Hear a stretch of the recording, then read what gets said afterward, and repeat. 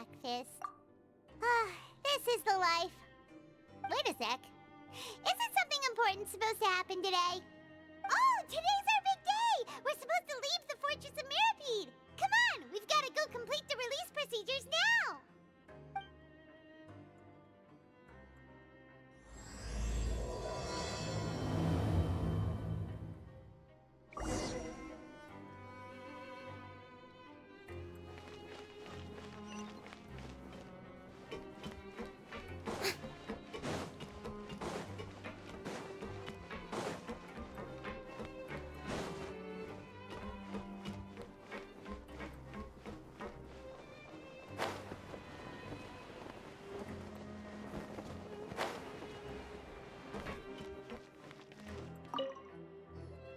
Please, sign here. This document will be effective immediately upon signing, and you two may exit the Fortress of Mirapede via the regular channels. It's been so long since we've been to the surface. Let's hurry up and... What's happening?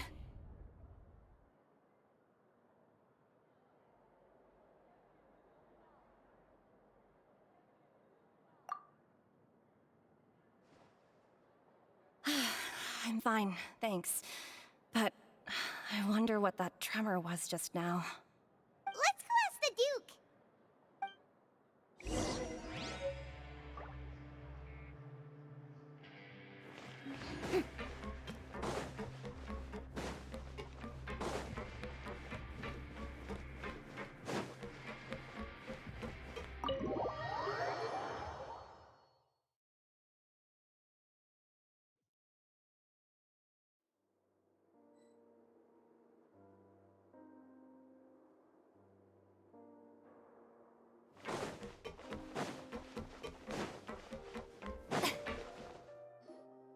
Your Grace?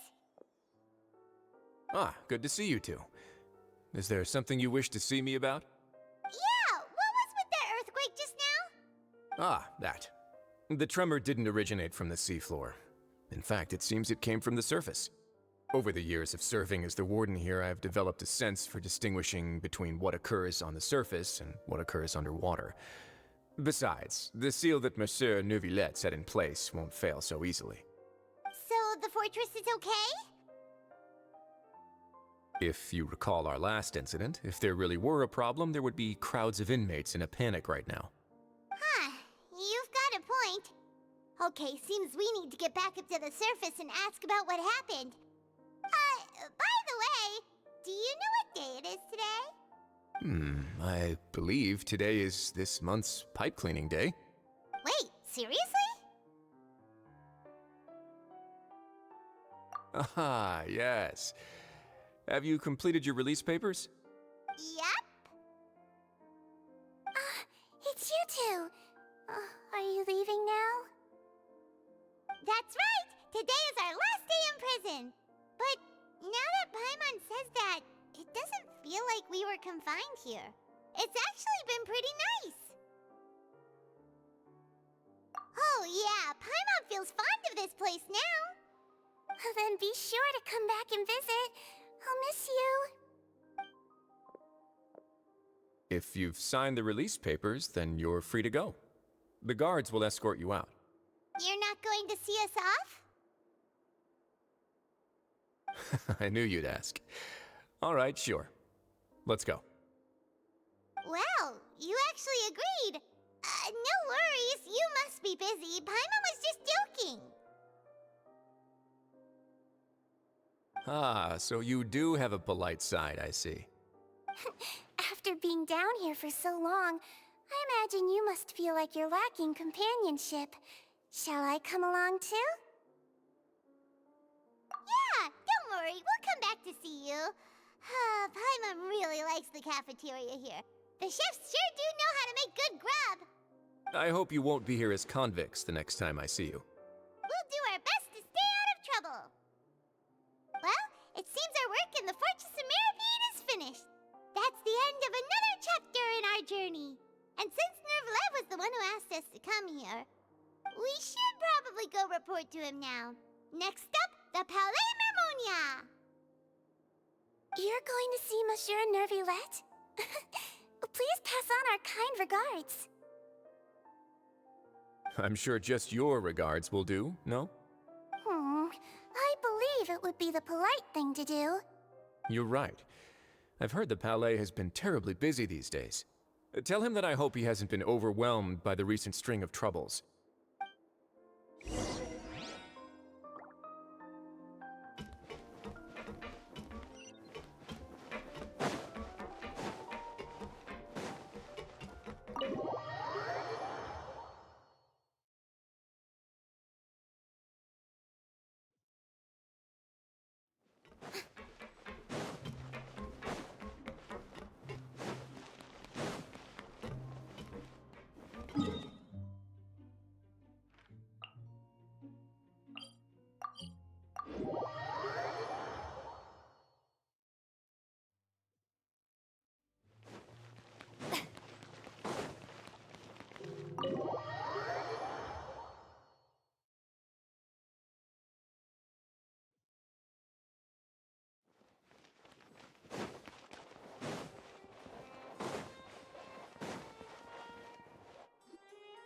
The Palais Mermonia sure is buzzing with activity today. Halt! Huh? Oh, it's you two. Apologies. Monsieur Neuvillette did say you'd be welcome at any time. Excuse me, would you mind helping me take a look at this report? I'll be right there. Sorry, I've got my hands full here.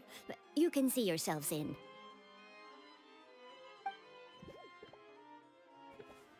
Everyone's so busy.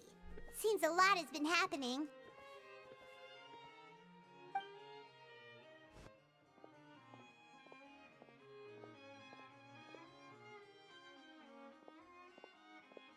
Neuvillette! Hello. You've come at the right time, but you'll have to wait for just a moment, as there are some urgent matters I must tend to first. In the meantime, please, have a seat. If you'd like to have something to drink, let the Melusine outside know. That's all right. We just ate. Very well, then. Let's take a break over there while we wait for him to finish his work.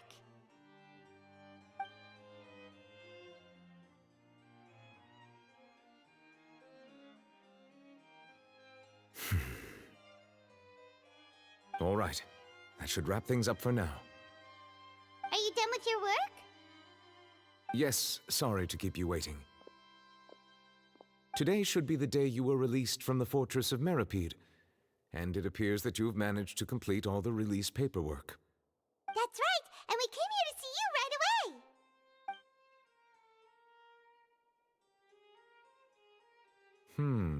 A massive whale.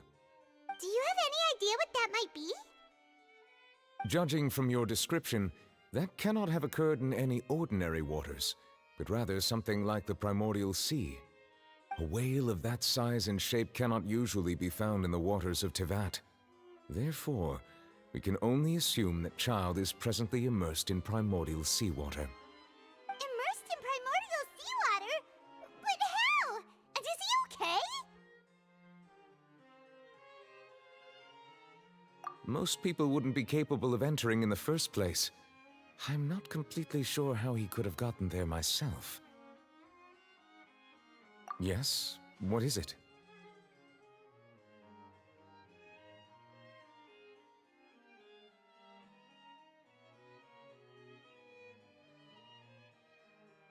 Ah, right! Paimon felt it too! We asked the Duke and he said it wasn't from underwater, so we figured you might know something about it. It turns out that I have just received a report about this particular matter. In fact, that's exactly what I was busy with a moment ago. The source of the tremor was here on the surface near Poisson. After the shaking stopped, the water levels in the Poisson area rose at an alarming rate. The water levels rose? Oh no! What about all the people there? Fortunately, the water levels only rose for a short period of time and have already returned to normal now. However, I still have a bad feeling about the whole phenomenon. If the change in water levels is connected with the leaking primordial seawater, then the situation in Poisson may be much worse than it appears. Navia should be in Poisson, right? We need to go check on her! I would also like to go there as soon as possible, but I'm afraid I can't leave just yet. We must immediately formulate disaster prevention plans for the surrounding coastal areas to avoid potential catastrophes. I'll have to ask you two to go to Poisson first. I'll meet you there to check on the situation once I've finished things here. There's no time to lose! Let's get going! Please be careful.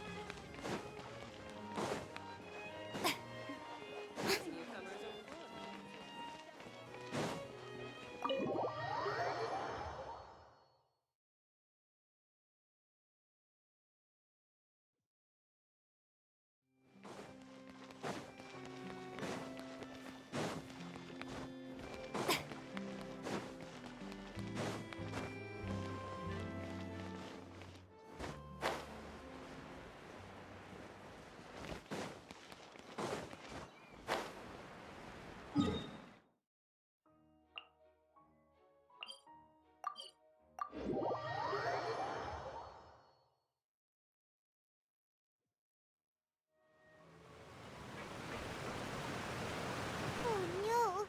What happened here?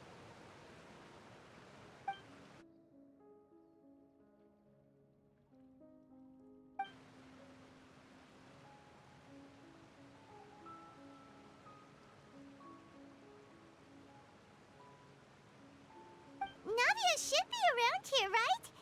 We need to make sure she's still... Hyma means we need to check on her.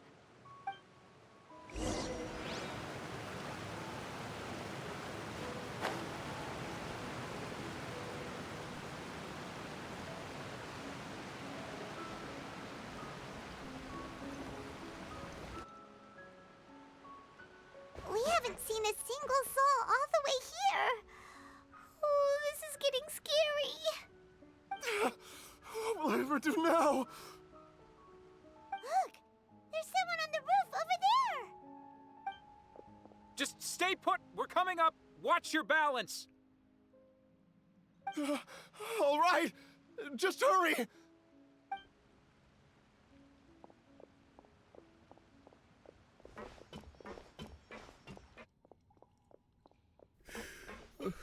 I'm not young anymore. How will I survive on my own? My Desiree! Oh, he looks pretty sad. My leg! My leg! How could this have happened? It hurts! Just hang in there. Help is on the way.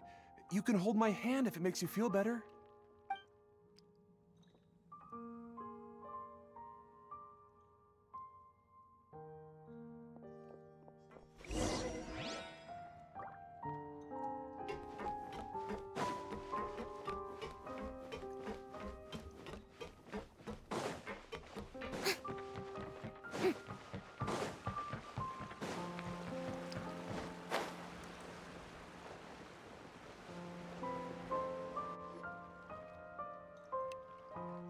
Oh, it's Navia. She's over there. Hey, Navia, are you okay?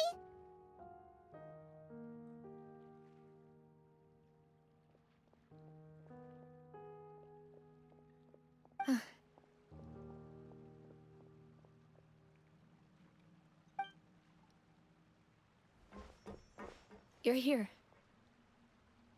We heard there was a situation in Poisson, so we came as quickly as we could. Yes. As you can see, the water level suddenly rose. It caused quite the disturbance, in fact.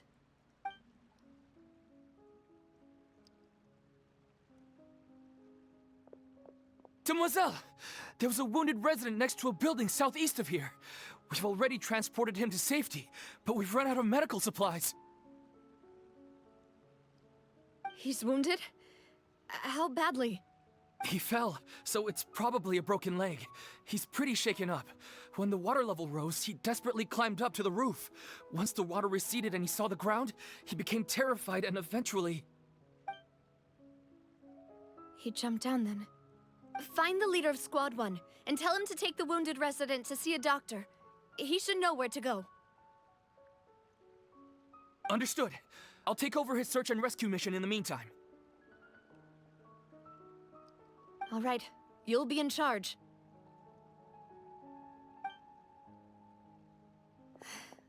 I'm sorry. Where were we? The situation in Poisson? Ah, right. Allow me to explain. A little earlier, we suddenly heard a loud noise. At first, everyone thought that something might have exploded in the waterways. But before we knew it, water started pouring out from everywhere. The rushing water seemed a little odd, almost like the unique color of primordial seawater. Some people didn't realize the danger and thought it was just ordinary water, leaking from somewhere. Everyone on the street who happened to be close to the water didn't have a chance to escape.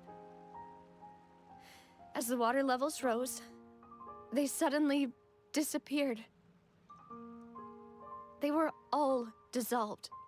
Those who realized what was happening started to flee in a panic, desperately trying to get to higher ground. Many were injured in the stampede, and some people fell from significant heights.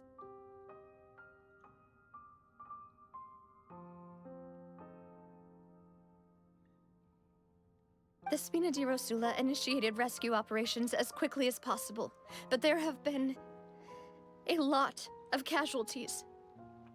Fortunately, the water began to recede after some time, and the chaos came to an end. The water that flooded the area contained primordial seawater, so the lower levels of Poisson are still hazardous. To ensure everyone's safety, I've asked the people there to leave as soon as possible. No one knows if this could happen again. All we can do for now is try our best to help evacuate the residents. We still haven't completed the head count, but we'll have some numbers soon. How awful. And all of this just came out of nowhere. It was quite frightening indeed. I only wish that everything that just happened was a bad dream. Is there any way we can help, Navia? Thank you for being so willing to help in a moment of crisis like this. You don't know how much it means to me. I really can't express how grateful I am.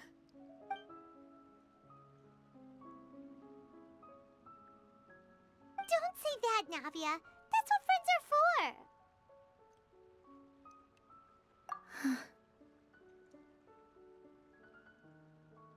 Demoiselle! We've got a situation here! I'll be right there. Sorry, I need to go for now. And off she goes. Seems it might be a while before she can take a break.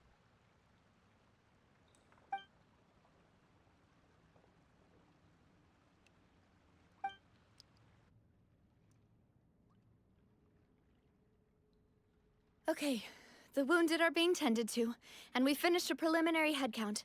More support has just arrived, so I suppose I finally have a moment to focus on my own matters. Of course, we should remain ready for anything, and continue doing our best to rescue others. I'll be sure to have everyone at the Spina di Rosula ready to render assistance. Traveler, Paimon, would you two accompany me to my father's grave for a moment? Huh? Right now? Thank you.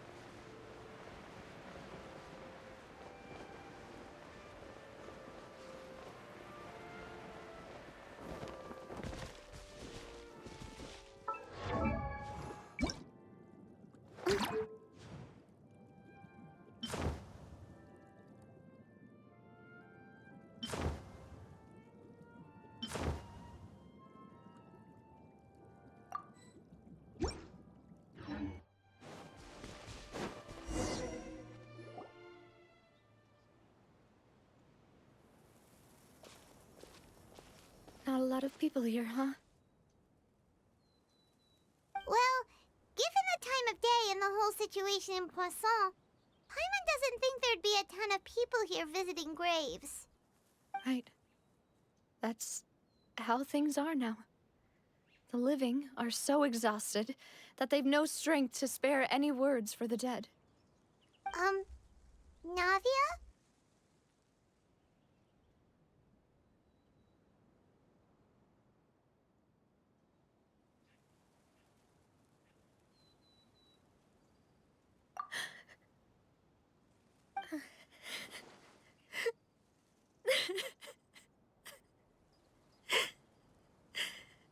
Navia, what's wrong?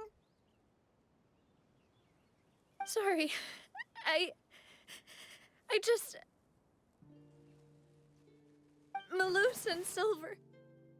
They won't ever come back here again. What should I do, Papa? Huh? What happened to them? Everyone agreed on the rescue plan, but still, I was the one who initiated it. They were helping evacuate the residents, but they couldn't leave in time. And they were caught in the seawater.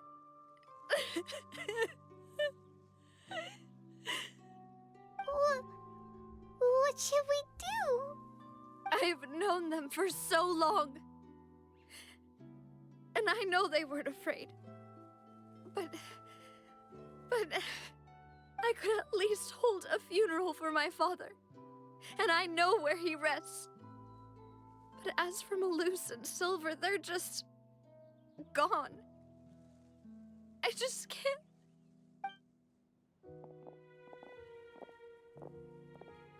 Everything looks so clean after it rains. Even the gravestones. I didn't expect that you'd enjoy a glass of red wine in front of Master Callus's grave. I can understand.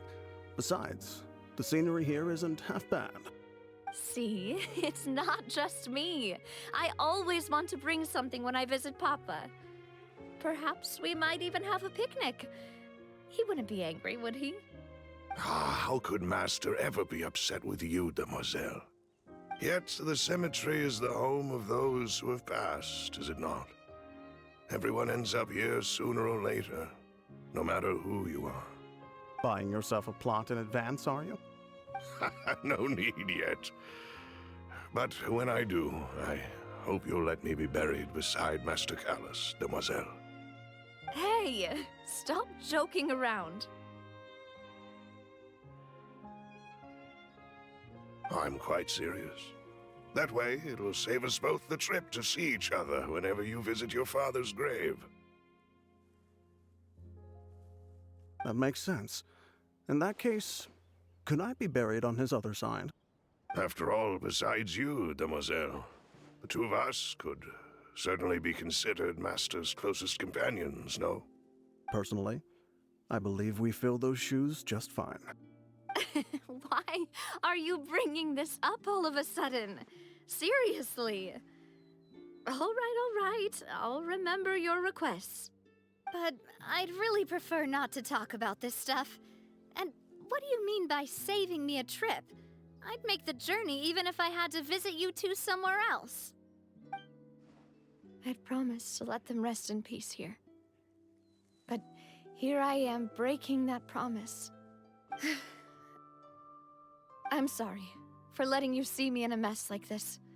I don't usually cry, really. Paimon doesn't know how to help you feel better. But, well, she understands how you feel. I had always thought I could make my wishes come true. But now that I think about it, that never solely relied on me. Many things can only be accomplished with someone else's help. Malus and Silver have helped me so much. But by contrast, I could do nothing for them. I'm so sorry. You can spend as much time as you need here, Navia. We'll stay with you. Thank you. Right now, you don't know how much that means. By the way, you can have a look at this. It's a list of victims from the incident that took place here. Obena, Khan, Burnett, Giverny, Francine, Karina, Daisy Ray, Joinville, Julianne, Esson, as well as Malus and Silver. So, everyone else is safe. But still... It's okay. I know what you're thinking. And you're right. We lost Malus and Silver. But we were able to save more than we anticipated. The overall outcome indicates that the cost was worth it. Right! Don't think that way, Navia. One person might be saved at the expense of another, sure, but that isn't something we should ever consider a trade. Malus and Silver were not the price for saving anyone. They're heroes. You're right. Thank you, Paimon. What you said just now was pretty amazing, actually. I'll remember your words. Oh, really? Seems you've become more eloquent in the time since we last met. The knave? What are you doing here? Is everything going well on your side? Yes, my people are carrying out the mission according to your request. All the residents of Poisson have been evacuated, and we're preparing to relocate them to higher ground. As for these supplies, we have everything taken care of. There is no need to worry. Thank you very much. Wait, do you two know each other? We just met recently. Right, Miss Navia? Usually, I would call this a coincidental encounter, but that doesn't quite fit this time. Besides, it never even crossed my mind that a Fatui Harbinger would come looking for me. Thanks to the Knave, Spina di Rosula received generous support from the Fatui, which allowed us to complete the rescue and evacuation work so quickly. Mutual aid is essential to fostering positive developments. We were already in the area, in any case, so it was nothing. That said, I must say that you're a lot sharper than you let on. I'm sure you understand what I mean. I apologize for all the ways in which I tested you previously. We've never worked with a Fatui before, and it's extremely important for us to know who we're working with. My subordinates have reported that Fatui soldiers have been observing water levels and taking head counts in various locations. I hear that they've also prepared a large amount of emergency supplies. I'm quite surprised. This is nothing to brag about, nor do I intend to. It is simply the way of powerful organizations to act forcefully, whether they are doing good or ill. You've witnessed that firsthand, in any case. As I've told this traveler before, I know of the prophecy, and I intend to prevent the impending disaster. Lending your organization a hand was a natural first step in accomplishing that. As such, do not be troubled by this token of our sincerity. Perhaps one day, you'll also be able to help me in the same way. Without your help, there would have been many more casualties. I won't forget your kindness. Furthermore, I sincerely regret what happened to Malus and Silver. I only wish that my people could have arrived a little earlier to prevent this from happening. Don't say that. You and your subordinates did everything you could. As Paimon said, Malus and Silver didn't choose to sacrifice themselves for any specific person. And they weren't the price paid for other salvation. They chose to become heroes themselves. I've never liked hearing people put it that way. It's like trying to relieve pain by saying some noble-sounding words. But right now, there's nothing more suitable. They really did become heroes. You're right. I'm sorry for your loss, Miss Navia.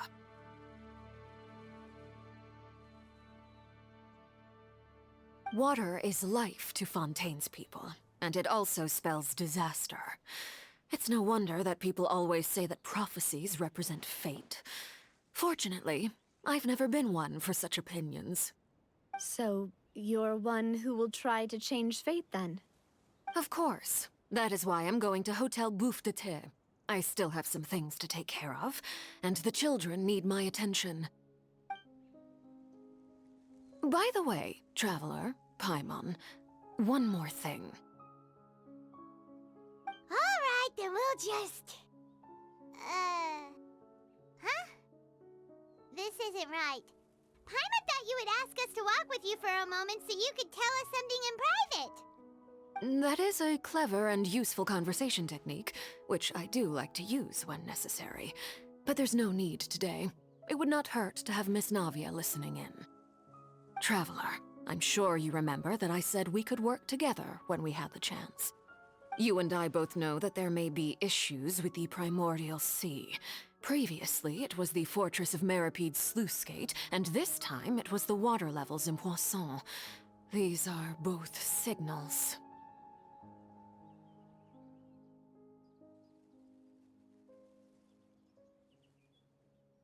Indeed. Allow me to share the latest intel I've received from the House of the Hearth's intelligence network with you. During some recent investigations, a child claimed to have discovered some ruins near Poisson. The ruins date back to ancient times, and seem to be worth investigating in many ways. Judging by the dating of the ruins, they may be related to the prophecy and the coming crisis. The situation is becoming more urgent, so any pertinent information will prove extremely precious. My people initially came to prepare for ruin exploration. Unexpectedly, this disaster struck, and at present, we're all busy prioritizing the rescue effort. So that's why the Fatui were already in Poisson. I wanted to take the children along, but unfortunately, Lyney, Lynette, and Freminet have all been dispatched to higher ground to assist affected residents. Lyney told me that outside of the house, the person they trust most is you. Which is why I want to give you this task.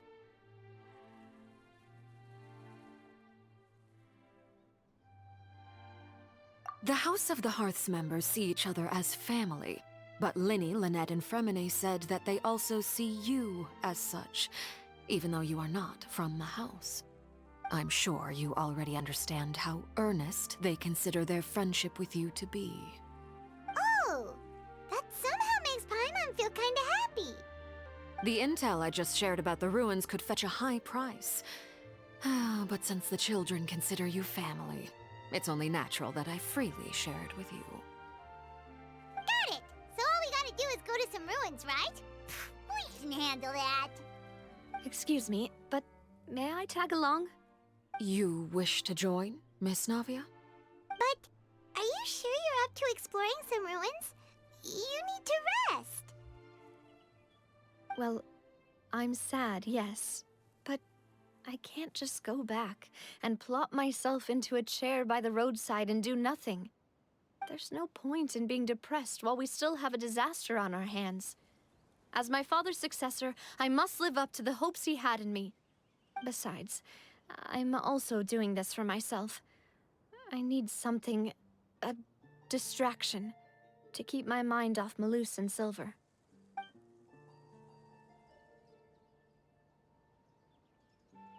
Since you put it that way, I have no objections. What do you say, Traveler?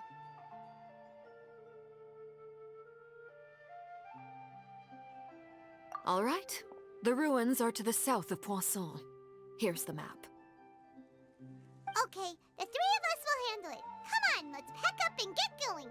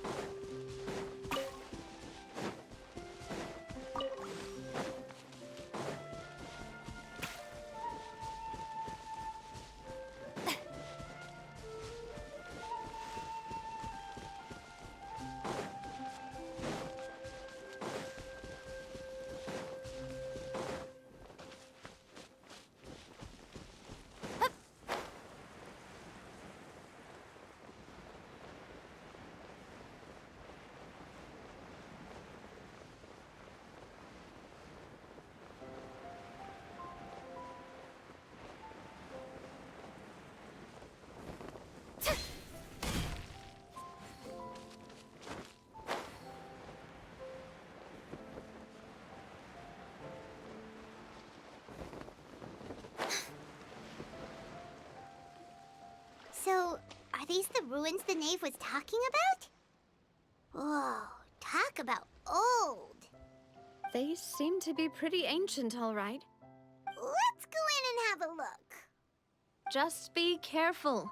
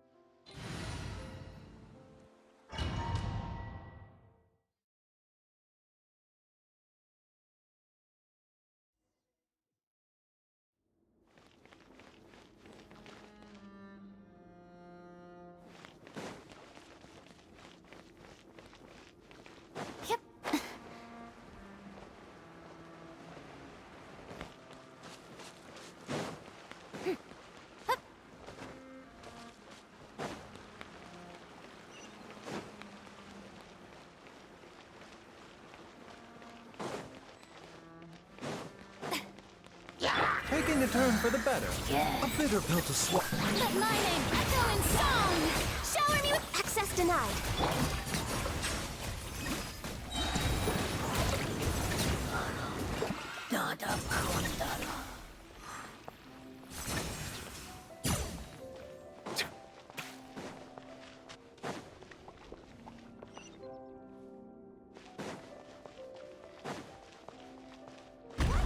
Floor here isn't safe.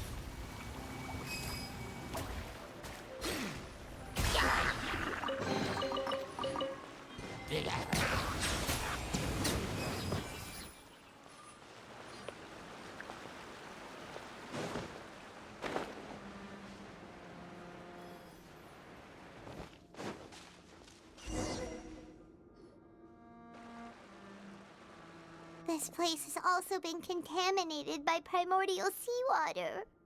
Yeah. And a lot of it, too. A Fontainian would most likely dissolve the moment they fell in. Right! You can't go down if there's primordial seawater. It's too dangerous, and it won't be any help for you to just stay here. Don't get by my wrong. We're not saying you're useless. It's just that... No, you're right. I can't do anything in this situation. I'll leave this to you.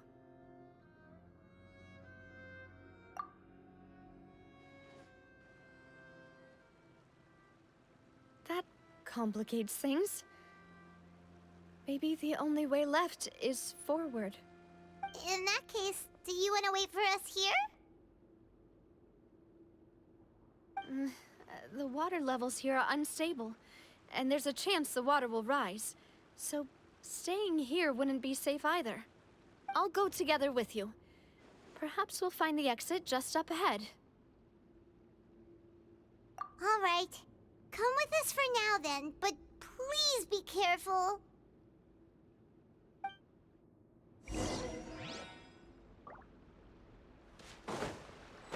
Oh no, it's a dead end! Let's try climbing over from the side.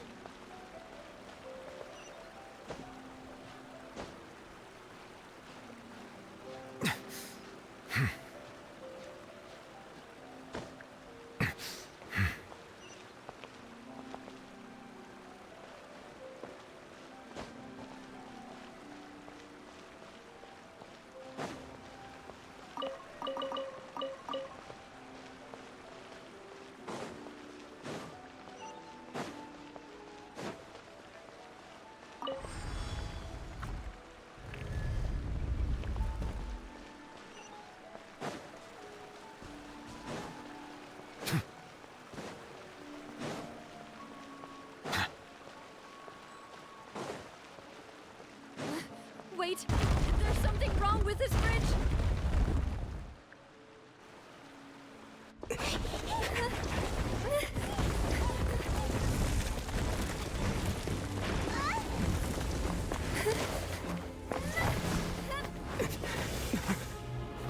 Navia!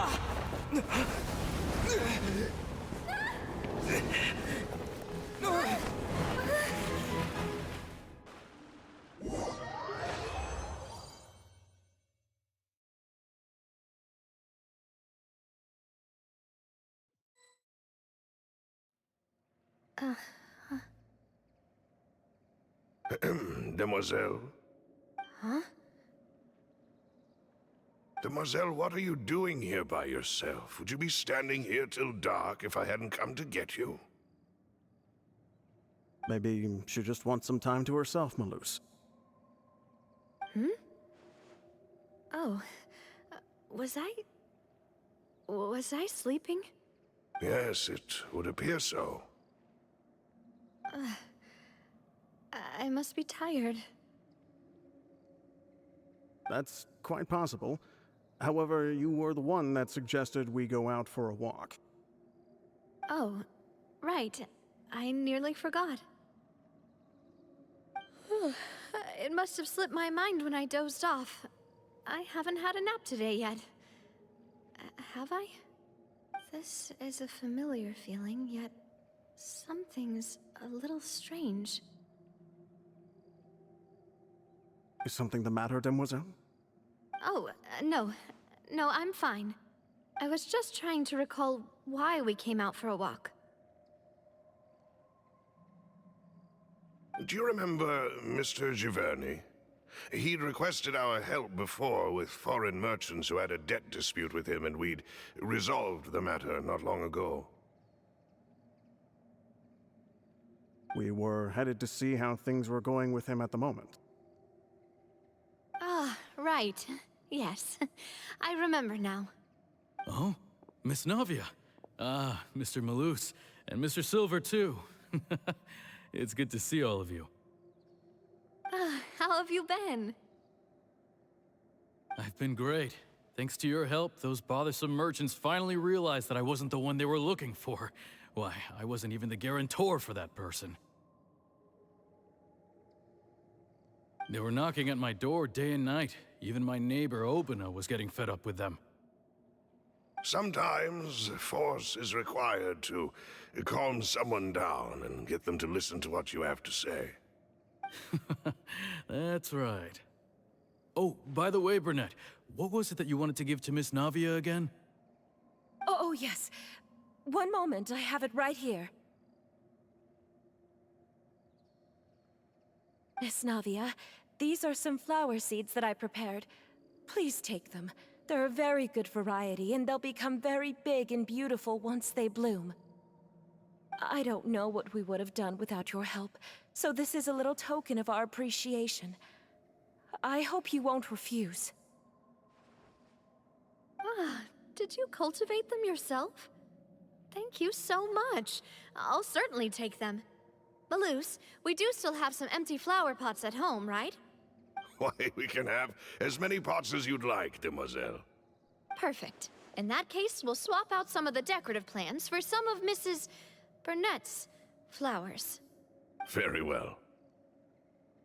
Wait. Something seems to be off here. Excuse me, madam. If I'm not mistaken, your name is Burnett, correct? That's right. Is something wrong? No, it's nothing. This is the first time we've ever met, but your name seemed familiar to me. I must have heard it when I was discussing things with your husband previously. I've heard this name before. Sometime recently, I'm sure of it. And why are there so few people around here? Where did everyone go? We must mind the time, Demoiselle. We still have important things to attend to today. Huh? We do? Like what? Well, now, did you forget? Miss Navia, here you are. I've been looking for you. Please, come to the Opera House. Your trial is about to begin. My trial? Wait, why would I need to go to the Opera House? Yes, she's right, Demoiselle. It's just about time now, so we should get going. Oh? All right then.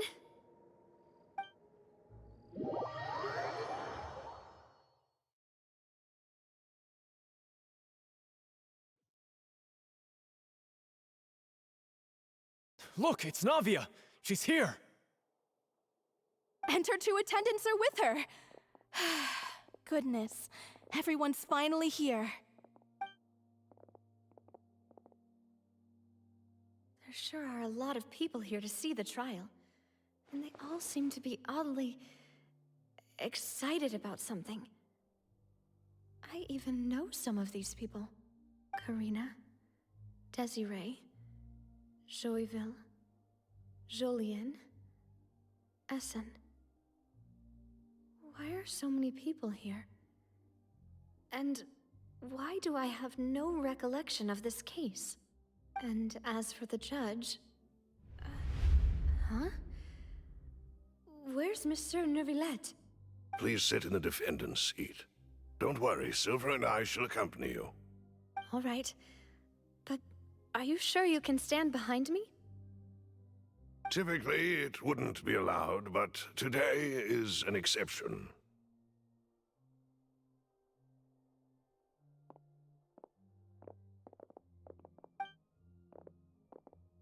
Hey, what kind of place do they think this is? Come on, do they have any idea what they're doing? Seriously.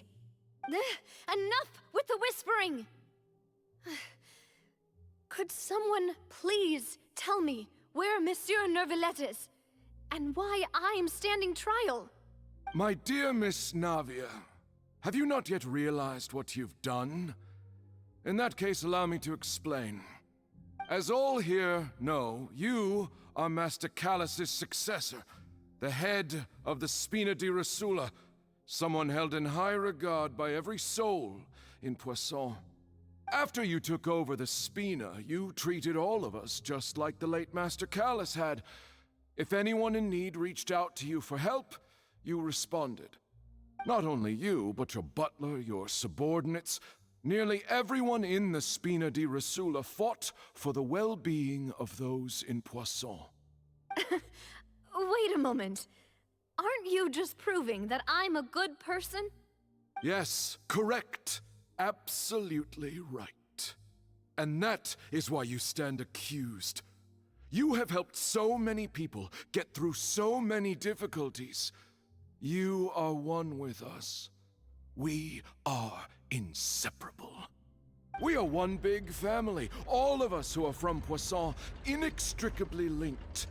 And with you being so important, we couldn't possibly do without you. Therefore, this fair and honorable court shall declare you guilty, and you shall stay here. You will be together with us forever. Huh? What are you saying? Everything you have said is correct. I have indeed done a lot for my hometown, and I would be willing to be with you all, but what is the purpose of having me stand here like this? What is there to discuss? Ah, well, if that's what you think, then I have no further comments. How wonderful, Miss Navia!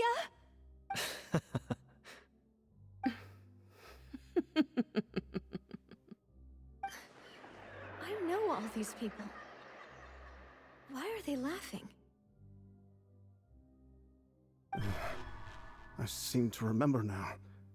Yes, I get it. This trial is... Wait just a moment. This isn't right!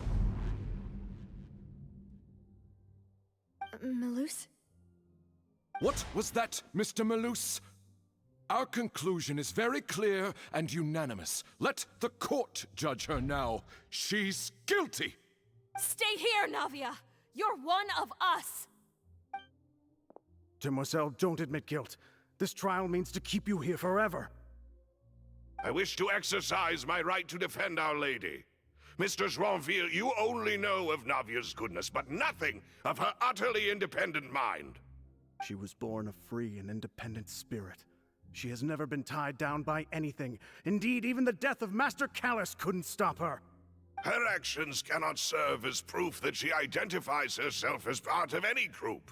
She merely acted as an individual, extending her hand to help others. Please do not mistake her actions as being otherwise. Really? As an individual, you say? Don't forget, we are all Fontainians here. This is the nation of justice, the nation of Hydro. Even if Miss Navia only voluntarily rendered her assistance, that doesn't change the fact that her beautiful soul must return to everyone. Water accepts all, blends with all. It will surely accept her kindness. Everything is measured here in the nation of Hydro, and in the end, everyone shall meld together. Thus, when a unanimous opinion emerges, that opinion represents justice. Now I speak for everyone. Our opinion is consistent. Navia should stay. We and Navia are one. And you would call this justice? Preposterous. You are merely jealous that Demoiselle still has a chance to exist as an individual. Have you forgotten how much you all once longed to become individuals, to become independent? Do you mean to defy our justice? If your justice is flawed, then why should we acknowledge it? As you said, we can also have our own justice. Silver and I shall defend Demoiselle. And that is how we will enforce justice. Ugh, my head... it hurts. Demoiselle. Silver, it hurts. My head is spinning. All I can see is stars swirling in front of me. I remember now. Everything that seemed odd from the very beginning.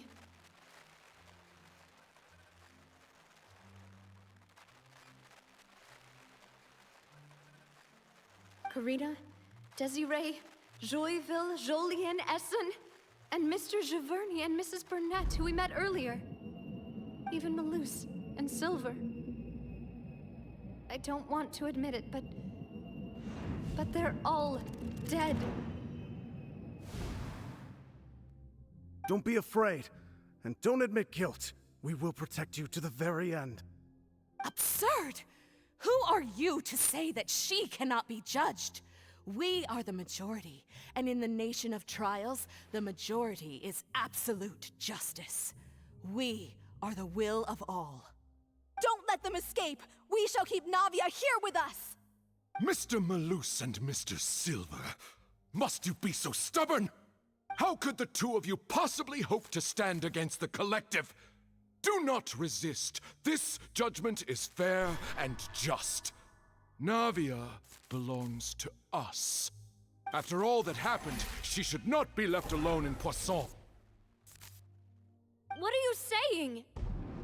No more excuses! She says we're jealous. Jealous? How could she possibly be an independent individual? What's with these people? Who's jealous of her? She belongs to us! Miss Navia, she... Silence! That's...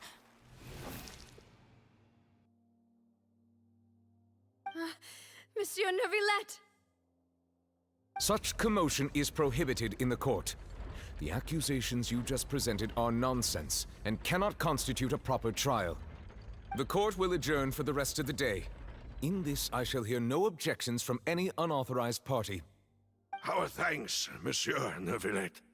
Please leave with me, Miss Navia, while there is still time. But... Go on now, Demoiselle. This is your only chance to leave this place. What, can't bear to leave us behind or something? Malus. My apologies. I couldn't resist making one little joke once I realized that this shall be our last goodbye. Malus... Silver... Quickly, you must come now! Goodbye, Demoiselle. Farewell.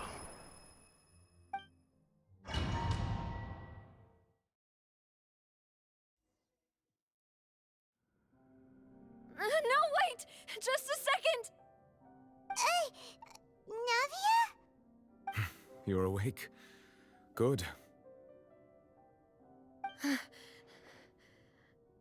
I must have been dreaming. Malus and Silver were still alive, and they were defending me at some insane trial. It looks like you're all right. Did all this cause you to have a nightmare? Paimon could give you a hug. The ruins you were exploring suffered a cave-in. When I arrived, I found you falling toward the water. You were just about to be dissolved within, but I...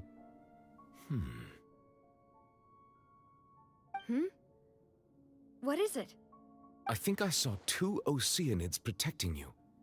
It was only for a moment, perhaps even a fraction of a second, but they gave me the chance to retrieve you.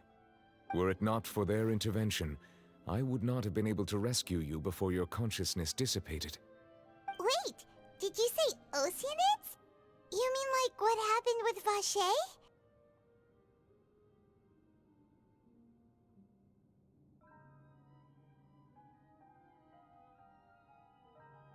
Perhaps those 2 Oceanids were the people you saw in your dream. I always told them that they didn't have to protect me.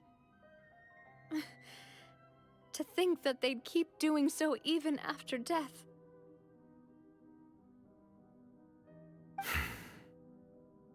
Please come with me.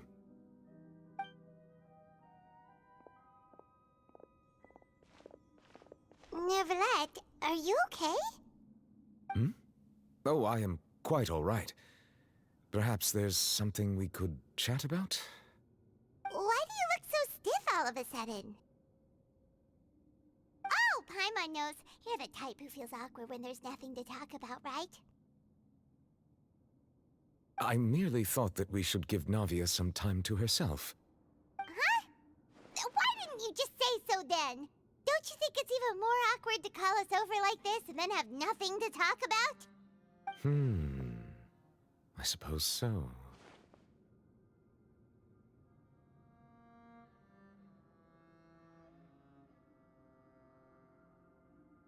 Ah, Sigewinne. I hope all is well with her these days. Her work in the Fortress of Meropide has not been too much for her, has it?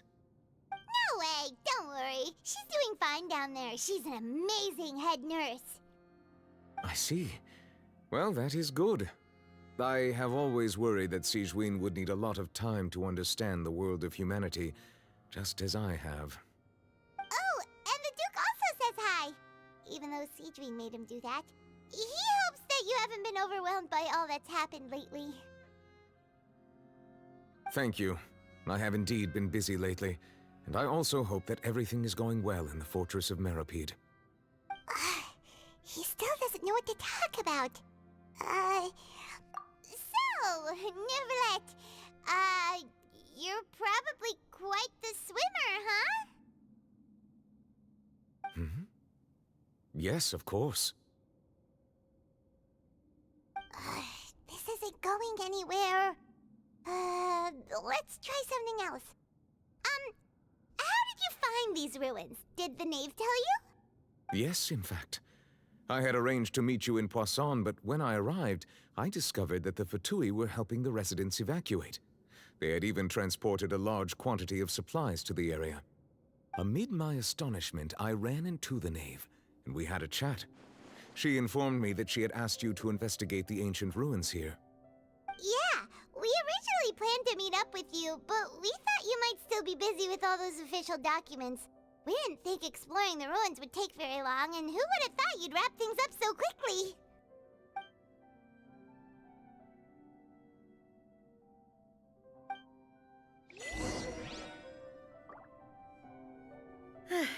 I'm sorry to have kept you all waiting like that. I'm feeling much better now. I guess we should get going again. Will you come with us, Monsieur Neuvillette? Yes, if you wouldn't mind my company. All right! Another one joins the party! Let's get going then!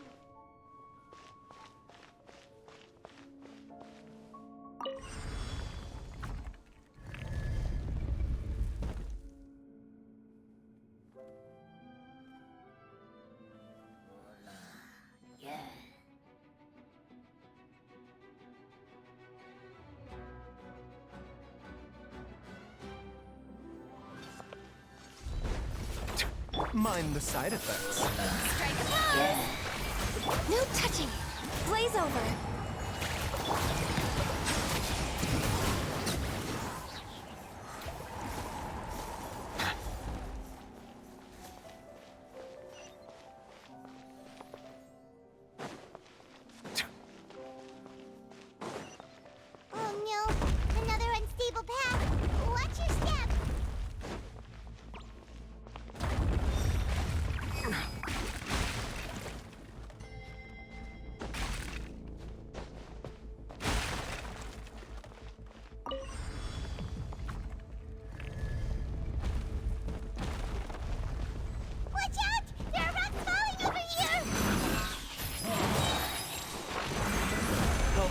first.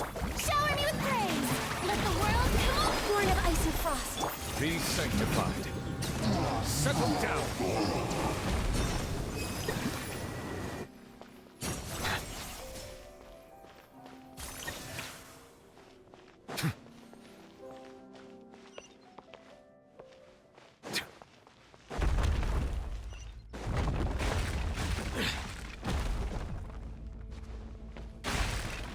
Seems we're almost at the top. Keep it up!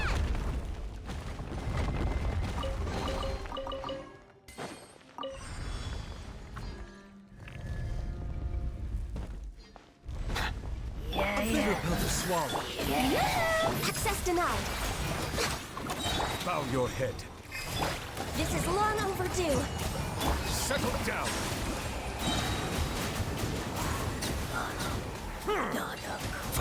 Let the mighty be humbled.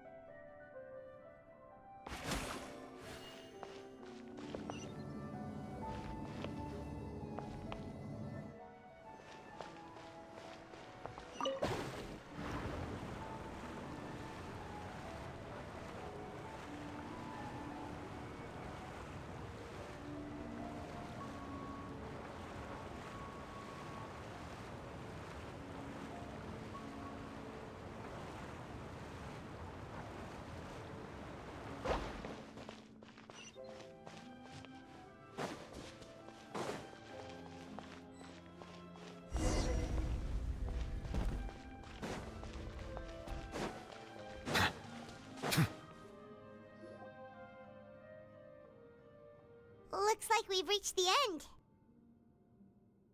This is the place. There should not be any other hidden spaces in the vicinity. The path sure had some twists and turns, but it turns out that this place isn't actually that big.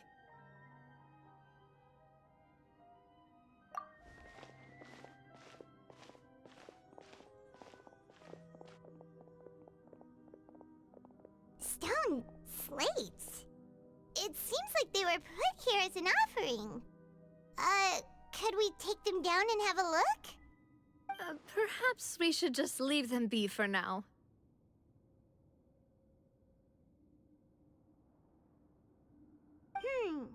There are 4 locations in total, but only 3 stone slates. The slate that should be in the first empty spot is missing. The surrounding walls also show signs of damage. There's something written below. Let Paimon see. Reason dictates that this nation be destroyed. I shall record the history of its future here in its past. Say what? It feels like someone left these slates and these words here for a purpose. But does he mean that Fontaine should be destroyed? That would fit the circumstances dictated by the prophecy, yes. Indeed, the slate's contents correspond to it. Take the second slate, for example. There's a person kneeling here. She seems so dedicated. And there's a whole bunch of other people behind her doing the same. She's facing this... what is this? Some kind of island in the sky? And is that Lady Farina in the third image? Did the Hydro-Archon fall into the water? And is that a ring of people around her? Paimon doesn't quite get it. Are they all in the water? The fourth image. I know this one. This exactly matches the content of the prophecy. The people will all be dissolved into the waters, and only the Hydro-Archon will remain, weeping on her throne.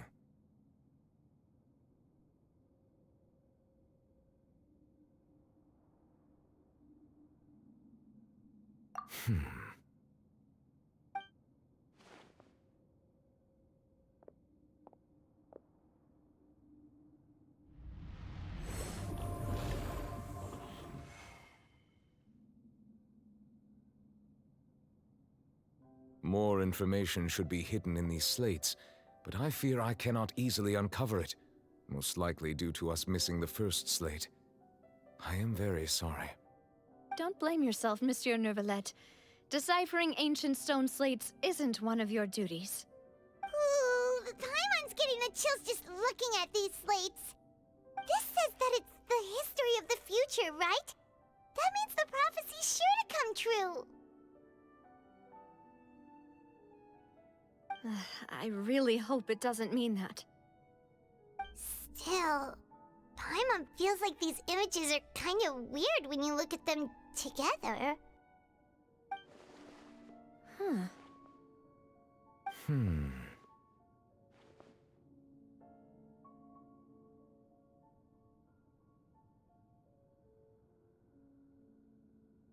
That's right! If the images are in chronological order, shouldn't the fourth, the waters drowning Fontaine, come before the third, where the Hydro-Archon herself falls into the water? And yet the order is reversed here.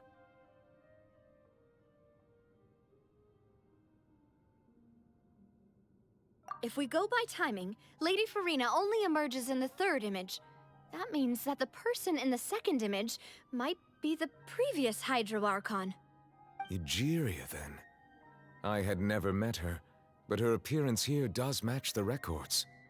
The previous Archon kneeling before the floating island in the skies, as if confessing a sin. Did she herself commit that sin?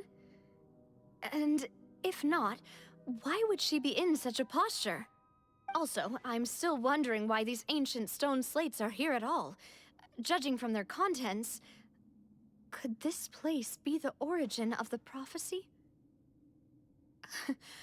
Does that mean that someone, or some people, once saw these slates? But who would have created these slates and left these words here?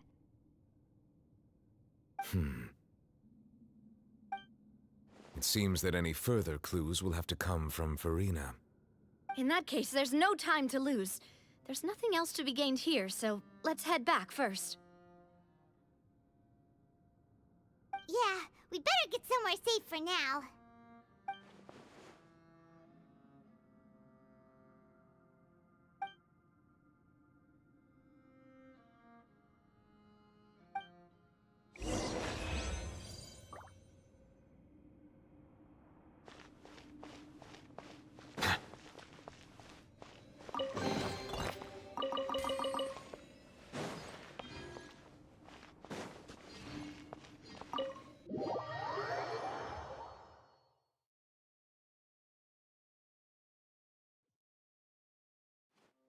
Let's split up here.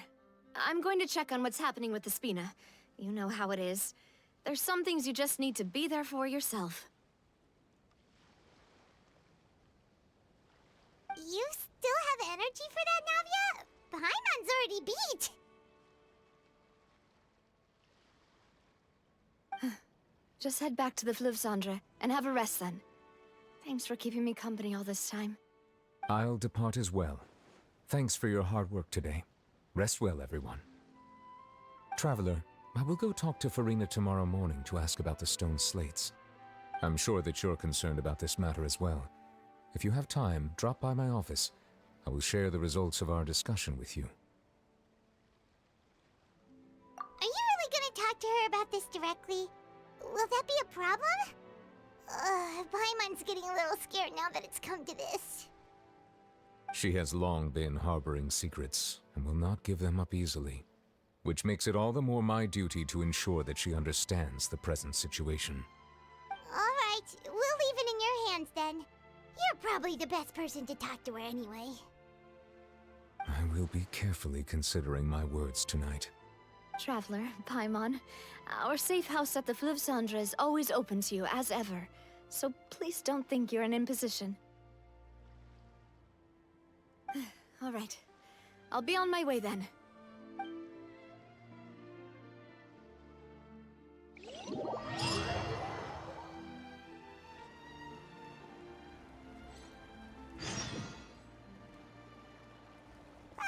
We're finally back! Welcome back. We've got a special menu prepared for you two tonight. Yeah,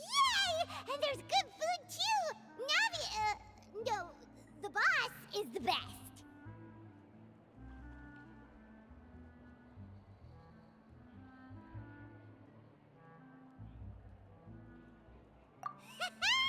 Ooh, desserts! Nice! These are all Paimon's! Paimon's already starting to forget what happened today. Oh, that voice. Is that who I think it is? Huh? It's you two. What are you doing in Fontaine?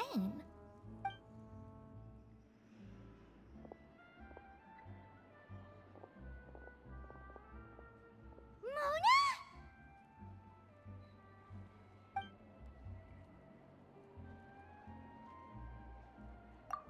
Seriously, nobody just uses a scry glass whenever they've got time to just see who they'll meet on the road.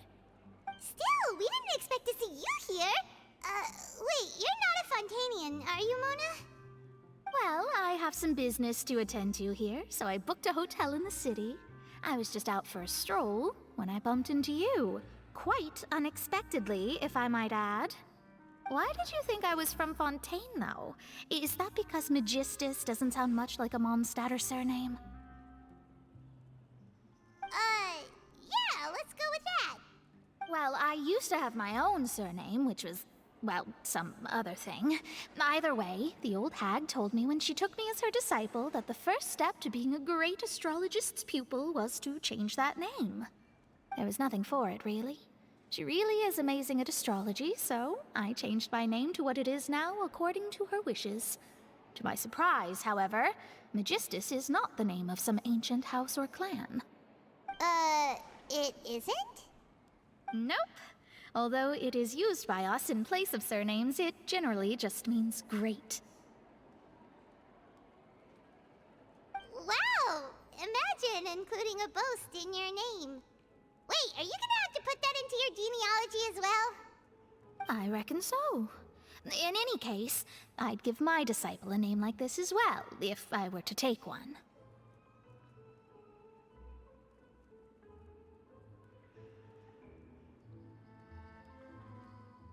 Astromancer Barbeloth Trismegistus. Whoa, that's a long one.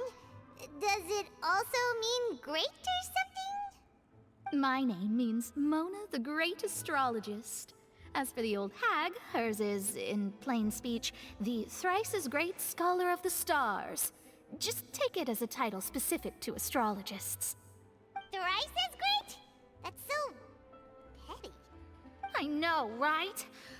That's just how she is. She used to call herself Magistus, actually, but when she took me in, she changed her name to Trismegistus. Talk about excessive. Magistus is thus the calling card of our school, so to speak, which makes it about the same as a surname. It's all right if you don't get it. You can look into it further should you need to study astrology more deeply.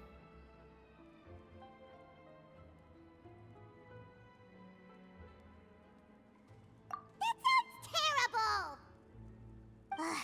But anyway, you're not Fontainian, are you, Mona? You're from Mondstadt, right? Well, I was born in Mondstadt, yes. My parents migrated to Dorman Port, and I traveled with the old hag for a while, after which I settled down in Mondstadt City. Oh, that's a good thing then. At least we know you won't be dissolved by Fontaine's waters. Speaking of that, I'm sure you're aware that a bunch of things have happened here in Fontaine, right? I know you're not a local, but I'd avoid getting too close to any water that looks strange all the same.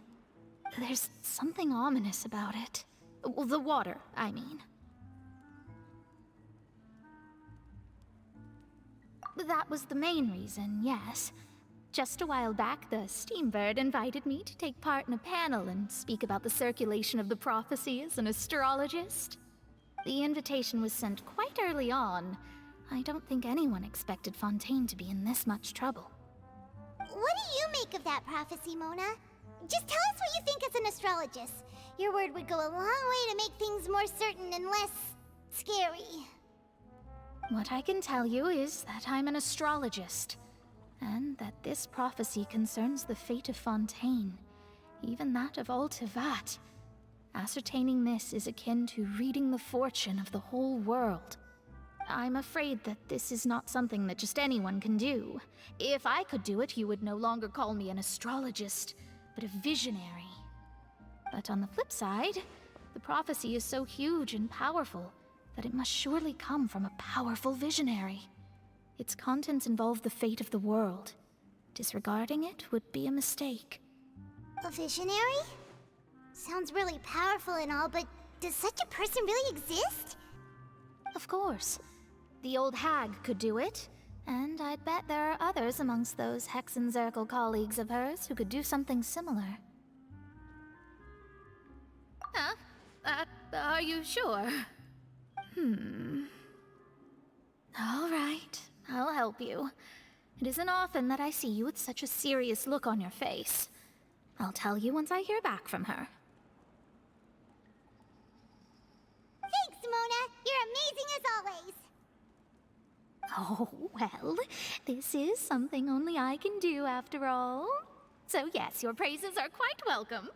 That's the greatest of astrologists for you! Of all the people we know, you know the star's the best! Indeed. That's the spirit. Oh, sorry. I came to see what all the commotion was about. If there's anything you need, do not hesitate to inform the Spina di Rosula. Oh, whoops. Guess we were getting a little too carried away there. Well, I'll go tend to my own business now. If I receive any news, I'll be sure to come find you two again. And there she goes, quick as rushing water. And here we are with the Spina guy giving us suspicious looks.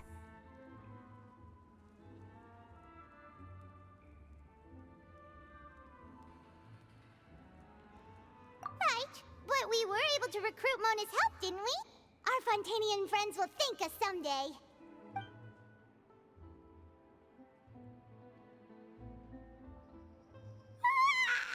Good morning. To be honest, I'm still feeling kind of sleepy. But it's time to get up, Traveler. We agreed to go see Neuvillette, so let's pack it up and get going.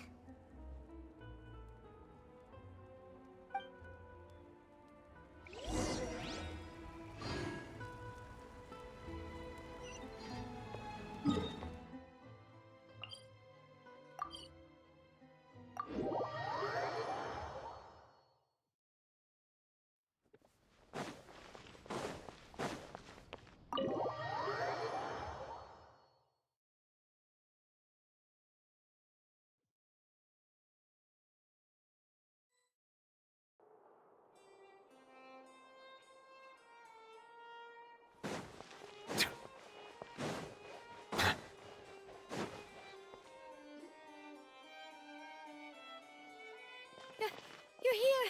Finally! Is something wrong?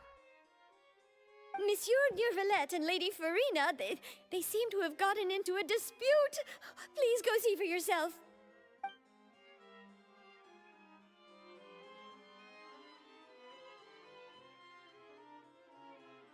Like I said, I've already explained everything. And yet the problem has not been properly solved. There is little space for excuses between us. It is not my intention to offend you, but please, tell me where you stand. You are the Hydro-Archon Focalor, are you not? Look at this. This is a list of the victims from the recent Poisson incident.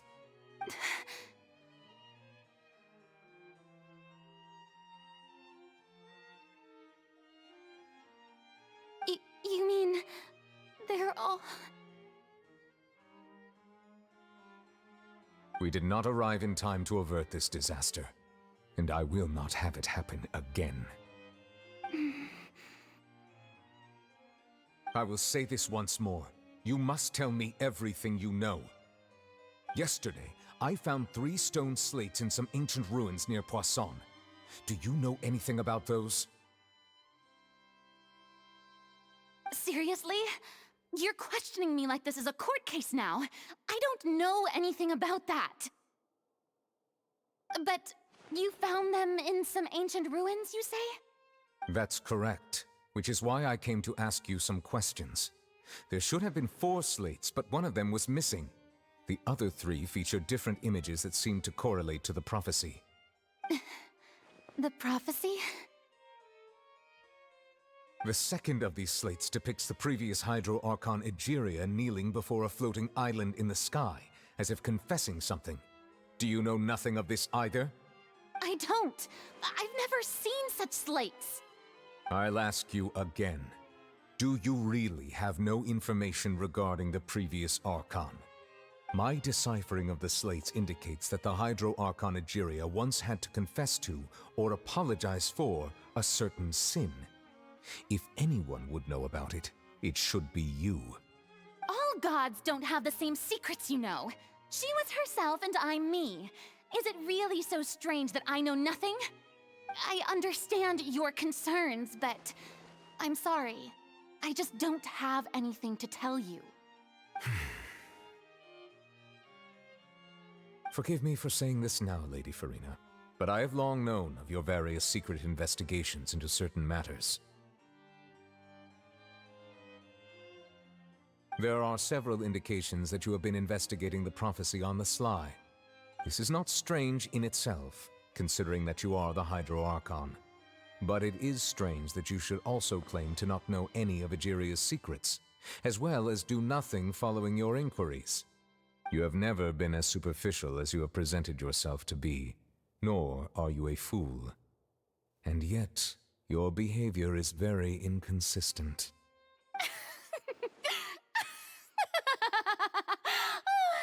So you've been watching me all this time, have you? I didn't think you were that type. You...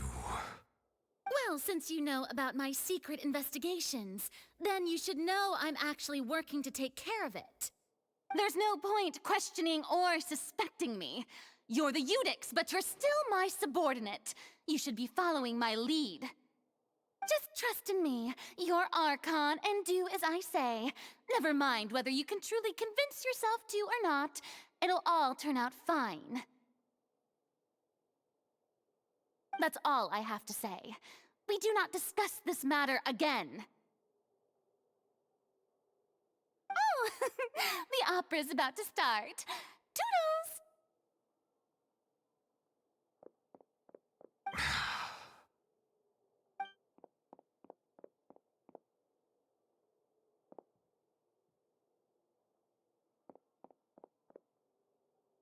Did Farina not notice us standing by the door?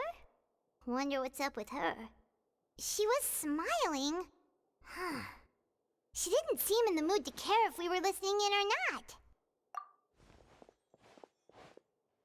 I assume you've been outside for a while now? Oh, you noticed. Seems Farina didn't even realize we were here. She was in a great panic, though I cannot discern the reason. Our discussion reached impasses time and again, a state of affairs that we cannot allow to continue. Still, I do not understand. Dialogue is the basis for understanding, so why did she keep refusing to engage?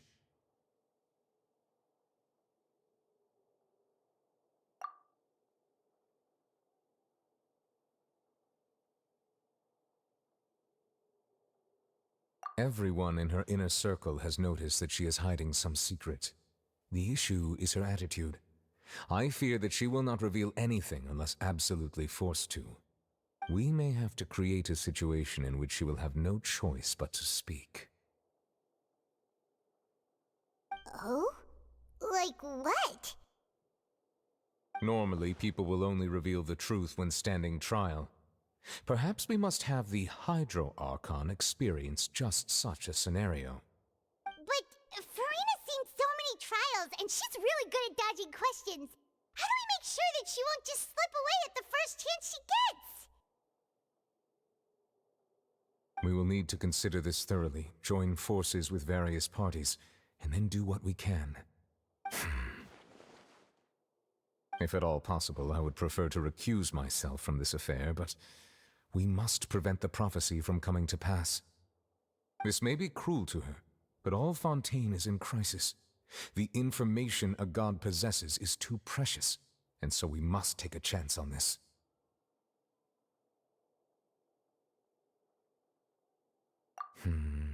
But who will lend us their aid to do such a thing?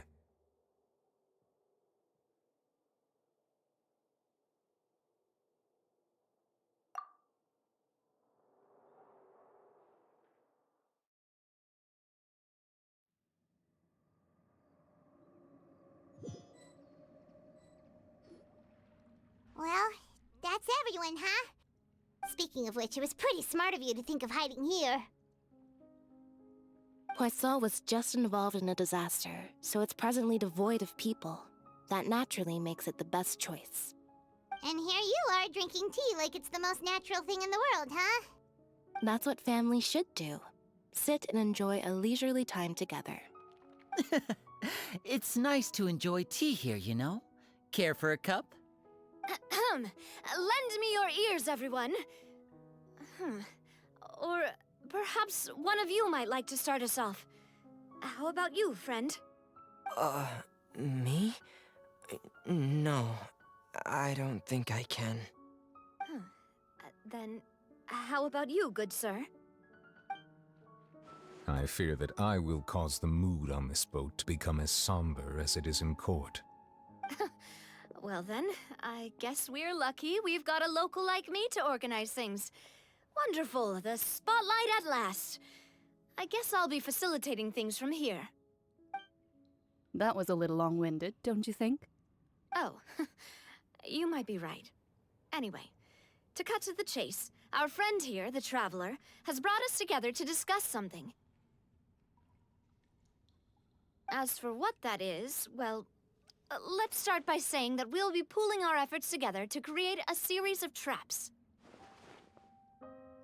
Oh, how intriguing. Well, it's just an expression, really. One that I just learned from Chlorand, and used on the spot. So, let's invite her to explain in detail. A round of applause, please.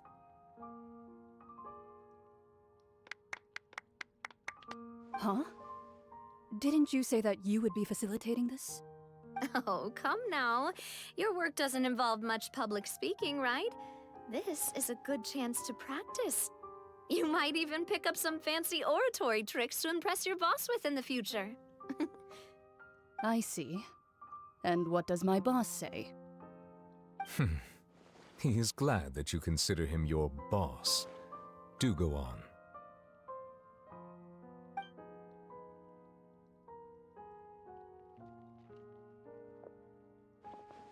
In that case, do any of you have experience hunting? Not that I recall. Fremine and I once used a wooden stick in a basket to catch wild rabbits when we were younger. As for Lynette, oh, right. You were sick that day, weren't you? I've also gone diving to catch some fish before. Does that count? I'm afraid not. You may or may not have heard, but Fontaine once played host to a group known as the Marechaussee Hunters. Though that was their name, they did not hunt animals, but rather various monsters left behind by the ancient dynasty of King Remus. Today, Fontaine's monster population has already thinned greatly, so the hunters have blended back into society, taking up arms in other lines of work. They even left a unique methodology of hunting in their wake. A trap comprises of the following components: bait, a trigger, and a containment device. Sometimes a lethal implement will also be necessary to deal with the prey. So, if we were to build a trap together, right now, what would you choose to build it with? For me, I would prefer something basket-shaped. Pigeons and rabbits will see the bait and naturally enter the snare. Our line of work requires a deft hand, and we're some of the best in the industry, so you can count on our techniques. You used some of those techniques while moving the people of Poisson, didn't you? My subordinates mentioned that you even performed some magic for the bawling children. Yes, and I even managed to gather some intelligence in the meantime.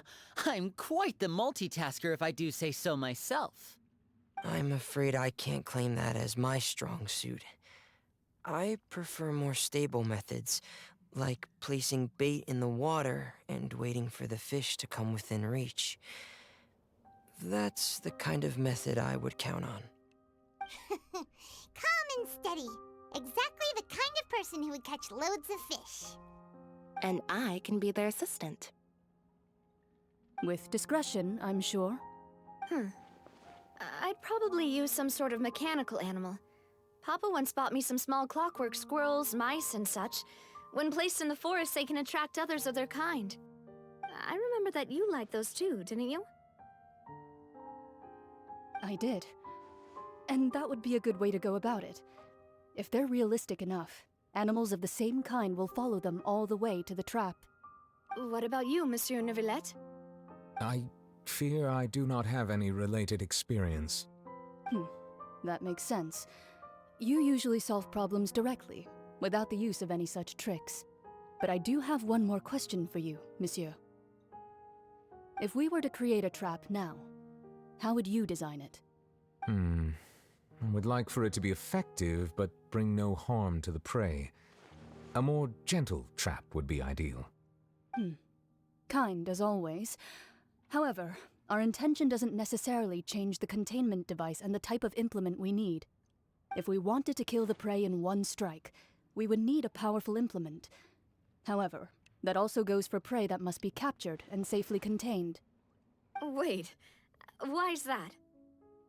Only a hunter who's a true expert at subduing their prey can snare it without harming it.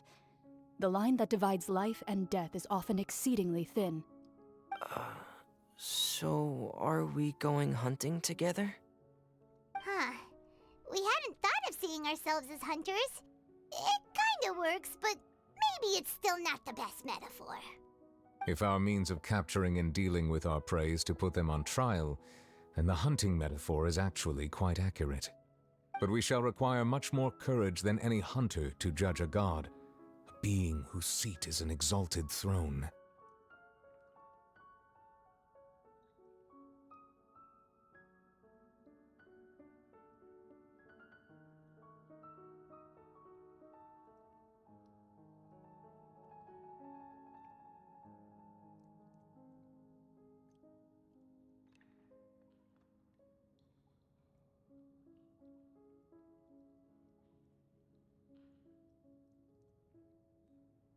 Oh, so that's what's going on.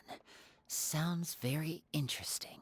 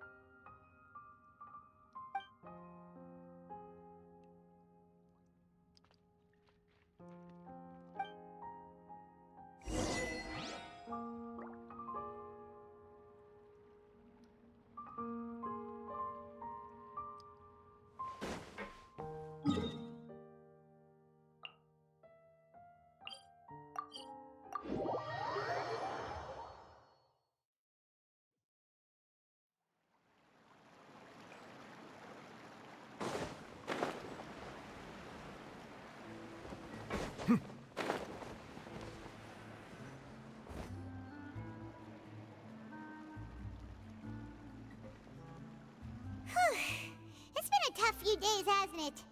So much has been happening. Paimon didn't think the meetings would go on for so long, but everyone seemed pretty fired up, huh? Paimon thought they'd be at least a little frightened. Well, Fremine was, now that Paimon thinks about it, but everyone else just looked a little surprised.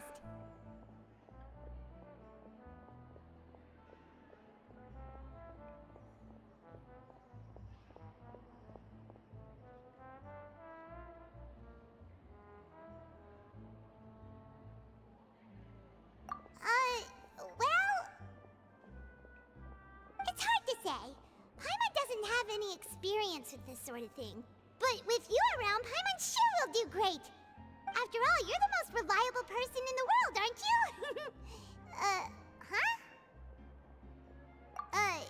Did you just pour some tea? Paimon didn't notice you doing that at all. Then what's that? Paimon's never seen that cup before. Don't be frightened. I'm just joining you two for tea. I merely refrained from saying anything till now. Who's that voice? But there's no one here! Ah, have you forgotten me already? Wait, you are familiar. You're the voice we heard from the sky in Sumeru. The voice from the sky, I fear that description is wrong. Though, not completely wrong. You're feeling lost now, just as you were feeling previously. I sensed that confusion and thus came to you. Guiding people is an irresistible hobby of mine, after all. Consider me a passerby, just accepting a commission from my friend's disciple on a whim.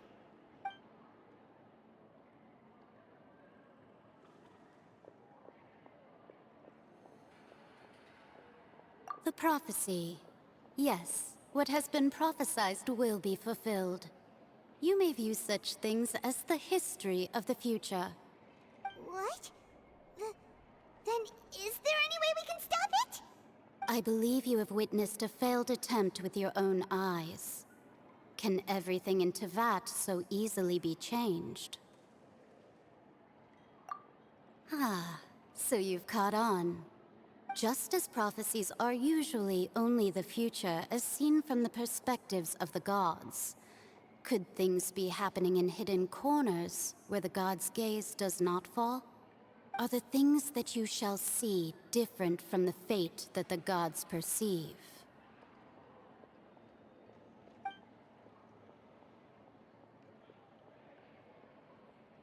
What is she talking about? It all sounds really impressive and important and stuff, but it also sounds kind of scary.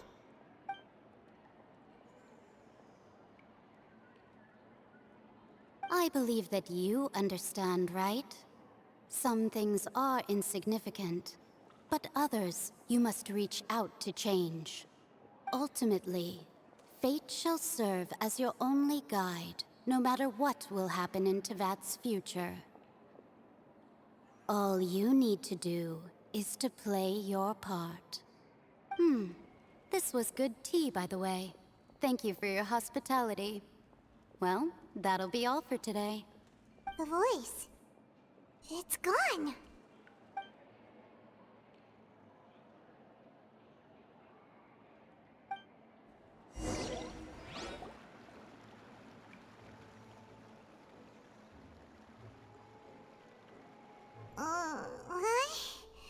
I want to hear someone talking.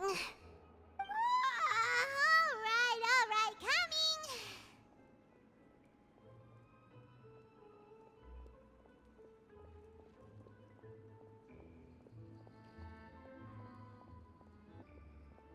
Hey, it's you who's getting lazy, okay? Well, I see I've walked in on some lively banter. Luna!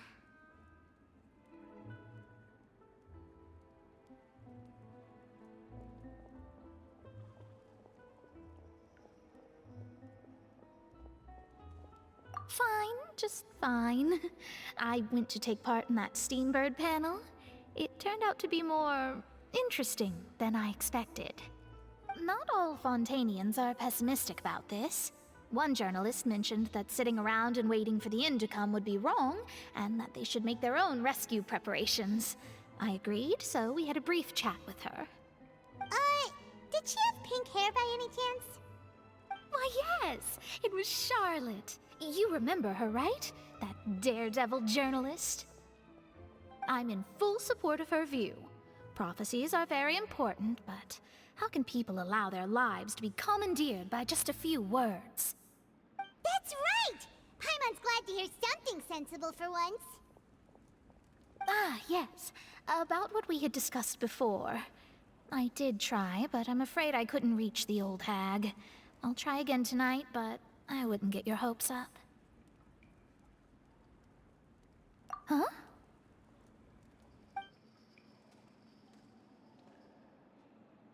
Goodness gracious. Are you serious? She said that even the god's gaze has blind spots. Pretty bold if you ask Paimon. Most people would believe the gods to be all-knowing, right? The Hexen Circle members are certainly anything but ordinary. As for the mage named N, the old hag has mentioned her a few times. She said that N's sense of direction is incredible, and that she loves guiding those who are lost. But I've never met her, and if she were still alive, she'd be... well, suffice it to say that the hag's at least a few hundred now, and N's been around for longer than that. Whoa, the Hexen Circle sounds like a scary group. But they must really stay in shape to live so long. Their abilities alone are pretty terrifying. If she came to see you personally, then the problem you're facing must truly be of great importance. Well, it's not like Paimon could understand anything she said. Yes, she was quite cryptic, but I suspect she means that there is still a way to turn things around. She didn't say when or what that would be, though, so... perhaps it is something that you cannot know right now.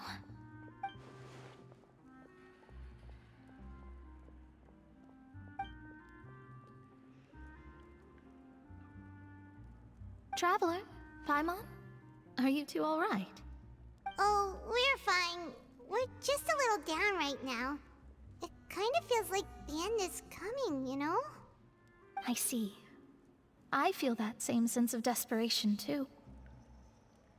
I guess you could consider me someone who has often witnessed fate. So far as I have seen, it cannot be swayed. But even so, I still hope for, and believe in, miracles. Astrology is eternal and rational, but fate may not be. It is cruel, but it can also be beautiful. Perhaps that's what En was trying to tell you. Not to lose heart, and to believe that what you are seeing playing out before you is not yet set in stone. I did originally think of steering clear of all this, but I couldn't. Even if this is all futile, I still wish to help everyone. If we don't struggle to the last, then how can we face the end when it comes? Huh. You do have a point. There I go, talking about astrological principles again. Sorry about that. The moment I start talking about work-related stuff... I need to get going. It was worth trying to comfort you, even if only a little. I believe that you'll help those who are struggling in the same way I did. I suppose that might be why we always seem to meet by coincidence. Paimon feels kinda moved by what Mona said. But also kinda sad, too. Hey, Traveler. Paimon suddenly feels like going outside for a walk. Let's go. Let's walk around the city, shall we? There's a few spots we always like to walk by.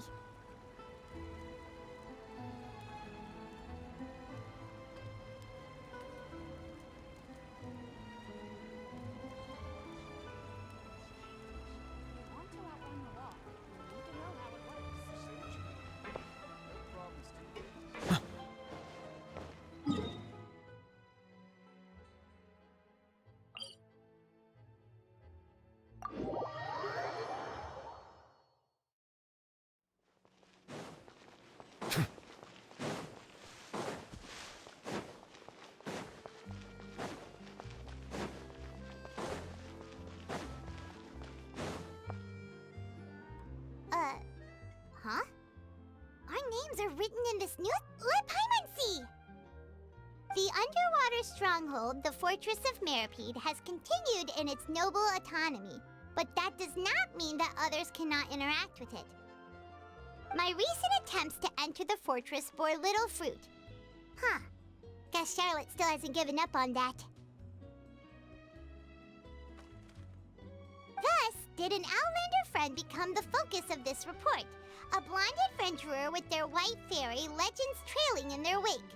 It is said that this mysterious traveler once visited the underwater fortress. So while the fortress's interior remains a mystery behind closed doors, do not fear, for the tales of the traveler contain surprises in spades. Journalist Charlotte's biggest scoop yet. the Traveler's Trail, World Walker. Huh. Charlotte took so many awesome photos of us and we never even noticed her. She hasn't been able to get a hold of anything at the fortress, so since we're easier to find, she's using us as the subject matter instead?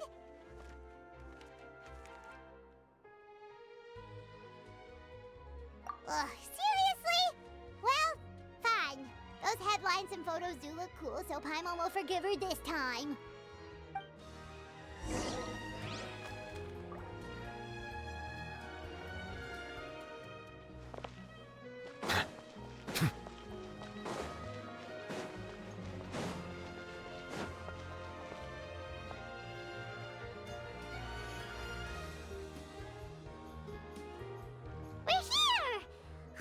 Paimon's hungry. Should we go in and get something to eat?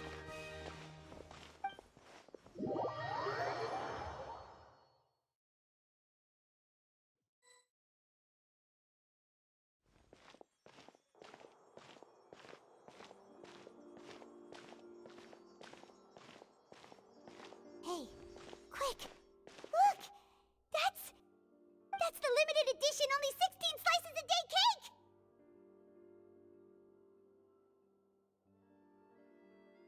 It was so delicious the last time we tried it, despite the tense situation we were in. Let's give it another go. I'm sure it'll be great.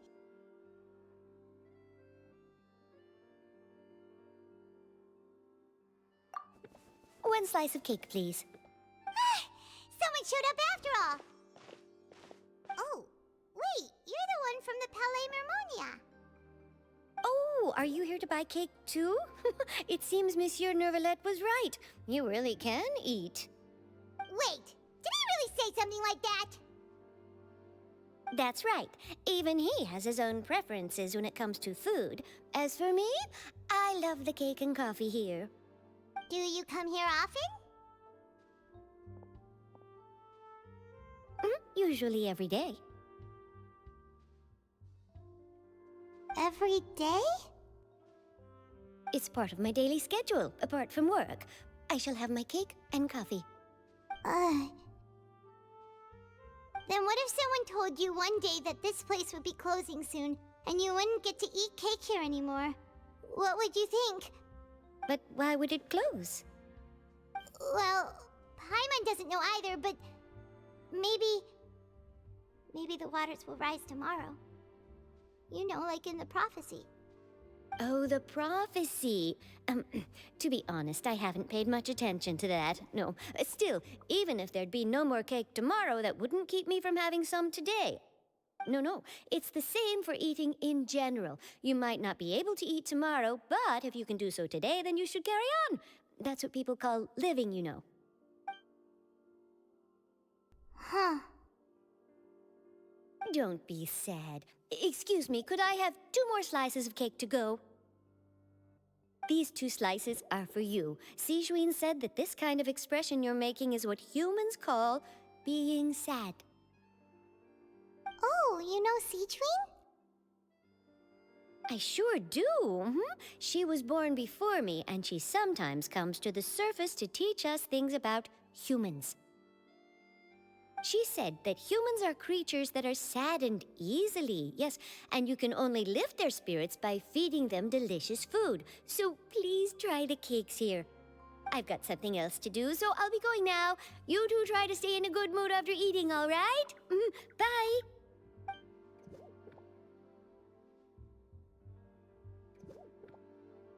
And there she goes. All right, let's dig in. I'm unsure this cake will be delicious.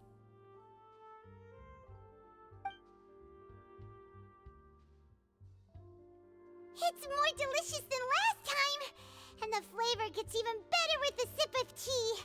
It sure would be nice if we could come again tomorrow. Sure would be nice if we could always eat delicious food here.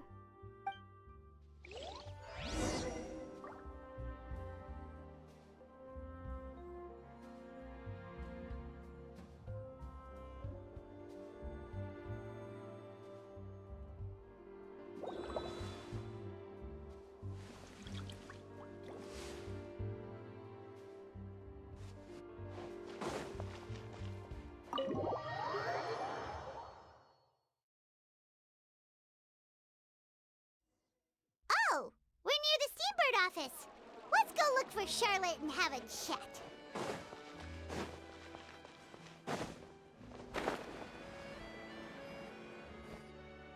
Wow! If it isn't the Traveler and Paimon! Oh, have you seen the article I wrote about you? Ha! You've got some nerve! You just used us to make some quick mora! Oh, you needn't worry about that.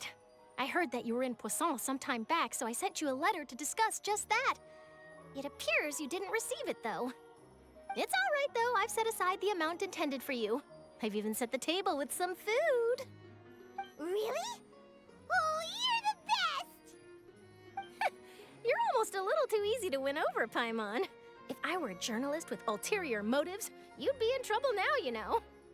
Oh, Paimon knows you're not like that. Still, what brings you here all of a sudden? Were you looking for me? When Mona mentioned you, we thought of coming to see you at work. I see. It seems you've already bumped into Mona here in Fontaine. So she mentioned me? What did she say? She said that you're a real daredevil of a journalist. Nice. In which case, can this daredevil journalist dare to request an exclusive interview with the legendary Traveler and Paimon? Huh? So your article in the paper today doesn't count? Oh, of course it doesn't. That was more like live photography. What I'd like to do is dive deeper and ask you to talk about the things you've seen and experienced.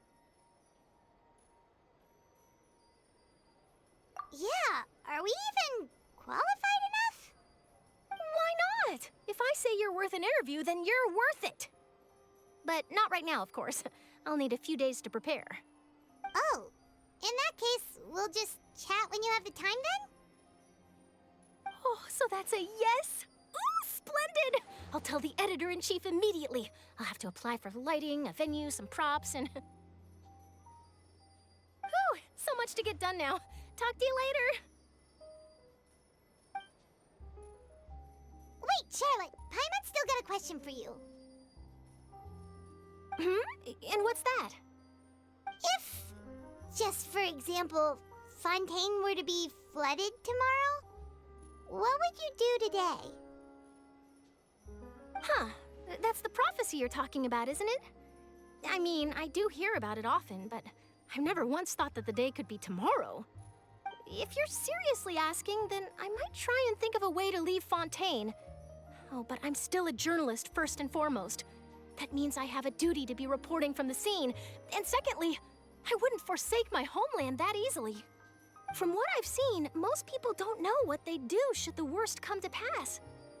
In truth, it might be better just to behave like normal rather than worry over such an end. So in all likelihood, I'd probably still be prepping at the office for that interview of ours. I know what you're thinking. That sounds a bit sad, but I've always believed that it's best to do what you enjoy. Just think about it.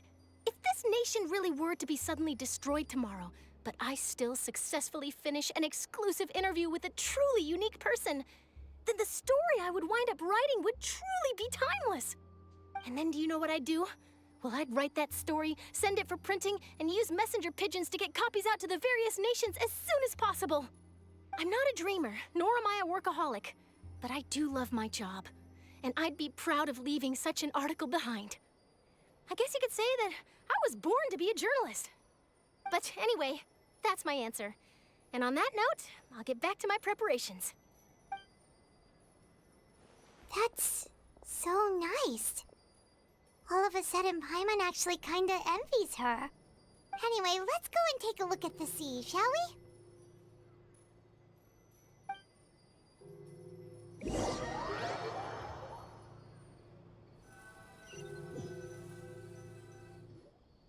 The sea breeze and scenery can be a pretty soothing combo, huh? Paimon's been thinking.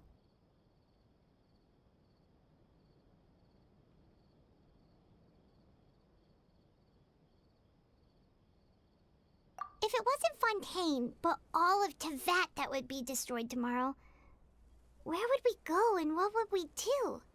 No, Paimon should ask, if you could choose, what would you like to do?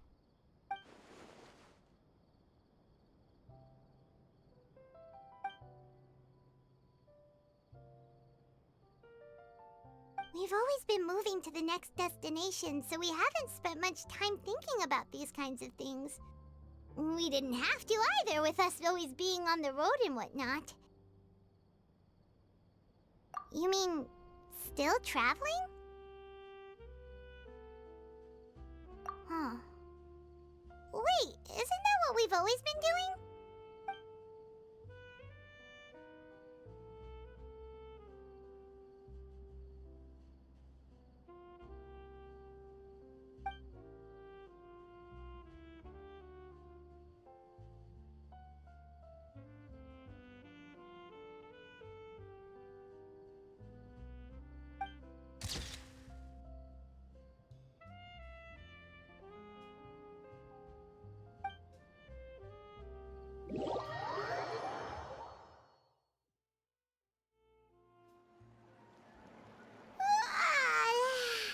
Feels like you'll grow mold if you stay here long enough. But it's still better than the Fortress of Mirapede, that's for sure. It's not only damp there, but salty too. Ah, so the two of you are still here. Wonderful.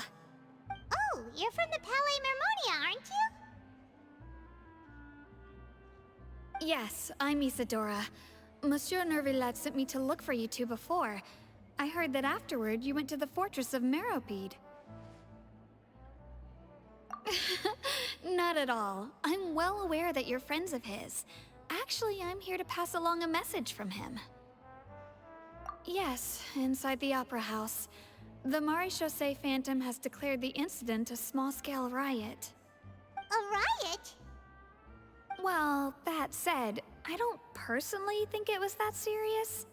Lady Farina was watching a performance at the Opera House, and while she was resting during an intermission, some other audience members suddenly started harassing her, loudly accusing her of doing nothing about the prophecy crisis. And before she could respond, others started to join in. The crowd continued to grow, and protests against the Hydro-Archon started to break out. So people have started to put the blame on Farina. Guess they finally found an outlet for the pressure they've been under due to the prophecy. I agree. People will naturally rely on gods, as is customary. But the moment people feel threatened, gods are also the first to be blamed. So what happened after that? Is Farina okay? Seeing that the situation was spiraling out of control and that further argument was pointless, she claimed that she'd gotten tired of this and left in a hurry. The Maréchaussée Phantom had their hands full maintaining order and did not catch where Lady Farina had gone.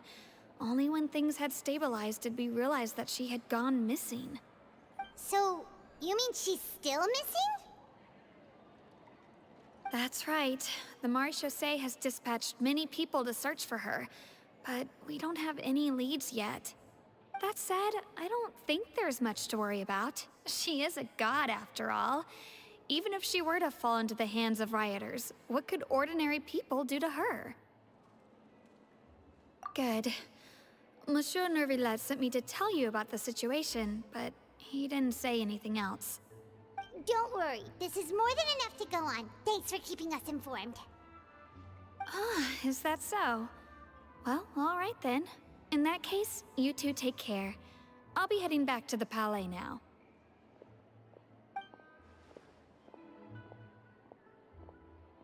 Well, sounds like we should hurry over to Poisson then.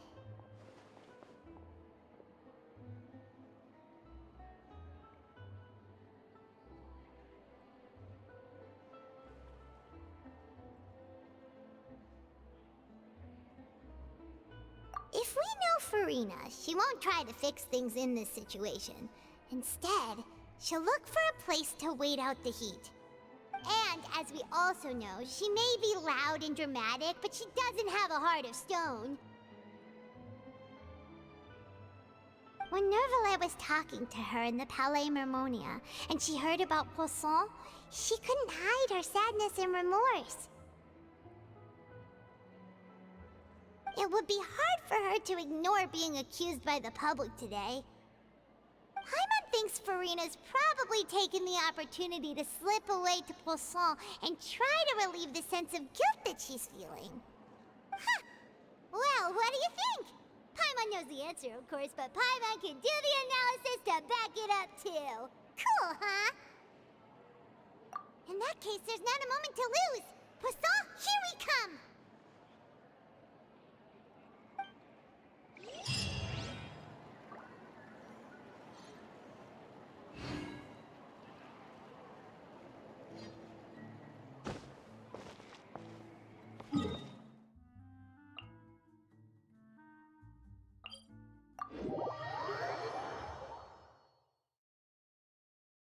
This place looks deserted. Guess all the survivors must have evacuated already. All that's left here are signs of devastation. Could Farina really be here? Let's try to find her as soon as possible.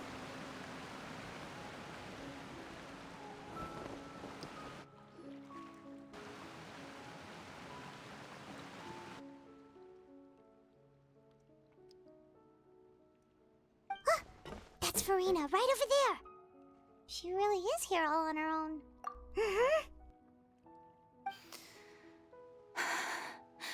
Should I just give up? This is all meaningless. What was meant to happen did happen after all. Everyone's dead. I'm sorry. I am so sorry. Give up, Farina. There's no point in holding out. I'm sorry. But what can I even do other than to repeat meaningless apologies over and over? Who's that? Don't worry, Farina. It's just us.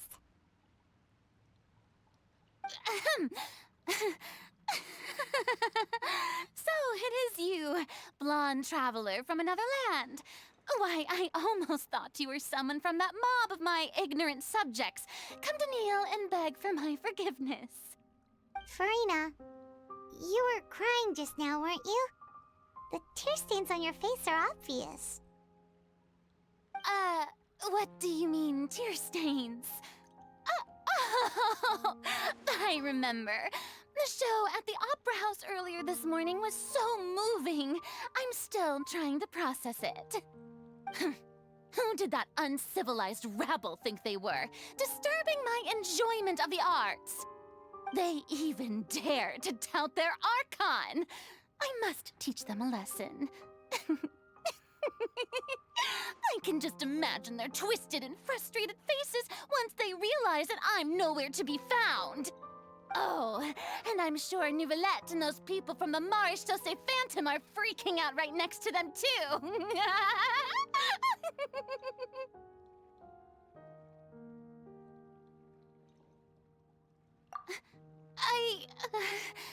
Of course not. Hey, there she is! The Hydro-Archon's over there! Quick, after her!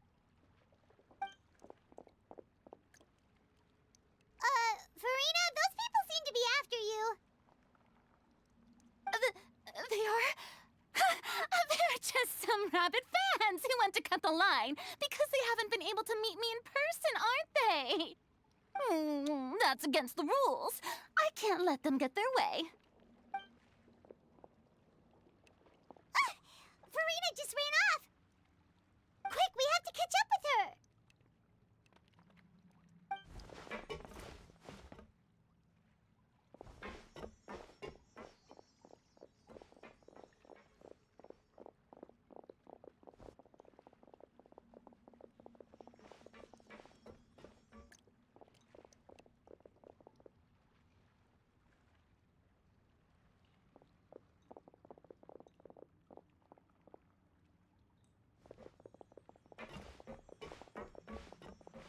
This should be the place, right?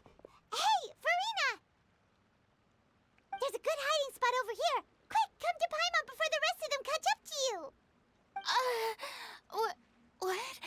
What is this place? Hurry, they're almost here! Fine. I suppose haste is warranted. Lead the way.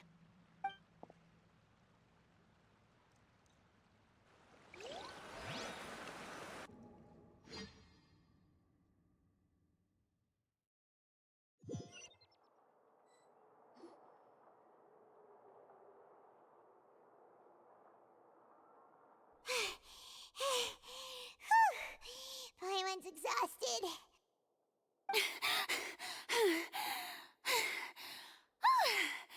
I'm so tired. I totally thought they had caught me. No, I mean, I merely gave in to the sheer enthusiasm they displayed.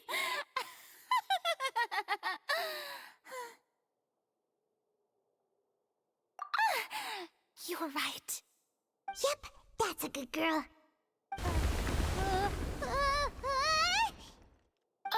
What's happening? The ground's shaking. Is it an earthquake?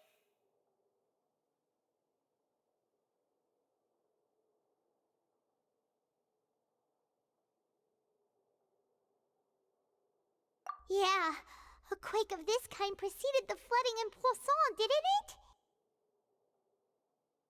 It can't be. It's happening again. Well, there's no need to worry too much about that. Neuvillette's made some emergency plans, so the evacuation should go a lot smoother this time. Yeah, I hope you're right. But the people of Poisson, they've already...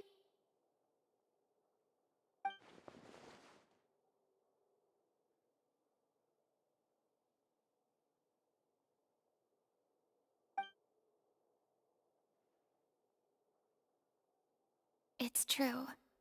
I've been investigating the prophecy for hundreds of years. I once had informants all over Tevat, searching for clues and feeding information back to me. I've tried all kinds of ways, too, to hold back the sea. Anything to keep the coastline from advancing. But all my efforts proved to be futile in the end. Really, the truth has been clear to me for a very long time. We cannot make an enemy of the divine. No matter what we do, the will of the heavenly principles will have its way, and the prophecy shall be fulfilled. Give up.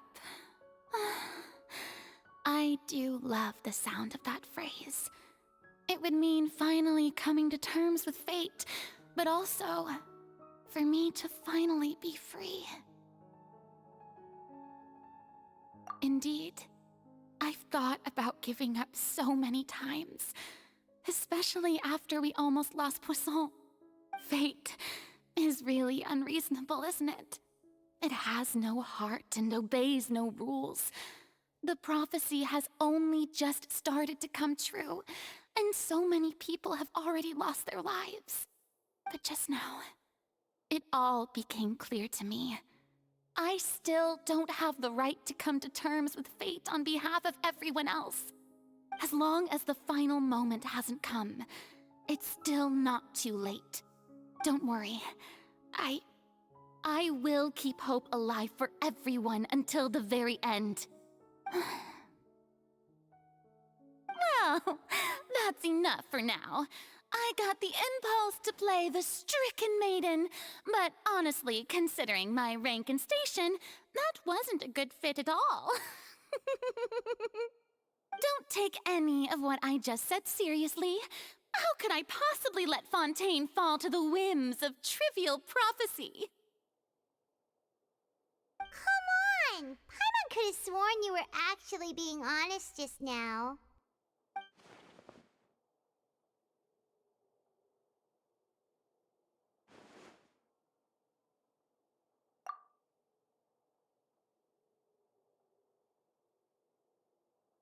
Share my burden. That's impossible. It was fated right from the start that this would be my duty alone.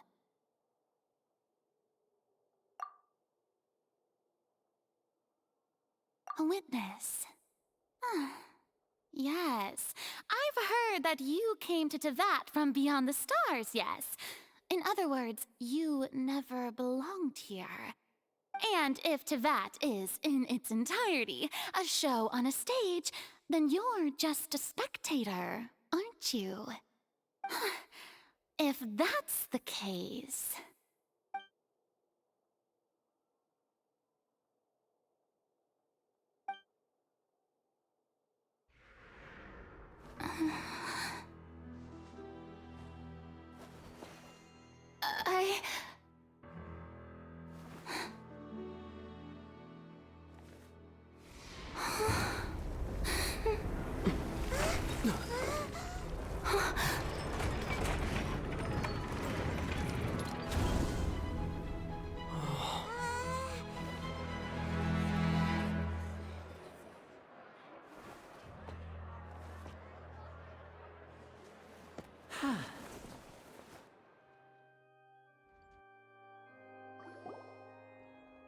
Ladies and gentlemen, this concludes my opening performance.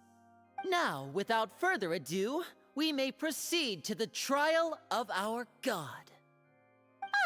So this is what it is. Yes, you deserve praise for the effort you took to raise the dramatic stakes. Do not forget, however, that I am Focalor, the god of justice, the embodiment of justice itself. Does it not strike you as even the least bit absurd to bring the very concept of justice to trial? May I interpret these words as your refusal to stand trial? In that case, you will have the opportunity to defend your honor through a duel. You would draw your blade against a god?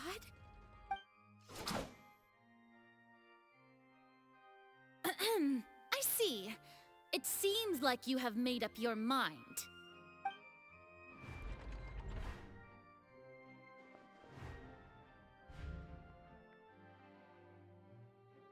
Paimon can't believe it.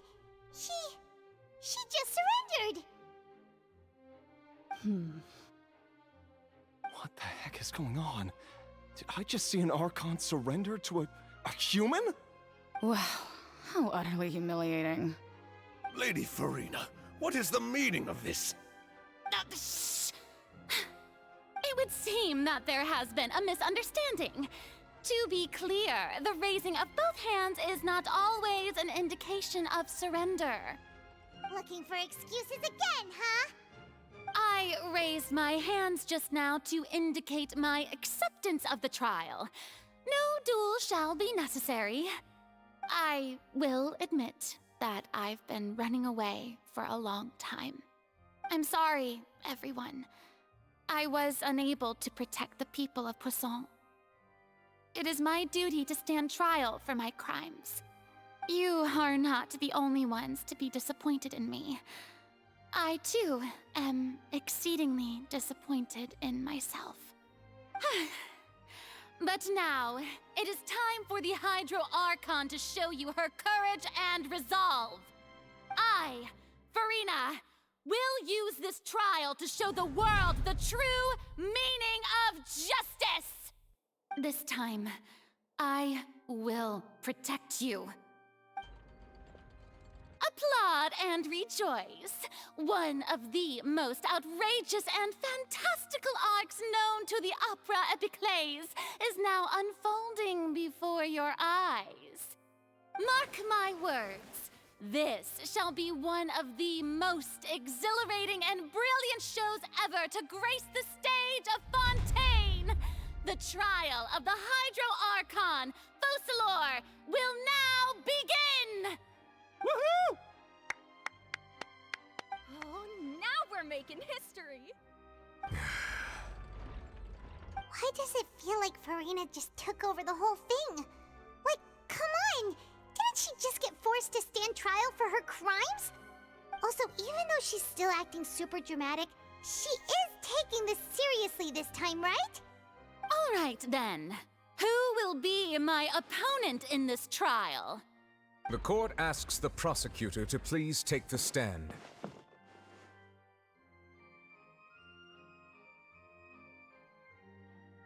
Is that so? Very well. Then please speak, witness of Tivat, my accuser and fated opponent.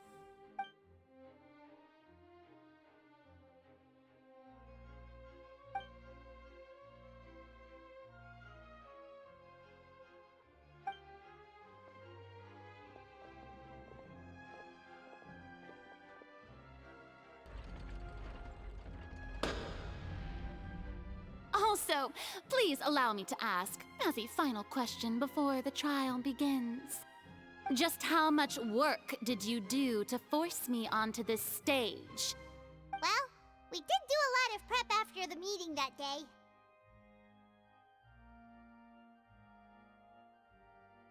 I can go over the tasks assigned to the Spina di Rosula, since they were rather straightforward and easy. Navia, the president of the Spina di Rosula. Most of the people who participated in the disturbance this morning were my subordinates. They changed into plain clothes and came to the Opera House as regular audience members, waiting for the perfect opportunity to incite insurrection against you. The people's resentment against their Archon has been building as more and more of the prophecy is fulfilled. A spark was all we needed to turn smoldering anger into a flame. Moreover, according to our understanding and analysis of you, when something like that occurred, you would likely flee the scene and head to Poisson by yourself. So, we arranged for a second group to lie in wait there. So, you mean, the ones who scoured the settlement for me were also from the Spina? And their goal was to force you to step into the giant magic box so you may personally participate in the greatest magic performance in all of Fontainian history.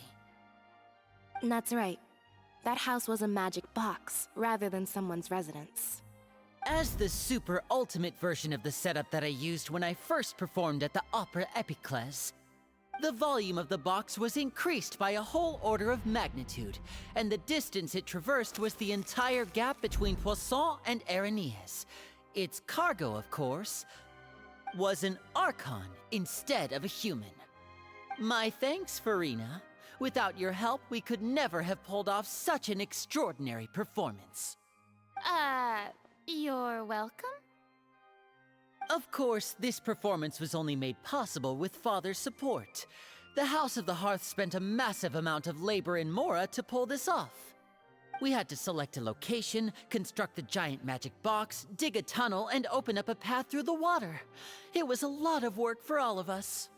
So, in other words, the earthquake that we felt within the giant magic box was just a normal tremor from the transportation of the whole house?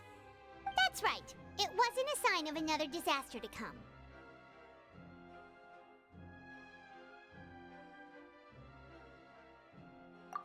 Then, I can guess Neuvillette and Cloran's parts. You gathered a crowd, prepared a stage, and made sure that the champion duelist would be immediately ready for a fight. Also that as soon as I appeared on the stage, the trial may commence without a hitch. Am I right? Yes, that is correct. Well, Clorand, I must commend you for your courage. Only the most outstanding champion duelist in all of Fontaine would accept a duel with an Archon without flinching. Thank you. As for you, Traveler, I suppose your role was to keep me distracted with conversation once you found me in Poisson.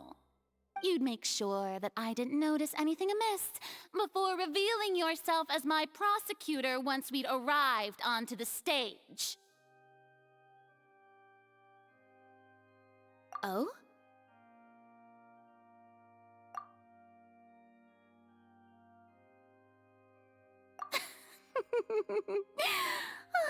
Is that so? Then I suppose I must have missed my final chance. It's fine. It matters not. What's done is done. The stage is already set, so there's no reason to disappoint the audience. Let's see this trial through to the very end.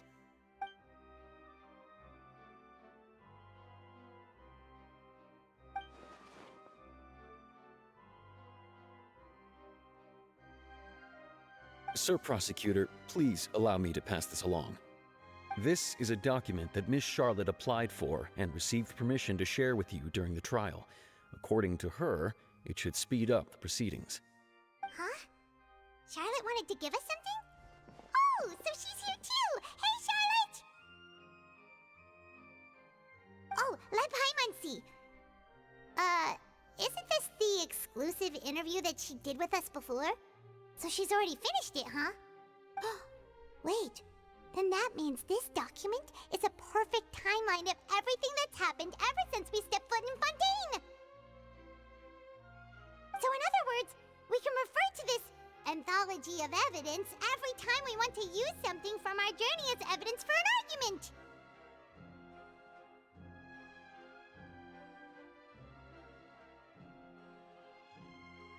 Let's quickly confirm the information in it. Just think of it as a refresher, alright? You defeated the Hydro-Archon in the very first duels you took part in at the Opera House. That's one for the history books, all right.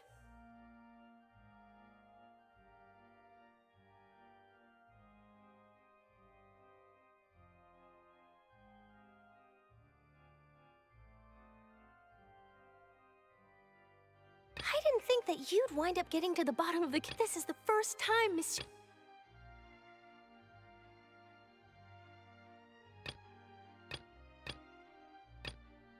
A Fatui Harbinger. The fourth, according to Monsieur Neuvillette, both child and I nearly lost my awesome friend Navia.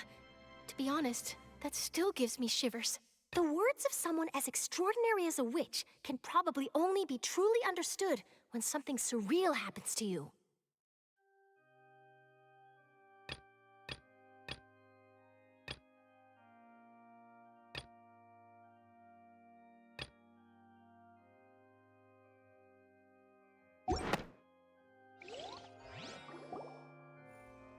The prosecution and the defense are both in position. The trial shall now begin. Oh, come on, Neuvillette. There's no need to repeat all the unimportant legalese. Just fast forward to the part where the prosecution lays out my offenses. As the defendant and the lead actress of this performance, I still haven't even been informed of my supposed guilt in all of this. Of course, it is only natural for humans to struggle to understand the actions of a god. However, you will need more than that to convict me of a crime. That's true, but my charge here is unrelated to your conduct as an Archon. Instead, I would like to charge you as a fraud who's never been the Archon in the first place. Wait, what was that? Lady Farina's a fraud? Hey, I came here thinking that we were going to try the Hydro-Archon for forsaking her duty, but did I hear that right? She's not our Archon at all? Charge accepted. Lady Farina, do you plead guilty to the charge?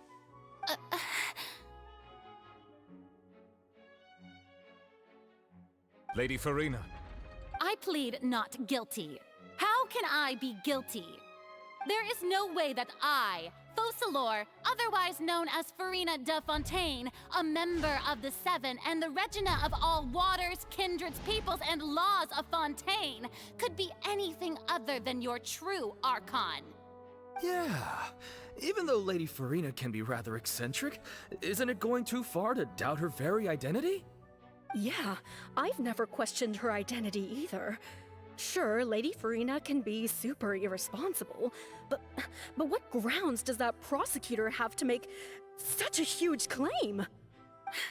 I have cause to believe that common sense will prevail in this case. Many of the members of the audience have known me as the Hydro-Archon ever since they were born. There would be no fooling their memory. See? Even the Oratrice has decided to show me its favor. Are you sure you want to commit to a charge that will never be upheld? If you wish to drop the case, I can promise you as the God of Justice that you will not have to face trial for making a false accusation. We will treat everything that's happened as a dramatic spectacle and move on with our lives. What do you say to that? Huh. An argument with near impossible odds, huh? We have to not only refute Furina's claims, but also overturn the long-held beliefs of the people.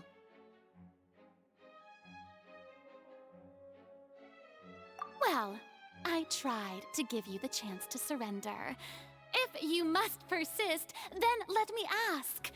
If you believe I'm not the Archon, then what manner of being do you think I am? And if I was not the Archon, then how did I manage to live for over 500 years?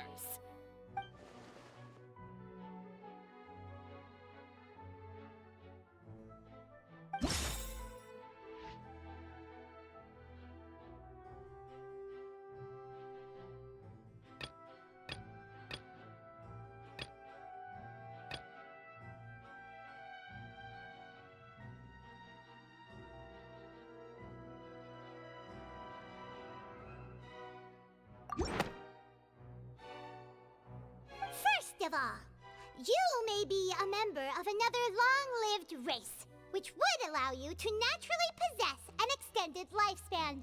And second of all, even if that wasn't the case, there could be other ways to extend your life. Who gave you that idea? Was it the knave? You'd sink so low as to use a harbinger's words against me. A curse? I once thought it possible that the aura of an Archon might naturally resemble a type of curse. But in light of this claim, perhaps what I sensed was not your divinity, but a curse after all. You sensed it too, huh, Neuvillette? Lady Furina is actually a human? Well, it is true that it's extremely difficult to tell humans and gods apart just by looking at them. It's not impossible.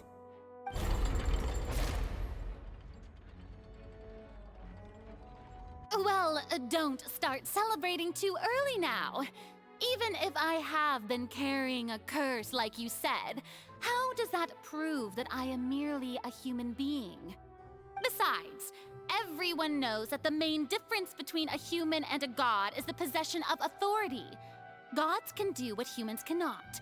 That's why they're worshipped as gods. For centuries, manifestations of my authority have served the nation of Fontaine.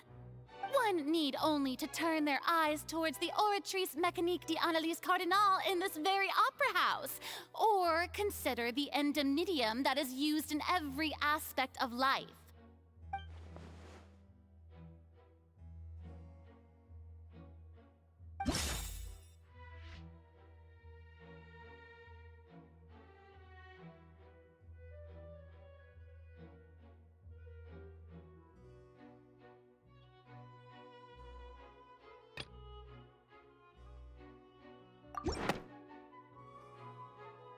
You tried to reference the Oratrice, but weren't you as confused as all the rest of us when the Oratrice declared Child to be guilty without any proof? Otherwise, you should have come up with a good explanation for that by now. Didn't I make myself clear at the time? The decisions of the gods are naturally difficult for humans to comprehend. There is no need to provide an explanation. Lady Furina, I believe a reminder of your current circumstances is in order. While the court is in session, the principles of justice and the law must come before all else.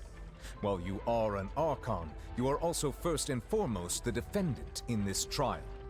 You will prove yourself unable to defend against the prosecution's charges if you continue to withhold vital information against the rules of the court. I never thought you'd use that kind of rhetoric against me. That was no trick of rhetoric, Lady Furina. I've merely reiterated the rules of the court. Rules that all should respect and follow. So, you neither knew why Child was declared guilty, nor did you understand the structure and operations of the Oratrice. Instead of having been created by you, the manifestations of authority you mentioned have been made by the real Hydro-Archon, haven't they? The real Hydro-Archon? Well, now you're really losing me. It is true that I did not know why the Oratrice gave out a guilty verdict that day. But the Oratrice handed out that verdict unilaterally, and it has been operating independently ever since it was first created. You can't argue that just because a divine creation is flawed, that the god behind it must also be no god at all. She's still throwing out all kinds of excuses. Seems like she's confident that we won't be able to produce proof that she has no power over the Oratrice. My power as an Archon. There are many ordinary citizens in the audience. How can I just carelessly demonstrate the formidable power of an Archon? If that poses a concern, I'm prepared to extend my protection to the audience. You don't need to go that far.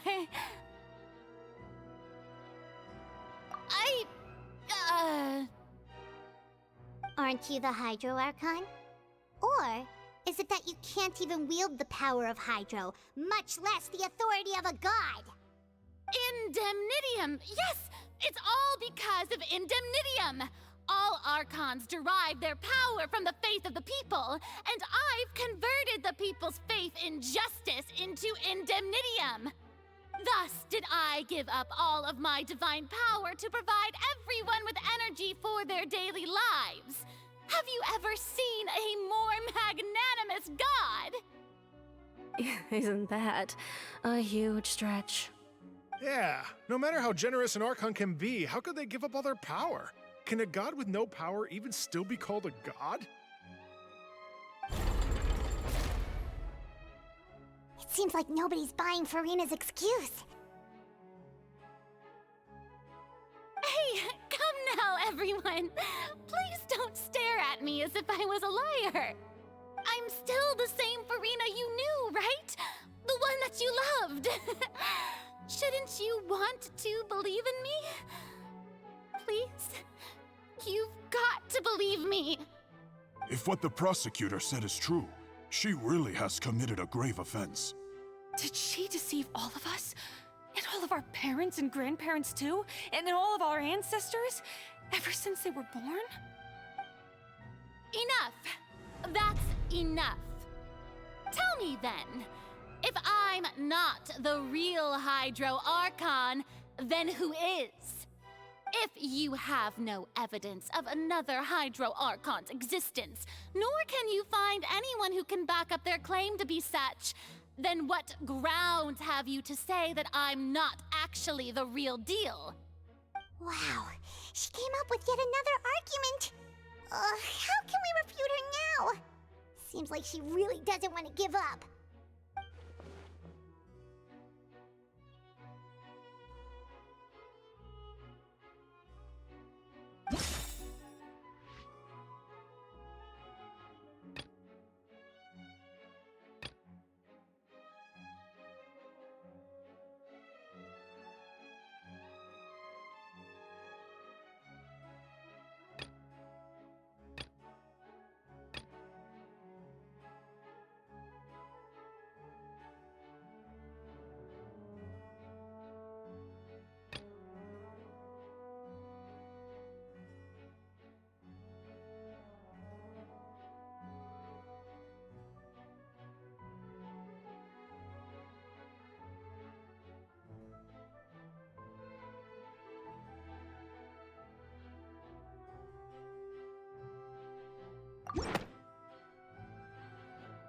That doesn't sound right.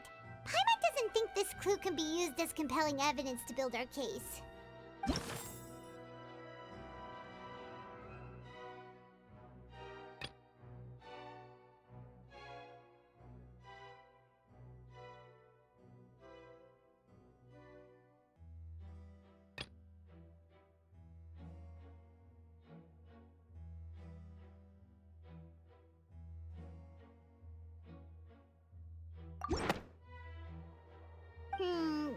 That doesn't sound right.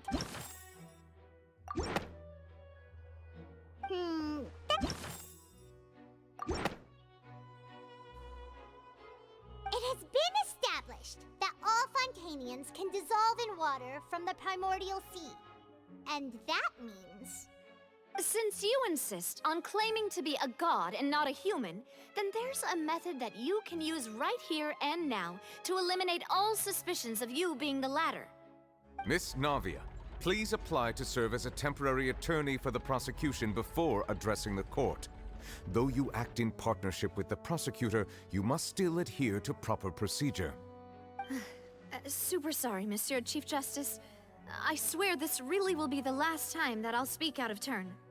Now, I've brought some seawater from Poisson. As everyone knows, a massive flood struck the area not long ago, taking many lives, including those of some of my closest friends. So, Miss Farina, would you dare to touch some of this seawater? If we are to believe that you are indeed the real Hydro-Archon, touching this seawater would have no effect on you. All it should do is strengthen your case. But if you don't dare to touch it, then we would have basically proved the reverse. Oh, and I must remind you that after the disaster at Poisson, nobody wants to see any more people dissolve. I do hope you'll act prudently and choose the simpler path of admitting guilt. Navia from the Spina di Rasula. The Spina has governed Poisson for many years. I guess her suggestion is valid. If Lady Farina is indeed just a human, she's probably Fontainian like all the rest of us. Would she really dare to try?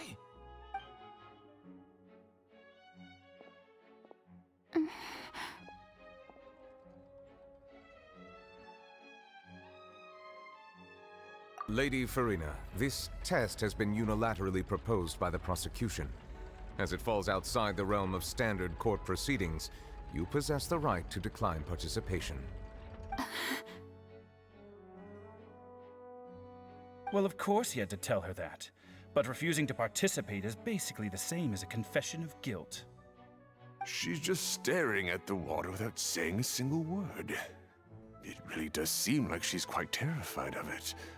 That could only mean... What's going on? Is she really planning to... that's not what we thought she would... Due to the inherent risk of the test, Lady Farina, you may...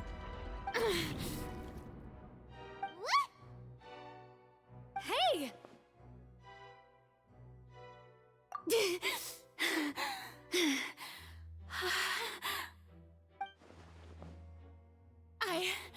I'm fine! Look at me, everyone! My hand is still here! I haven't been dissolved! Will you believe me now? I really am your Archon! I'm nothing like a normal human who would fall apart as soon as they touch this water!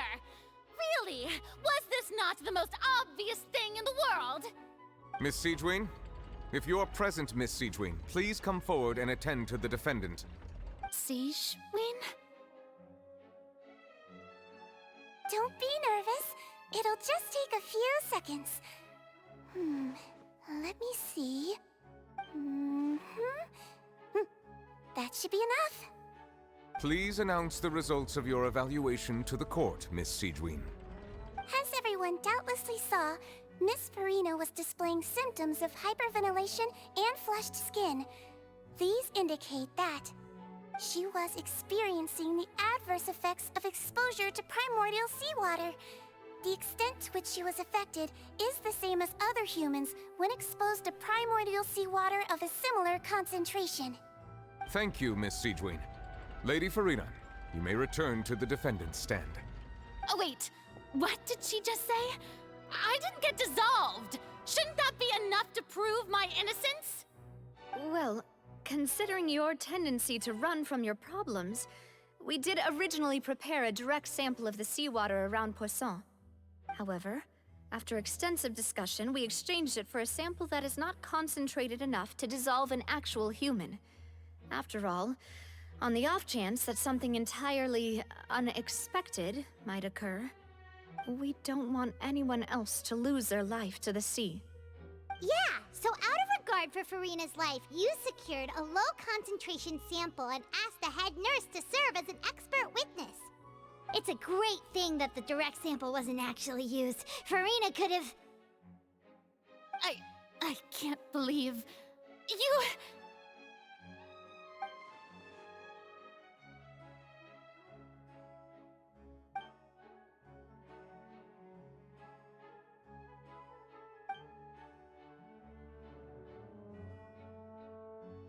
Listen to me, everyone. Please don't give me such cold and disdainful looks. What happened just now didn't prove a single thing. Think about it. How can you conclusively prove that an Archon can't also be affected by the primordial seawater? Also, if I was really just a human, why would I dare to just put my hand in that kind of water?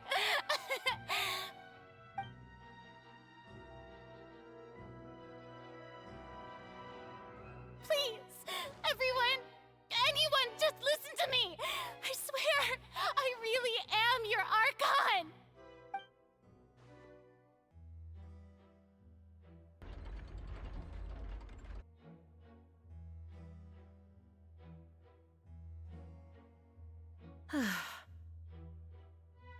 I don't think anything she says at this point will sway anyone. The odds are just too stacked against her now. With all the things that have been said, Paimon doesn't think there's any way left for Furina to win. I believe the time for arguments and presentation of evidence has come to an end. If there are no objections, we will move on to the final judgment.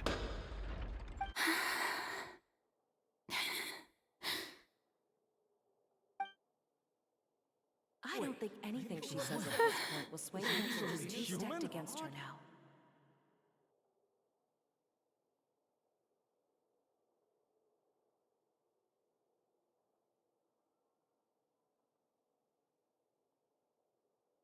In my capacity as Chief Justice, I shall now render judgment on Furina's misrepresentation of herself as the Archon of Fontaine. As a human who knowingly deceived her fellow citizens, Furina is... guilty.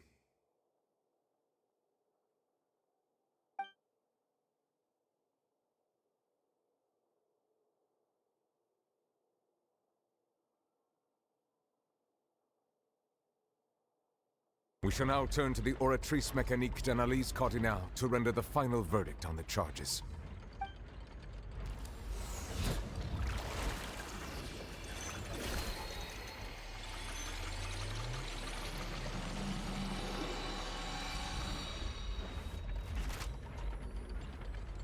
According to the judgment of the Oratrice Mécanique d'Analyse Cardinale, Furina is... Well, what's wrong? What's the Oratrice's verdict? No, the Oratrice also displays a guilty verdict. Isn't that correct, then? However, the exact wording of the verdict is thus. The Hydro-Archon, guilty to be punished via the death sentence. The death sentence? That's actually one of the available sentences? I've always thought that it was just a myth. The one and only time the death sentence has been handed out at the court, and it's been given to the very person we've worshipped as the god of justice? What an unexpected twist. Furina's been sentenced to death by the Oratrice? We just wanted to use the trial to show her the seriousness of things so she'd tell us the truth. How did things escalate this quickly? This outcome is indeed quite strange. According to Fontaine's current definitions of justice, as well as its recommendations for criminal sentences, is this sentence really appropriate for the crimes that have been committed? Yeah! Even Fauché wasn't sentenced to death by the Oratrice.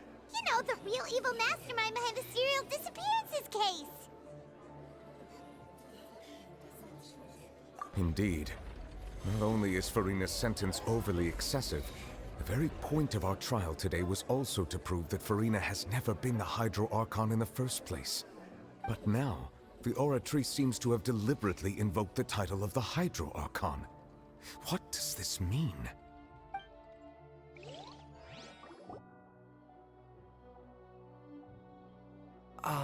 Excuse me, if I may interrupt. Is the trial still going? Fremine! You finally made it. I assume this means you've completed your mission? Mm-hmm. Any mission Father assigns to me will always be top priority.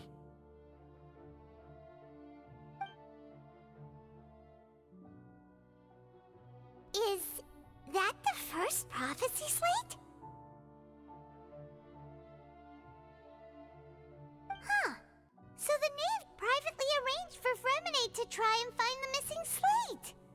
I looked everywhere and finally found it at the bottom of the sea. It took me a long time to get around some dangerous stretches of water. But has the trial already concluded? Then doesn't that mean I've come too late? Oh no. Father will be disappointed in me. Thank you for your hard work, Mr. Fremine. Please allow me to review the record left on the slate. Traveler, I believe that you have already seen the other existing slates, and would like you to come here and confirm their contents.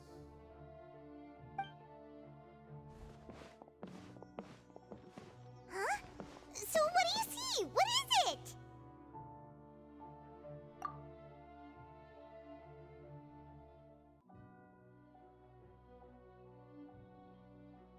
I believe I've now made sense of the Hydro-Archon's crime.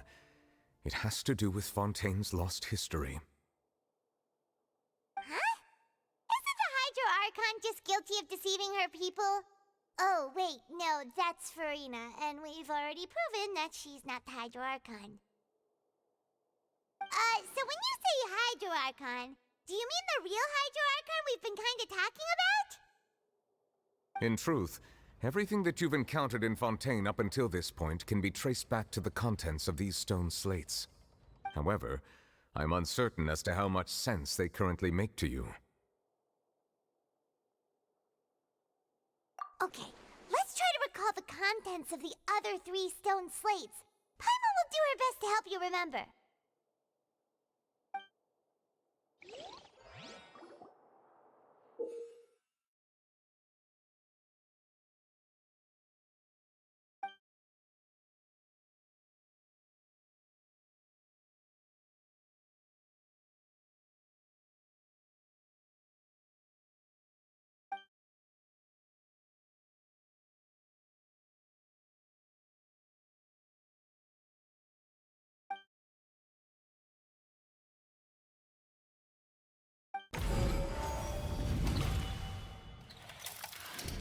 The first stone slate describes what you just said. It seems to show the previous Hydro-Archon using her divine power, and then the Oceanids turn into humans. Does that mean that Fontainians are transformed Oceanids? Oh, Paimon wasn't expecting that. But if Oceanids can turn into humans, then perhaps this process can be reversed as well. The second stone slate shows Celestia floating in the sky, and the Hydro-Archon and her people worshipping it together. But the heavens still brought judgment down upon them. This must be the point when the Hydro-Archon and the Fontainians were branded with their original sin. Does this mean that the original sin and the Hydro-Archon sin are the same thing? The third slate shows the Hydro-Archon sinking into the sea surrounded by many people.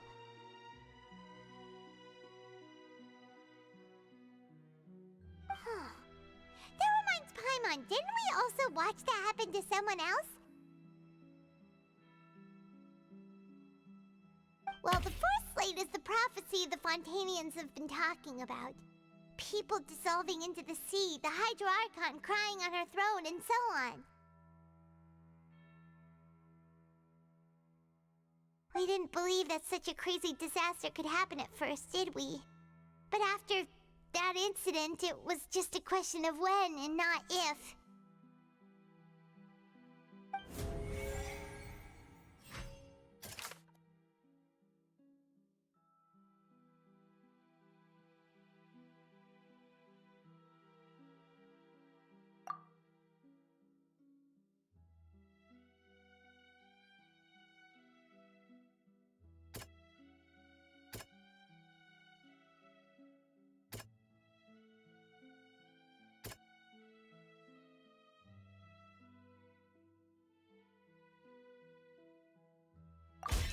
We know from the case of the serial disappearances of young women that Fontainians can be dissolved in primordial seawater, and the first stone slate tells us that long ago, the Hydro-Archon used her power to turn Oceanids into humans. This might be the reason that Fontainians can dissolve.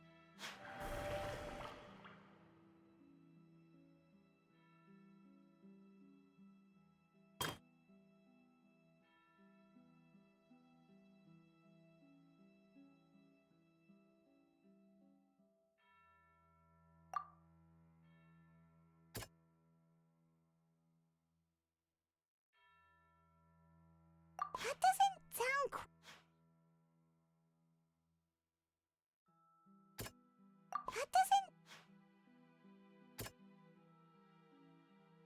That doesn't sound... That doesn't... Perhaps what is about to take place has all happened before. The true sin of the Hydro-Archon that Neuvillette mentioned, and the original sin cast down on the people of Fontaine by Celestia, as recorded on the stone slates.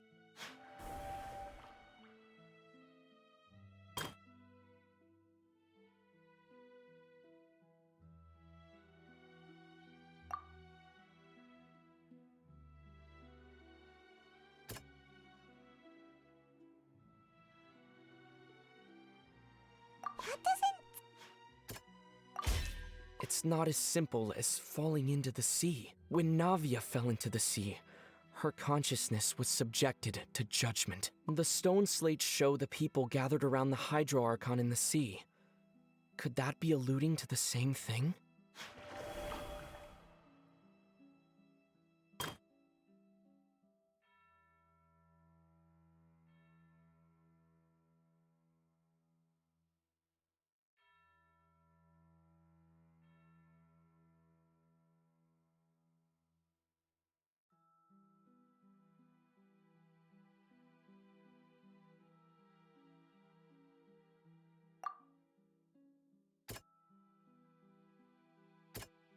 That doesn't sound...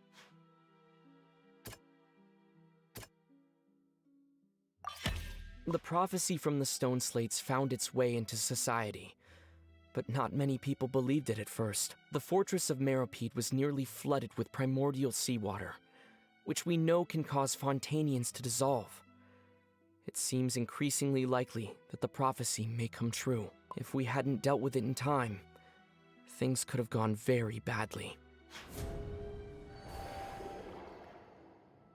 They'll dissolve into the primordial sea but won't cease to exist. Their essence will flow in the seawater, converge, and take the form of an Oceanid.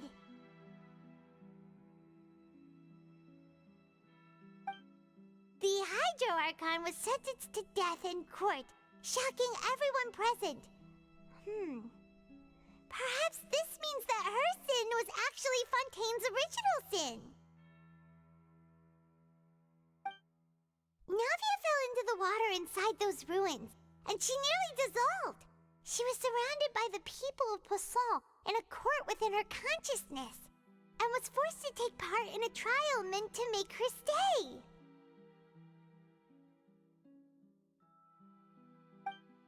The eruption of the primordial sea at the fortress of Maskerade was the surest sign that the prophecy was about to come to pass no matter what.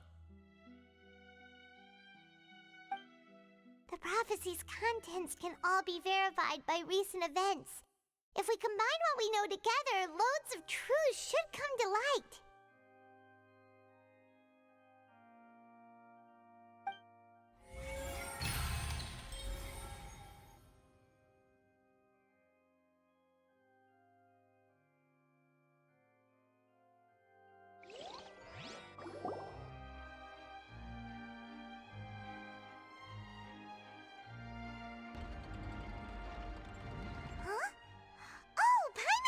Now, so that's how you can make sense of it. But then it feels like we're going to have to share some truly shocking revelations. Let's hear them. Incredible. Lyney, did you hear that? We're not real humans. All Fontainians were originally created by the late previous Hydro-Archon, with Oceanids as their basis. The evidence for that can be found in how only Fontainians could dissolve in primordial seawater, and how all the girls Vacher dissolved were also turned into Oceanids. Oh, and according to Navia, when she was about to get dissolved, she also saw everyone gathered around for a trial, all of them in the shape of Oceanids. Indeed.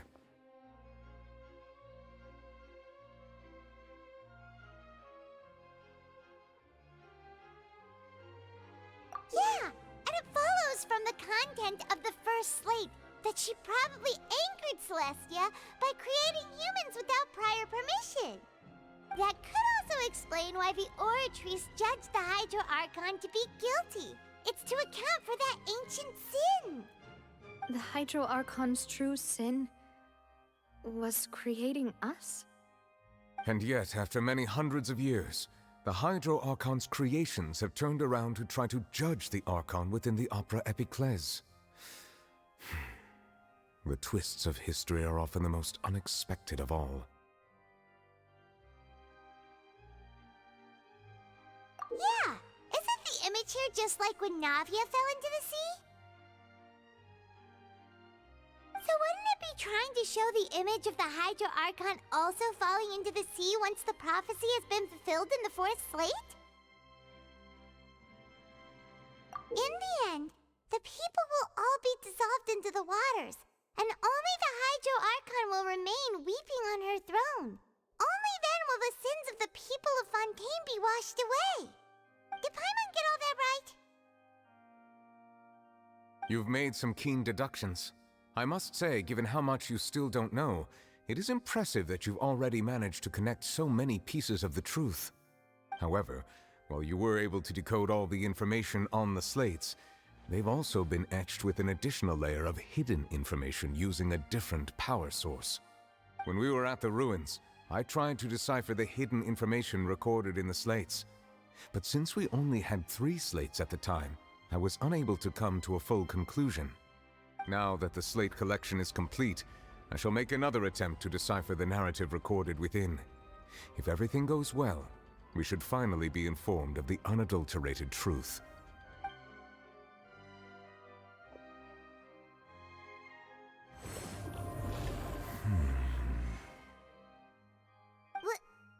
Well? Did you get it? I believe I should share this truth not only with you, but with all the people of Fontaine as well. I will try to briefly summarize it for you.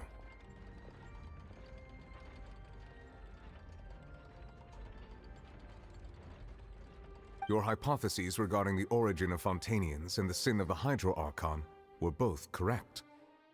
In the Fontaine of old, the previous Hydro-Archon sensed the yearning of her Oceanid familiars for life on land.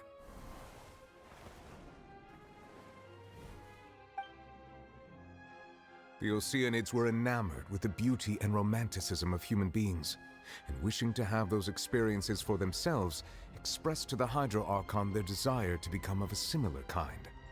However, even though water as an element is intricately linked with the power of life, the Hydro-Archon, as one of the 7, did not possess the authority to create a new form of human life.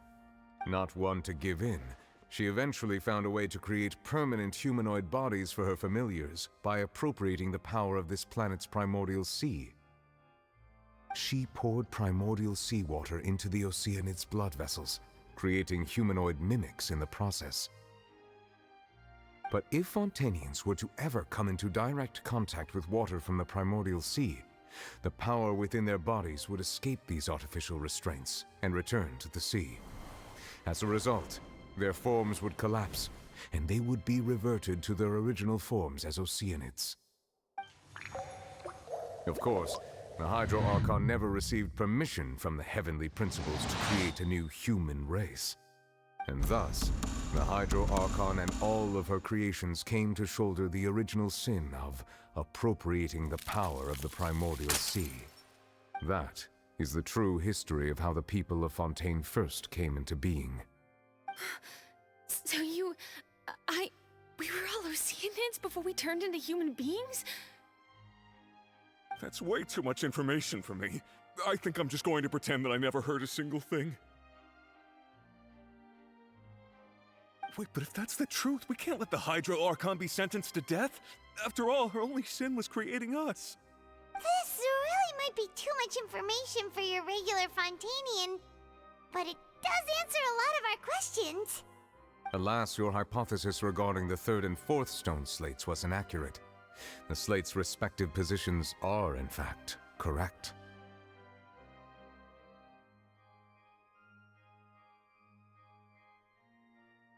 A key point of the visual on the third slate is how all the individuals depicted in the water are humans rather than Oceanids.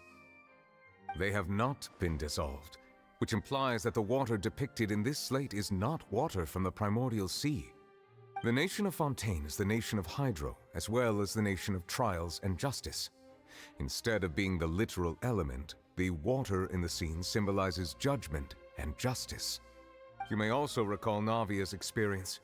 When she fell into the sea, her consciousness was surrounded by that of many others who intended to hold a trial to determine her fate. Therefore, the meaning of the third slate is that the people of Fontaine shall try the Hydro-Archon at the court of justice. Yes, it refers to our present situation. I think I'm following now. So, what you're saying is, even though we decided to put on this trial to avoid fulfilling the prophecy, in truth, everything we've done has happened exactly as the prophecy foretold. So now, it seems, we're the ones making sure it comes true. What should we do?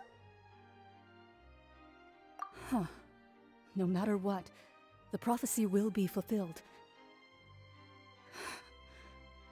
Is this what it feels like to be a prisoner of fate? If that's the case, does that mean the scene in the fourth slate will also be fulfilled soon? Traveler, I would like to point out another small fallacy in your deductions. About the fourth slate, you probably thought that the eruption of primordial seawater beneath the fortress of Maskerade served as the surest sign that the prophecy was about to come to pass, yes? However, I believe that rather than being a sure sign, that eruption could in fact only be a small warning of something far worse to come. As for the root cause of the catastrophe, I believe you've already encountered it once before.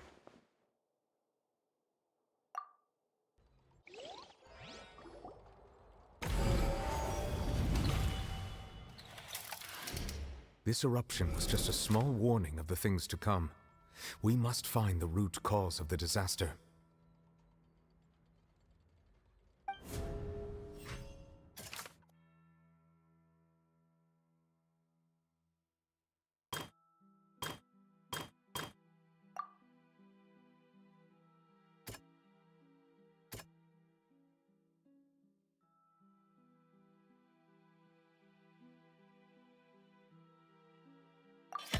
It was both dream and reality. If we're talking about a true culprit, that could only be that thing inside the primordial sea, right?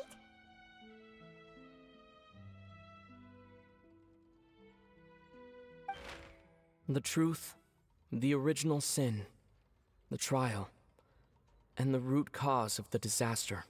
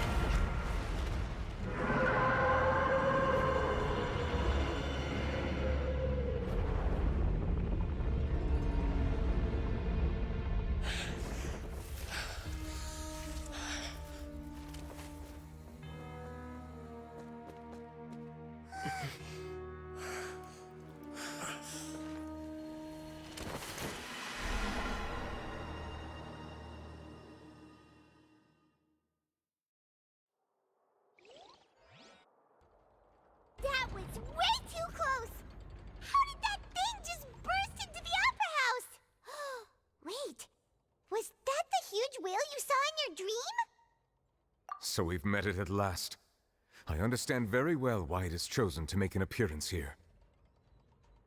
That whale does not belong to Teyvat. It is a monster that has traversed the stars, weeping all the while. It has been greedily consuming the energy from the planet's primordial sea, using it to grow. That is the main cause for the rising sea levels. And once it has finished consuming all of the energy contained within the sea, its next step will be... You said that when the Hydro-Archon first created Fontainians out of Oceanids, she filled their blood vessels with primordial seawater. Precisely. That whale finds the blood of Fontainians nigh impossible to resist. Therefore, when it left the primordial sea, it decided to make its next stop a packed opera house full of food. Food in the form of Fontainians. We just barely managed to push it back, right? In that case, won't it come back to target the people again once it's managed to recover its strength? That is correct. Indeed, it is more accurate to say that we should thank that Harbinger for buying us some time. Without him, the whale would have likely come onto land far sooner. From the way he looked, he must have been fighting the creature for quite a long time. That battle maniac. We've always known that he had a special connection with that whale, but we definitely didn't expect it to help us out like this.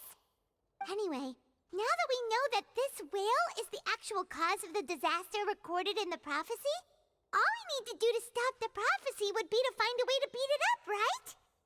It is too late. It had already absorbed too much of the primordial sea's energy before we could notice it.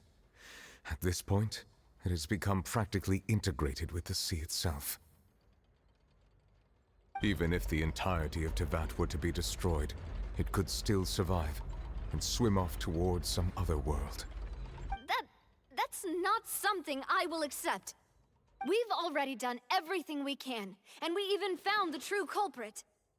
We've come so far. You can't just tell me that the last hurdle is some impossible foe. That's just not fair. Indeed, that's not how a grand performance should end. I'll fight it to the end, no matter what. So the prophecy will be fulfilled no matter what, huh?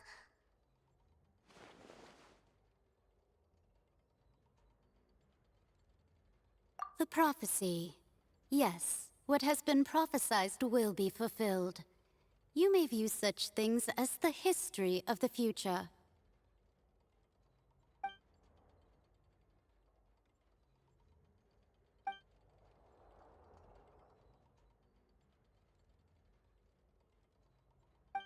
Just as prophecies are usually only the future as seen from the perspectives of the gods, could things be happening in hidden corners where the gods' gaze does not fall?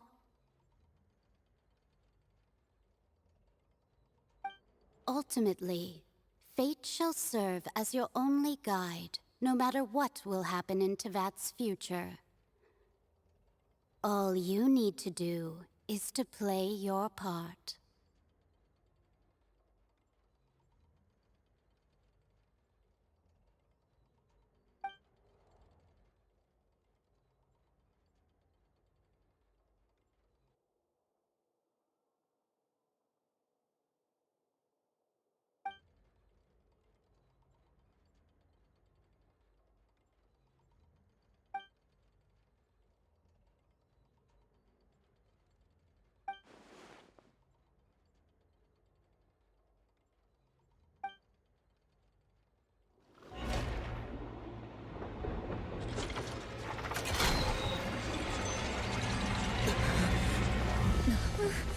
What's happening with the oratories?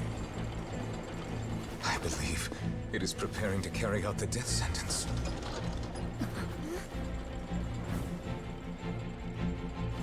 Farina!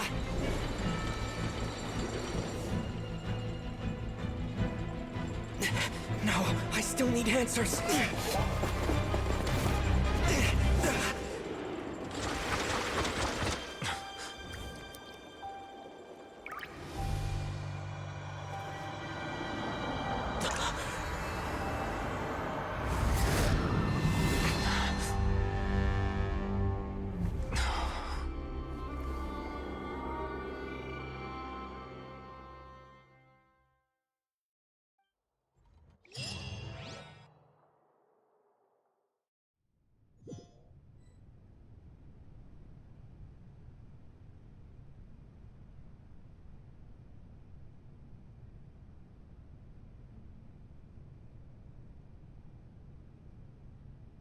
You...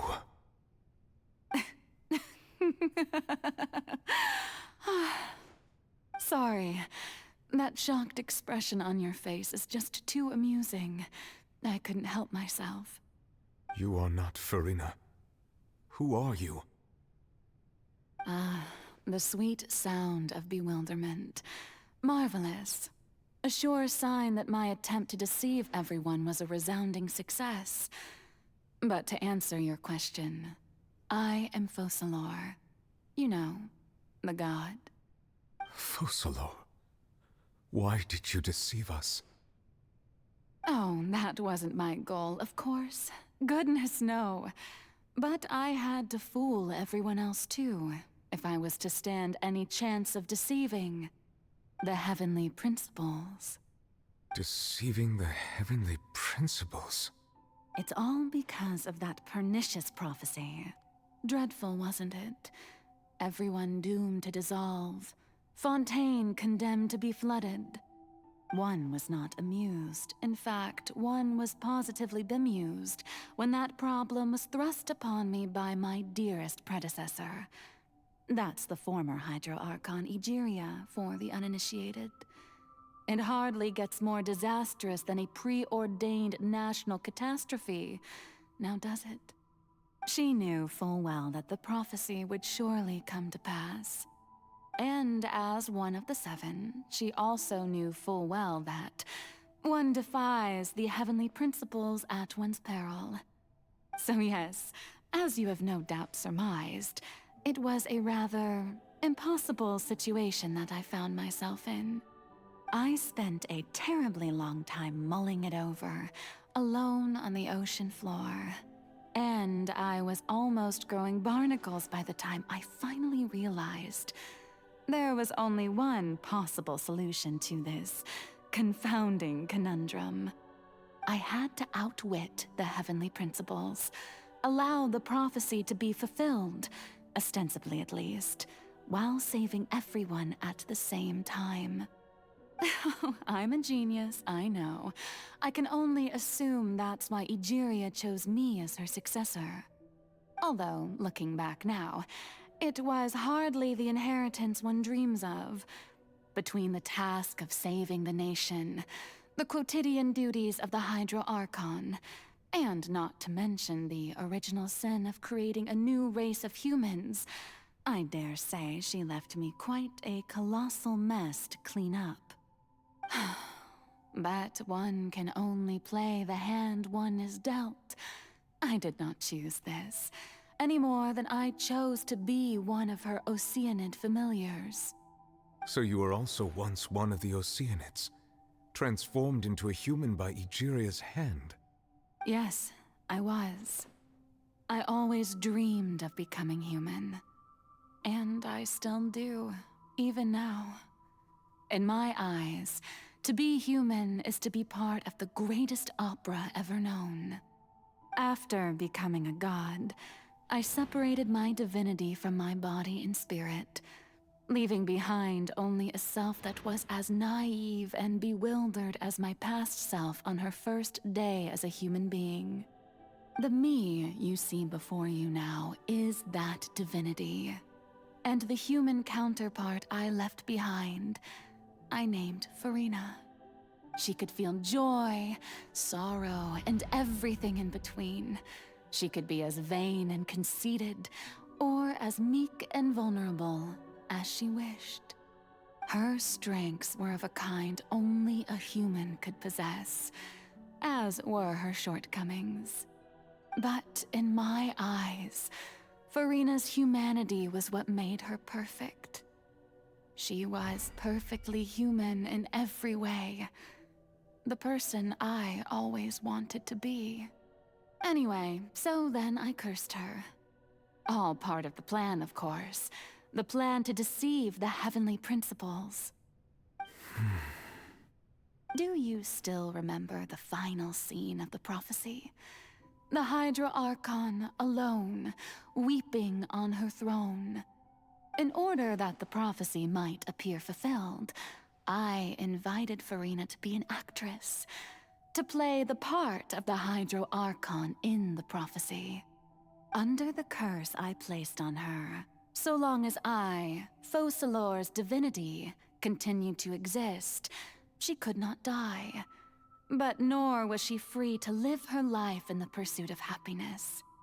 Instead, she was forced to take the stage in the opera house, to embrace the role of leading lady, to forever play the part of the god from the prophecy, all to create a deceitful appearance of that prophecy coming to pass.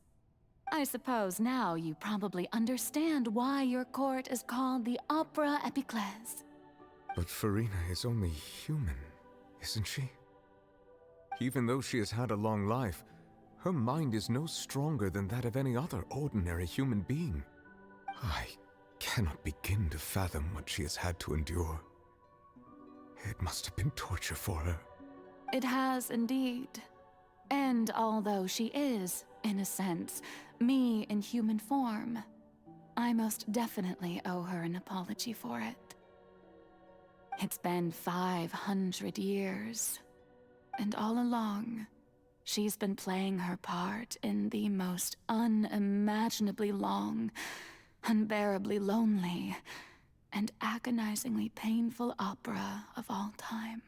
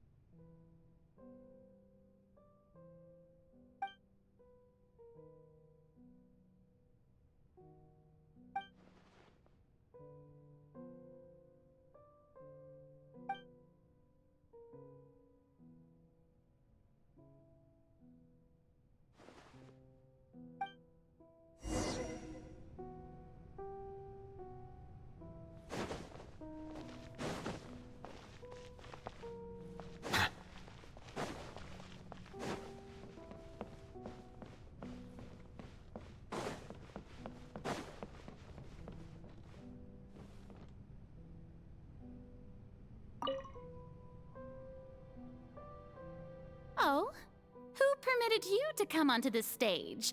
Now, I understand your admiration for my august self, but I must ask you to keep to the rules. All right. It is not my intent to reprimand you. There is no need to state your name. Just be off with you. Do not distract me from my performance.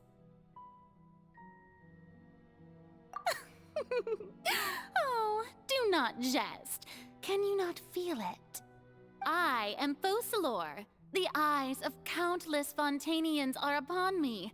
I must, at all times, display the utmost elegance and nobility.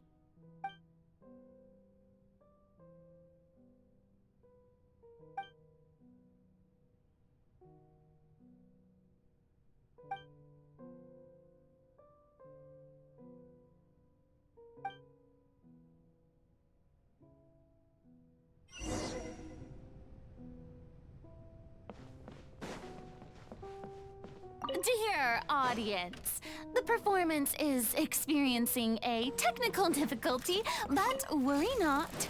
The guards shall resolve it soon enough. The Dactyl was born of ice and frost. Bow your head. Hey, what gives? The audience is still watching me, you know. Guards? Wait, where are the guards? Guards!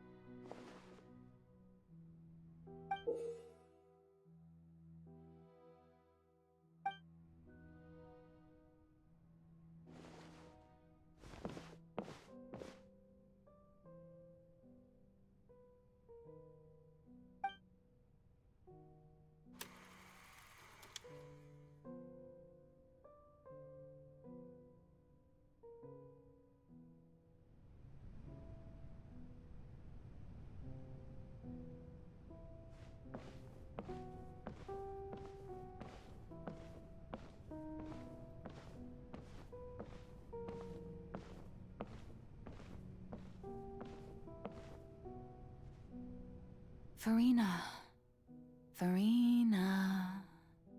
Huh? Who's that? Who's calling me? Where are you? Be not nervous. Be not afraid. I am before you. Wait a moment. You're mirror me? How can this be?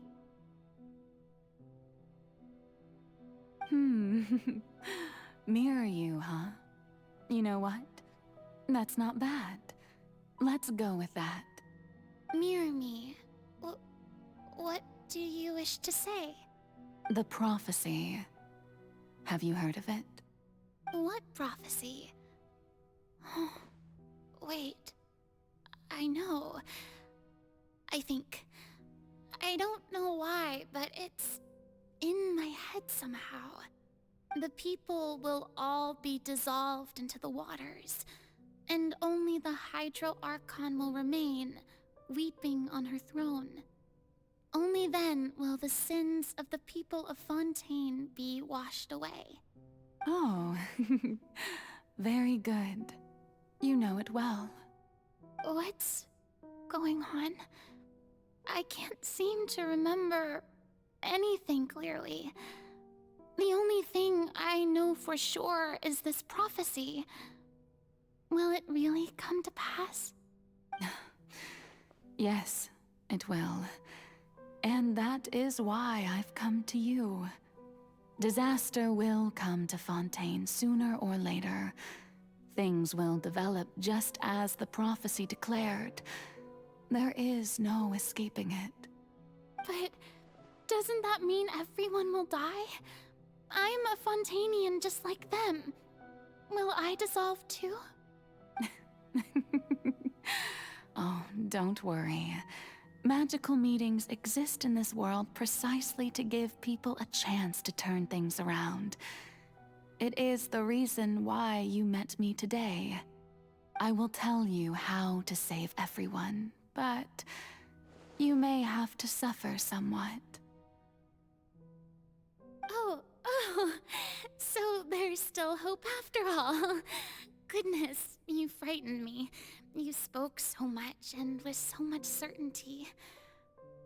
As for the suffering, well, I will admit that the first thing that came to mind was, why do I have to be the one to suffer? But if the prophecy will come true, I'll also die anyway, right? So if I've already met you as my magical meeting in this world, if there were scales, with all the people of Fontaine on one side, and my pain on the other, is it not obvious where the scales should tilt? You truly are the perfect human, my ideal. I suppose this would also be the justice that belongs to you. Huh? Don't worry, it's nothing. Listen well. Fontaine has just lost its Hydro-Archon. I need you to play a role, that of the new Archon. Play as a god? That's right. You must begin a never-ending masquerade. You must never let anyone suspect your identity. If you can keep it up, then I shall have my way of defying this prophecy. But should your identity be revealed, then all hope will be lost. But how will I do this? A human assuming the role of a god without being exposed.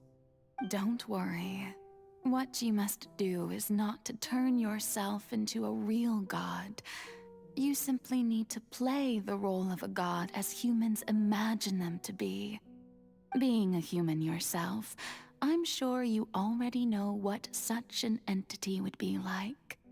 Remember, your true challenge will not be pursuing divinity, but contending against humanity. I'm still not sure I understand, but I'll try.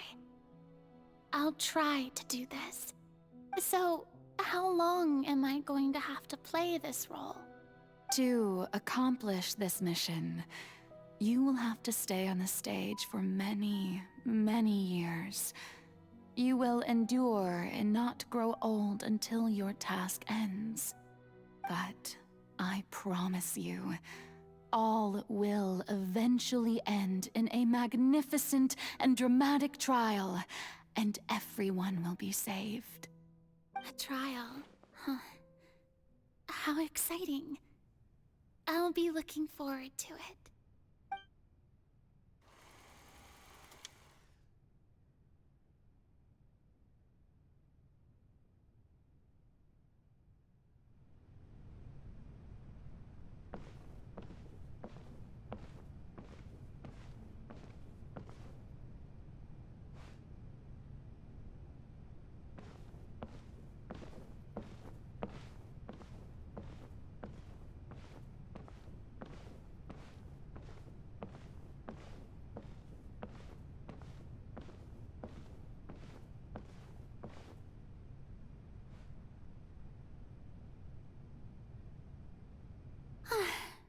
The Maison Cardinalise has announced my accession, but this is my first time facing the people. What should I say to most appear like a god? To be honest, I still don't know. Perhaps I should first try to act natural. Ladies and gentlemen, good evening, and welcome to the Opera Epiclese. I'm sure you've all heard about how I have taken on the role of Hydro-Archon. Indeed, I am Frevler de Fontaine, your new Archon. In truth, I know little about becoming a nation's new god, but it will be my honor to guide you all. As the god Focalor, the god of justice, I shall do all within my power to lead you into an age of fairness and justice. Once again, thank you all for coming. If you should have any questions or suggestions, please send them to the Maison Cardinalise. The future of Fontaine will require us to work together, after all. This should do it. I thought I might stammer, but thankfully, I was able to convey my thoughts just fine. Okay, and next. That's the new Hydro-Archon. Is this some kind of joke by the Maison? I would have thought that a being that surpasses humanity would be a bit more assertive. Hey, did you hear that? She even told us to send her suggestions there at the end. Shouldn't gods be all-powerful? She's being so modest. What's the difference between her and an ordinary person, then? If you ask me, perhaps the succession didn't actually happen. She might just be a Maison-back puppet. Wait, what's going on? Why is everyone suspecting me of being a fake? Oh, this is bad. If I get exposed here, there'll be no saving the people from the prophecy.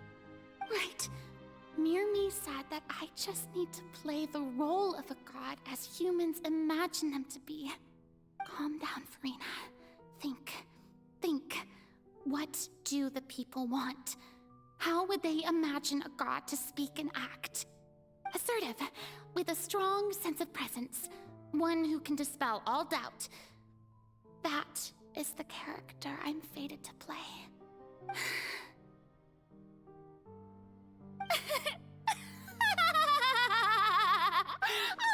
Oh, very good, my people. Only ones such as you are deserving of my rule. Now, I was wondering if some weak puppet were to one day come onto the stage and claim ownership of this opera house, would the children of Fontaine follow them? Well, it seems that you would all see right through them. Having passed my test, you are qualified to witness wondrous trials alongside my august self, here in this opera house. You may consider my previous act a door gift of sorts. I thought it was a debut that suited the atmosphere. Now then, let us be reintroduced. Ah, so that was just a performance. How could I have forgotten that we were inside an opera house? A personality? It's quite shocking, to be honest, but I suppose it's a better look than before. Such a fascinating and bold deity. How wonderful! Our future may yet be bright after all. It seems I've turned them around. Best follow this flow and restart my accession speech.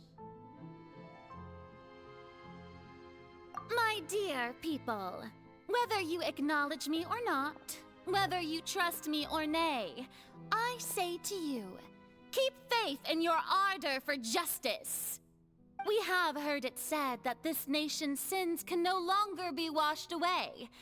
Well, I say that justice is most fragrant when it blooms amid sin. The scales of justice should not weigh heavy in the hands of its God. On one side, it must carry fairness and justice. And on the other, praise and applause. May law be the prayer on our lips. May judgment be our worship. Let us light the fires and drink to the future of Fontaine! There is no trouble in this world that justice cannot solve. All that is needed is for you, my people, to believe in it, heart and soul.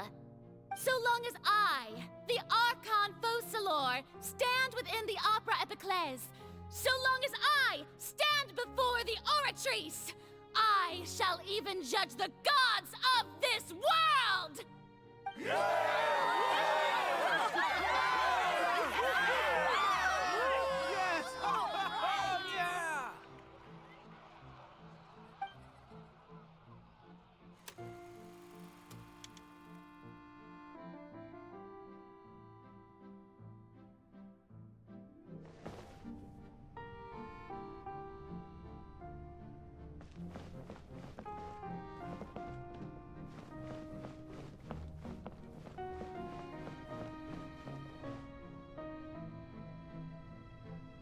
Lady Farina, here are today's case reports, as well as a summary of the follow-up for your perusal.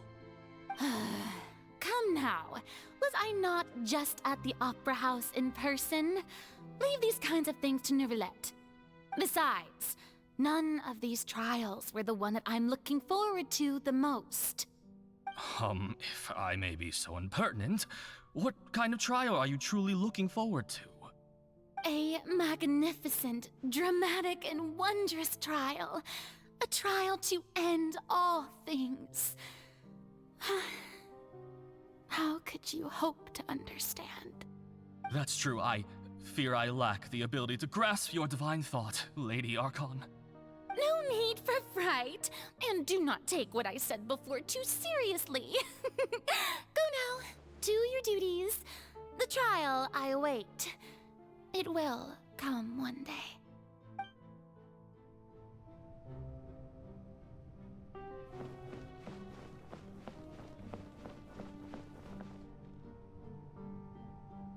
Lady Farina, I don't know what to say. Thank you for agreeing to see me. No need to thank me. Or rather, thank your own sense of perseverance instead. Long have you stood in line to meet me, have you not? Oh, I'm afraid that's just an inevitable consequence of my divine charm. All right, Deoteria, is it? How is your son's illness? You remembered me, and you knew of my family, too. He is doing much better now. In fact, he is far more of an ardent believer than I. He was the one who forced me to seek an audience with you, and to bring your words back to him. Oh, good. Very good. If this should happen again in the future, please do not hesitate to come and tell me. Going down to citizens' homes every so often, while not usual practice, should serve as a fine change of pace. You're such a gentle and wise god. Thank you once again, on behalf of my son.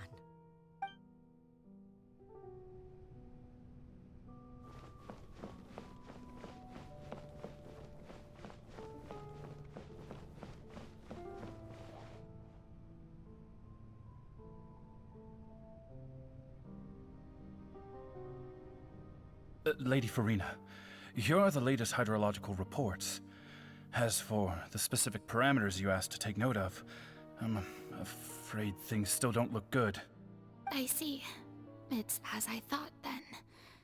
As your god, I did already expect this, but I wanted to see how far your human wisdom would allow you to analyze it. All manner of signs indicate that the prophecy will still come to pass. Forget it. That's not something you need to worry about right now. Well, as I understand it, the Fontaine Research Institute is also trying to find a way to counter the rising water levels. Really? Have they found anything? I'm afraid that they haven't found any effective solution thus far. Oh, is that so? Well, no wonder. This issue has reached the realm of the gods, after all. Still, their spirit is praiseworthy.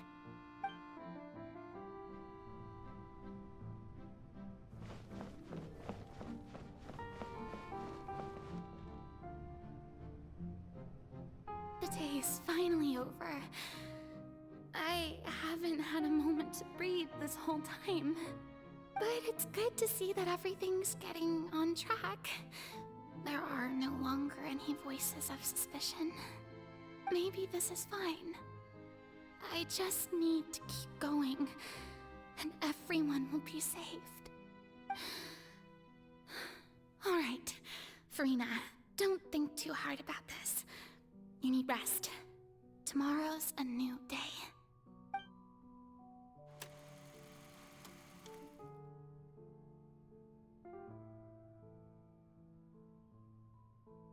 Lady Farina, here are the new trial reports for the latest cases, as well as a summary of the follow-up. There'll be no need for that. I've seen them already. There's no need to go back over scenes I've witnessed in person before. Lady Farina, I've waited so long for this chance to see you in this manner. Indeed, my dear, loyal citizen. This joyous moment is an honor for us both.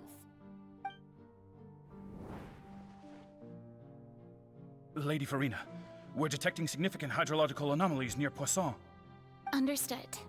Keep monitoring. Keep me informed should anything come up at the Institute.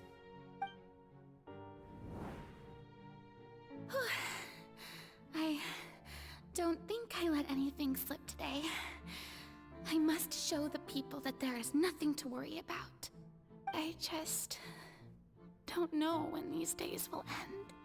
I feel utterly exhausted. Best to rest early today, too.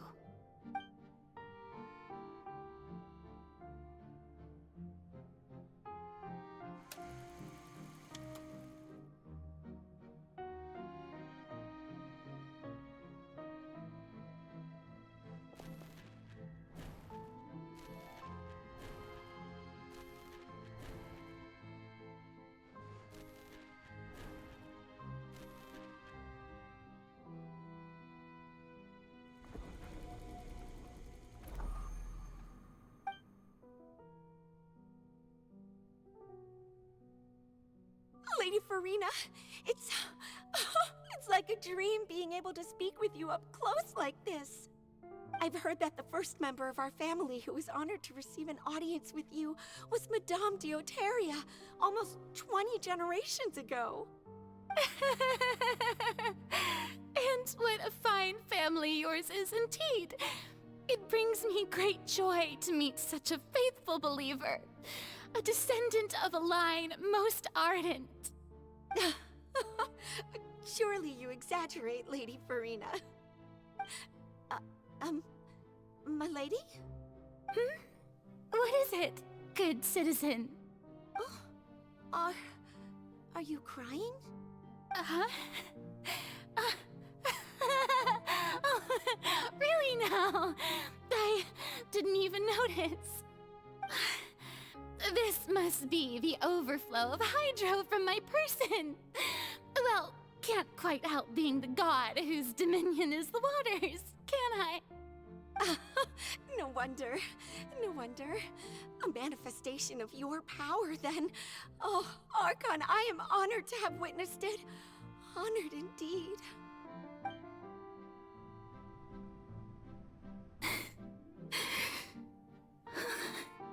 So interminable. So lonely.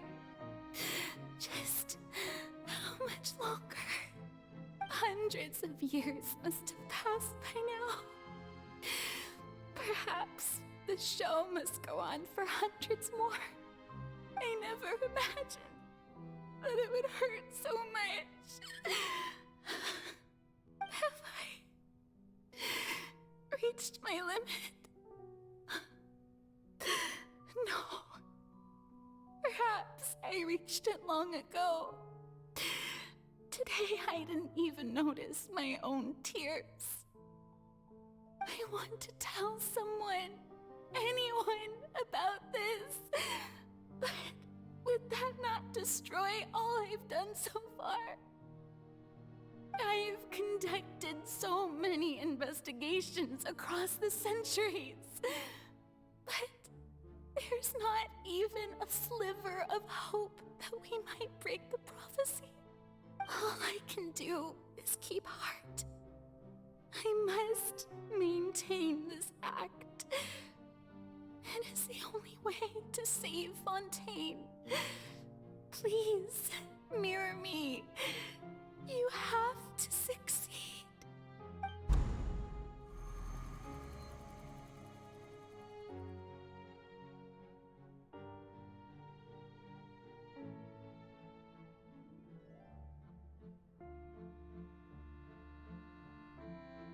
Farina, you don't have to shoulder this burden alone.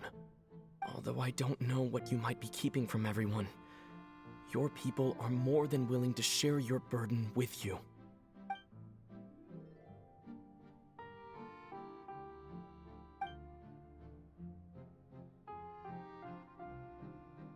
Share my burden. That's impossible. It was fated right from the start that this would be my duty alone. But even if your burden doesn't need to be shared, you can still choose to confide in someone. Just share it with me. I'm what you'd call a witness. A witness? Yes. I've heard that you came to Tevat from beyond the stars, yes. In other words, you never belonged here. And if Tevat is, in its entirety, a show on a stage, then you're just a spectator, aren't you? If that's the case... He's right. I could confide in him, couldn't I? But if things don't play out as expected, the people of Fontaine will be the ones to pay the price. No, Farina. You shouldn't be selfish. But what if it's really all right? Farina, you've worked so hard for so long. Surely it would be okay to put yourself first for once. Just this once. Is it such an outrageous thing to do anyway? To find someone in whom you can confide your frustrations and sorrows? Surely it could not hurt. If you let this opportunity slip through your fingers, it might never come by again. Think about it long and hard.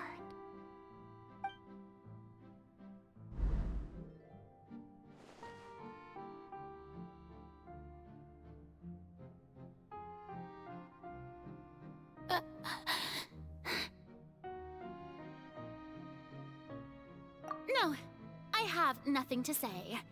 I am Farina, the Archon of Fontaine. Everything will surely get better. All you need to do, dear spectator, is to witness my performance until the curtains fall.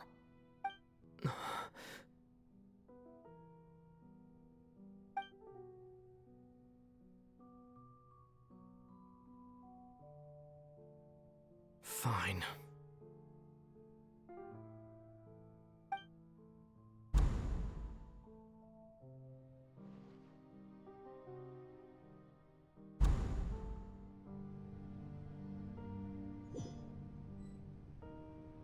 So even Farina doesn't know the truth? You've never once let her in on the full plan? Yes, it had to be done.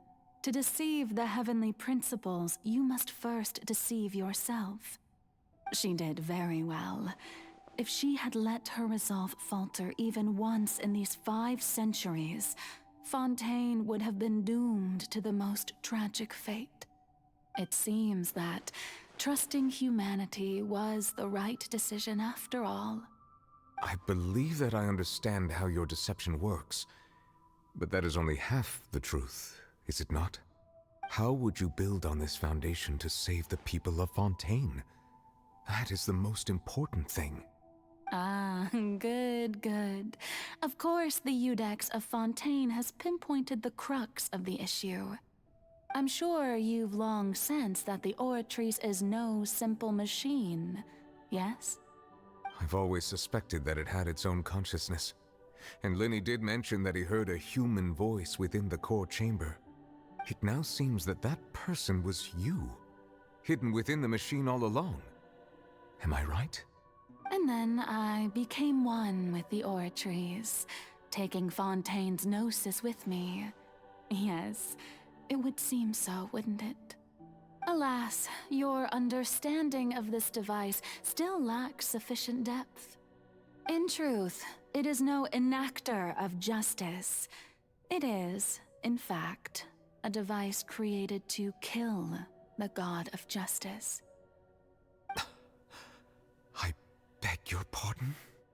Oh, you have it.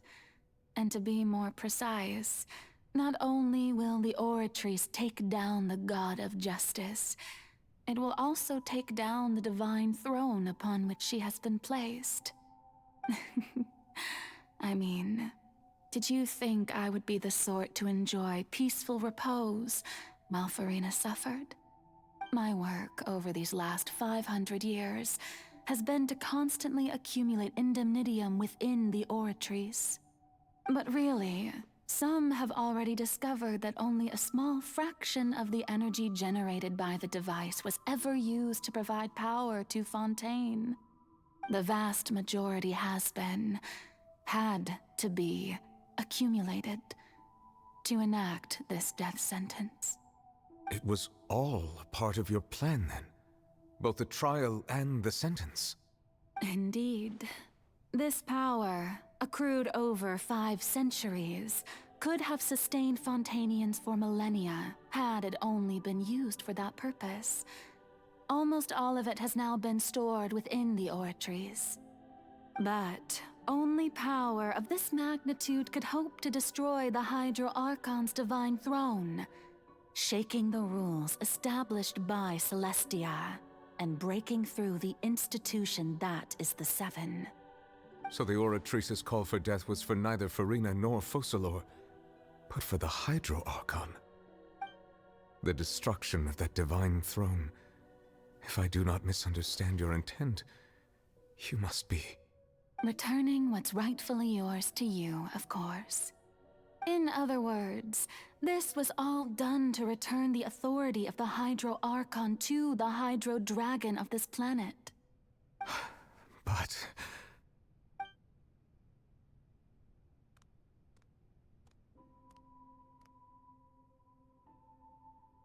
Oh, what? Getting sad again, are we? The authority of the ancient dragons shall soon be yours once more, O Hydro-Dragon Sovereign. And this is the face you make. All you've done throughout the years is just so you can sacrifice yourself at the very end. I've never quite seen it that way, you know. Even now, I'm quite pleased at how well my deception worked.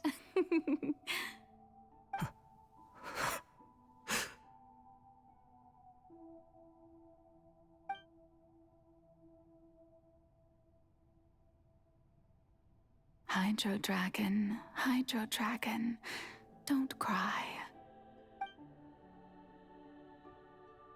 I must say, had it been within my rights, I would have loved to judge the heavenly principles themselves.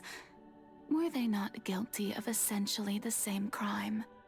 Egeria stole the power of the primordial sea, and the heavenly principles stole the power you ancient dragons possessed. I, for my part, am the god of justice. And is it not just that your original powers should be returned to you? Speaking of justice, I have always believed that justice lies in the process of pursuing human existence itself. So, if the theft of the primordial sea's might was Fontaine's original sin, then, leaving matters of procedural right and wrong aside, the descent of the Fontainians as humans and their right to exist in this world would be Fontaine's original justice. In other words, existence was Egeria's justice, and to me, justice is the continuation of that existence.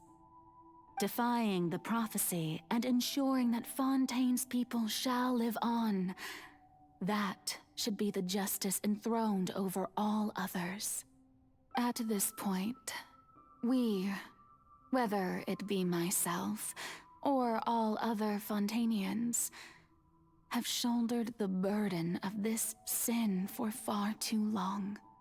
Iudex Neuvillette, the highest judge in our land, when you regain your full power as an elemental sovereign, what verdict shall you pass upon us? So when I was invited to the court of Fontaine to serve as Iudex, I see now that that was your idea too. At last, I now understand the true purpose behind this position. In the beginning, I was uninterested in human existence. But these 5 centuries of living alongside them have gradually brought about mutual understanding between us. And I have even attempted to feel as they feel. You are a devious one, Fussalor. Things being as they are, surely you know that I could never declare them to be guilty.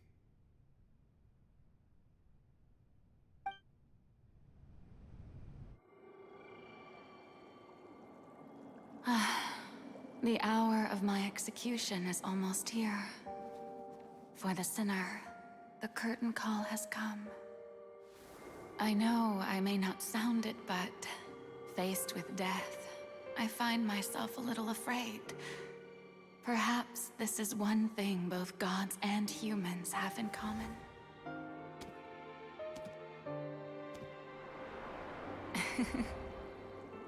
Farewell, Neuvillette. I hope you've enjoyed the part you played these 500 years.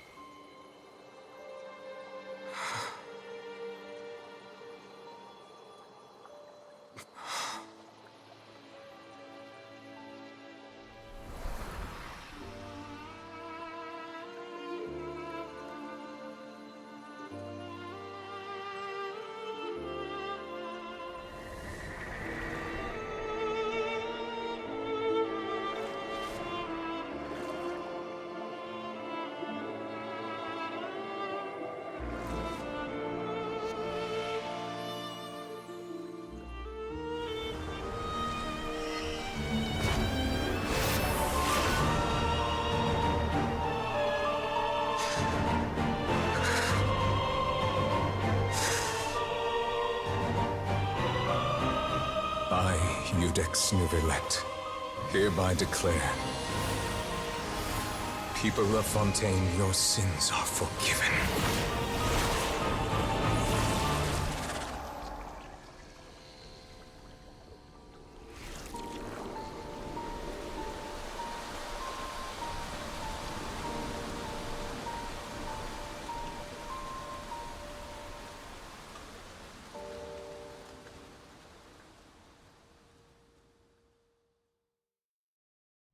I see the...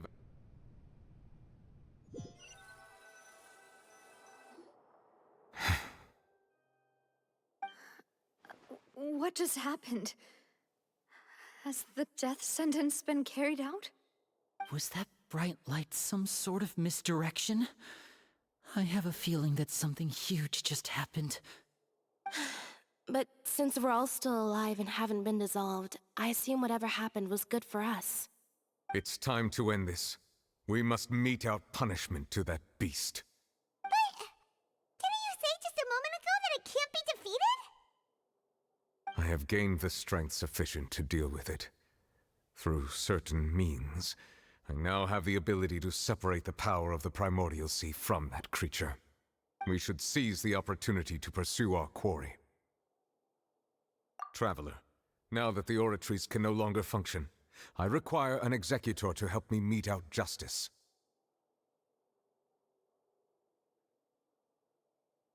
The root of the calamities befalling Fontaine, the beast that enacts the prophecy.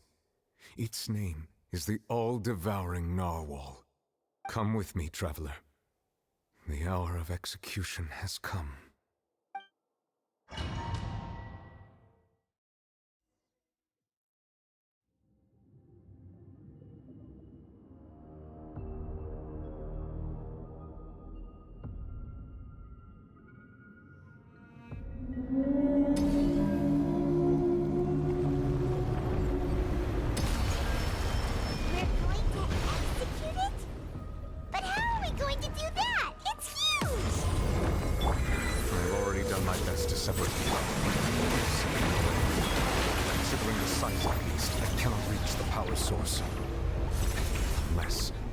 Find a way to attack it from within. I shall share a part of the infinite dragon's power with you. We shall look for an opening together. I can feel its sorrow turning into hostility.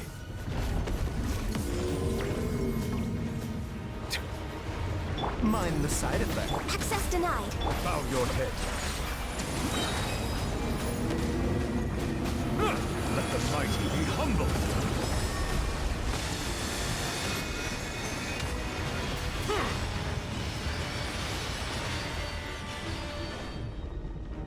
The all-devouring Narwal cannot resist its instinct to devour. Continue to trigger its hostility. Chance will present itself.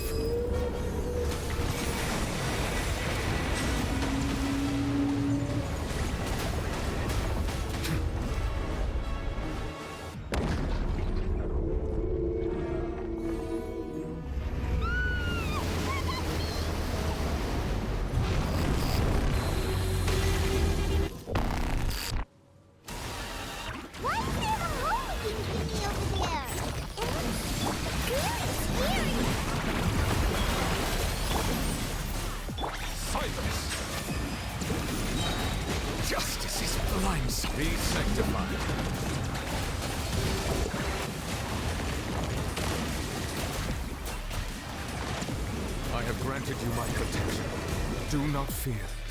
Seize the moment and use my hand to suppress its roots from within. Born of ice and frost.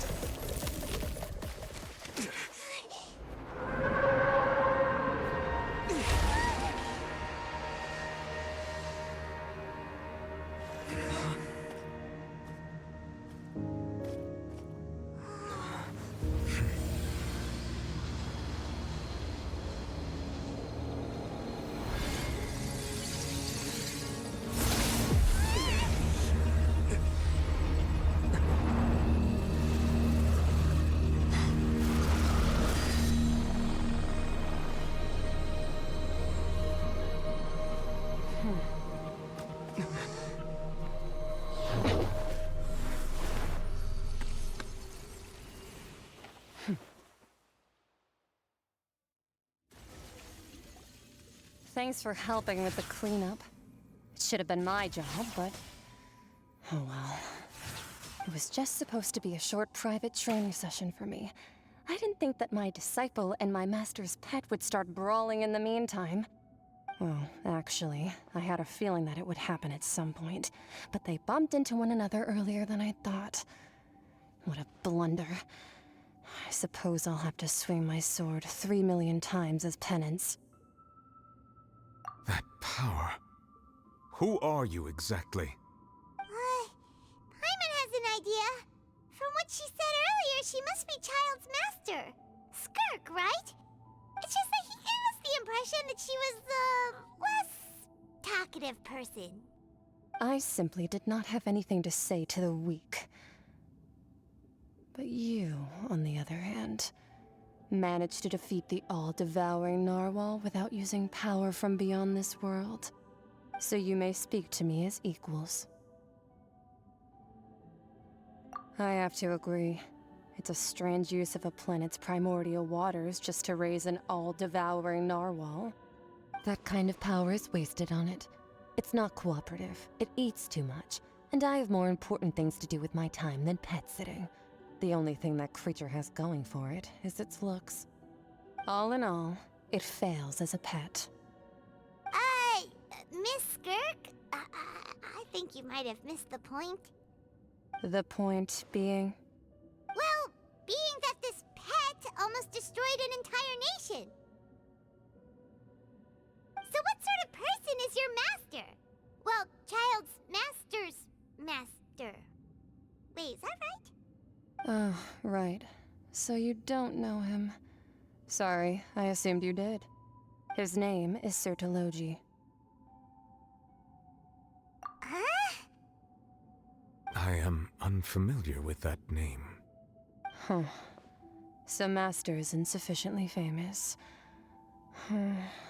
How should I describe him then? Have you heard of the name The Fowl? The Fowl? Still nothing? Well, how about the Visionary? Vetterfulnir then? Or Gold Rhindaughter? Ooh, that one we've heard! Rhindaughter's part of the Hexen Circle. She's Albedo's mom, right? Oh, so you do know that name. To be honest, I also heard all of those names and titles from my master.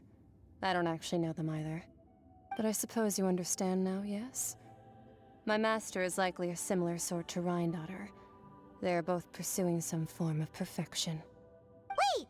Didn't you also mention a visionary person? Paimon didn't quite catch their name.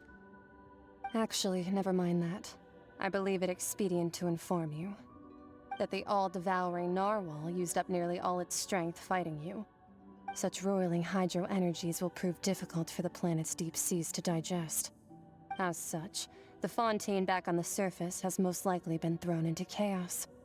In other words, the prophecy that you've been fretting over should now be in full swing. What?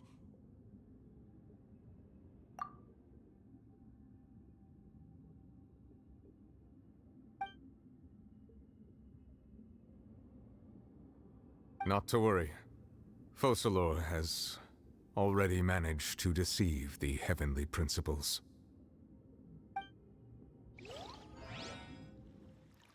In the end, the people will all be dissolved into the waters, and only Farina will remain, weeping on her throne.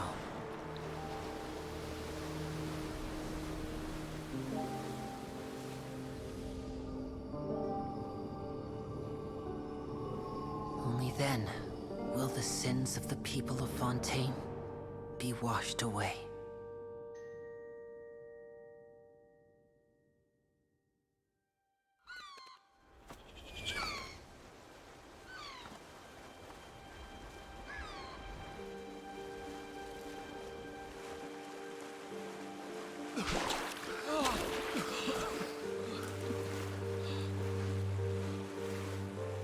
Hey! Help! Over here!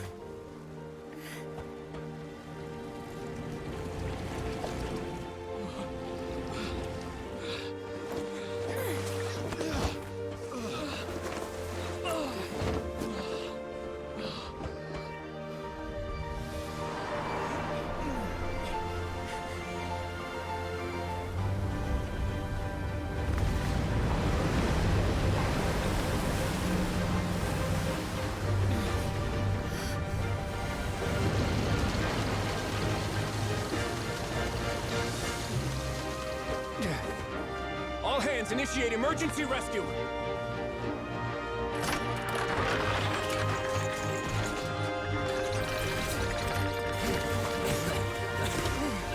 Hurry!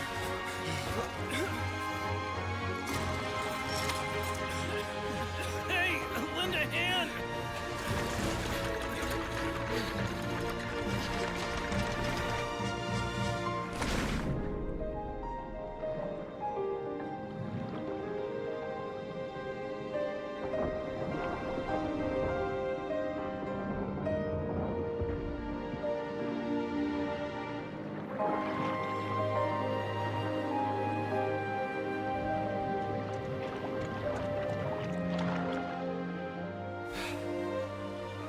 Look! The water's receding!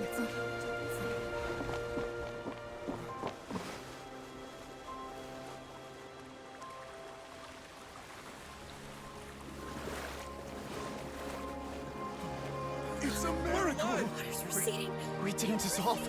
The prophecy was wrong. The prophecy was wrong.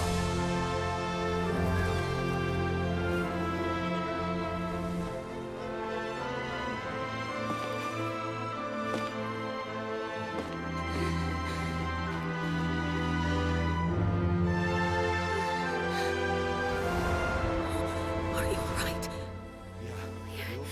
We're safe. The prophecy was wrong.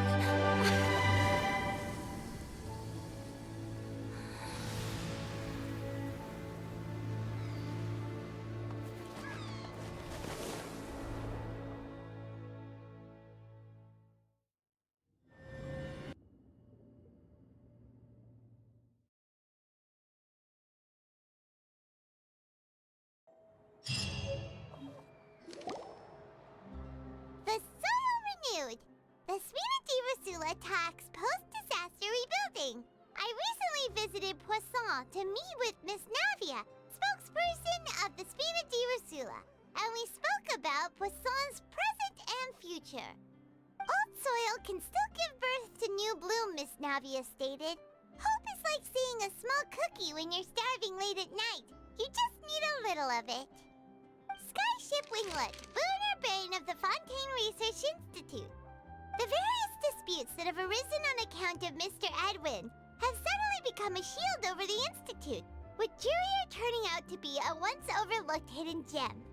People always call the first researcher mad, but few know what to call the second. And should that latter person achieve a miracle, they would find it all the harder to find a word with which to classify him and his team. Wow! Paimon barely recognizes the people in the reports. Are those really Jurier and Navia? They sound like real big shots. What do you think? Pretty enthralling, huh? The Steambird's idea was pretty simple. With the disaster just having passed, we would print a free edition packed to the margins with good news to calm people down. The value for these big scoops lies in their inevitable follow-ups. We'll publish further reports and go into the stories behind those people. Edwin's assistant, Jurier, created a true flying ship, while Navia is leading people in the reconstruction of their home. I'm sure that these stories could draw even your well-traveled eye. Paimon's curious too! Wait a minute. Didn't we watch everything happen from start to finish? What's there to be curious about? And that's exactly why I'd like you to come conduct interviews with me. You're the best incubators of news, if you haven't noticed. And also, with you around, I'm sure I'll get to see that Duke. Are you sure? Hasn't he turned you down several times already? Oh, this time will be different. Come on, let's head to Poisson first, and then make a trip to the fortress. There are some things you'll only know when you get there.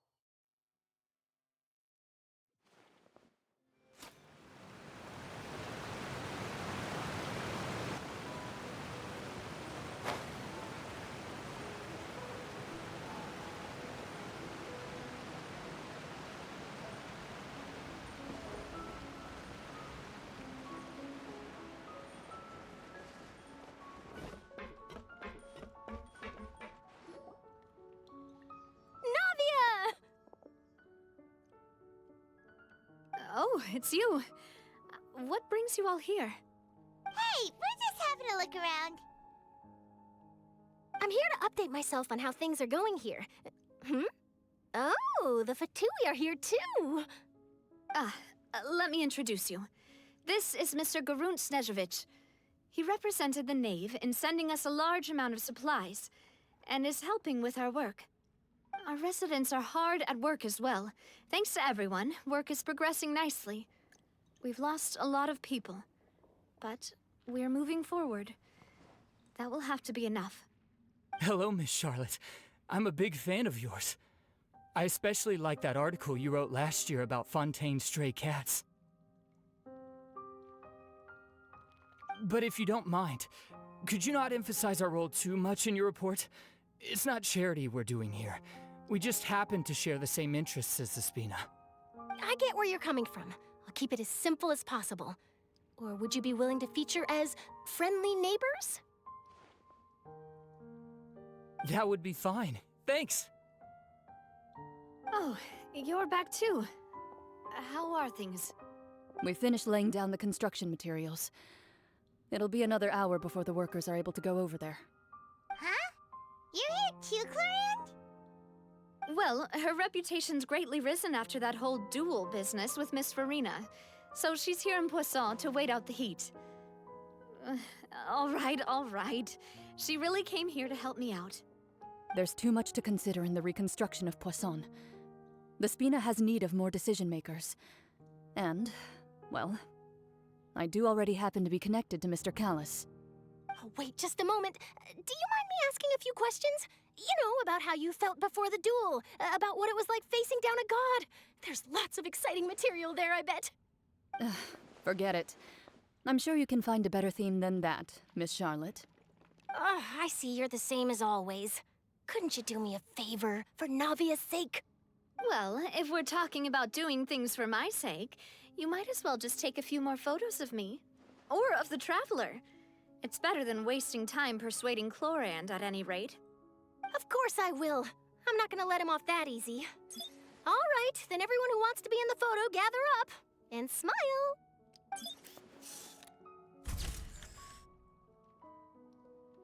How did it go? Was it a good shot? Did Paimon look cute in it? Not bad. Your addition really helped the composition of the picture. All right, hang on a moment. Let me snap a few more shots.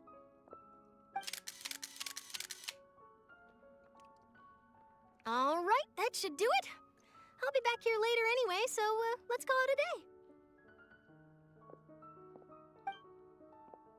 day. You're very quick. Speed is of the essence when it comes to the news, and freshness is the key. Also, not to brag, but I'm pretty good at building connections. Who knows? I might eventually get that interview with you after all, Miss Clorinde. Wow, you really do have that never say die spirit. I'm impressed. I'll hazard a guess that this is how you got that interview at the Fortress of Maskerade. Whoa, you're well informed. Let me make a guess too. I asked Sigewinne, who told Monsieur Neuvillette, and he told you, right? That's a very complete information chain. In truth, all Monsieur Neuvillette asked me was, when did the fortress become so friendly towards the media? I told him that it was best not to speak too soon. There's no guarantee that Wriothesley will make a personal appearance. You're right. I've got to treasure every moment I have with them. In which case, I'll be making a move first. Stay safe now. And tell me if you hear anything interesting. I'll treat you to afternoon tea in exchange.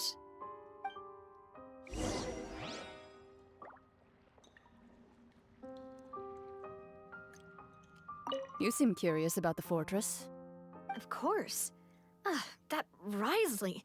I still remember going down to the fortress to grill him for information on my father's case.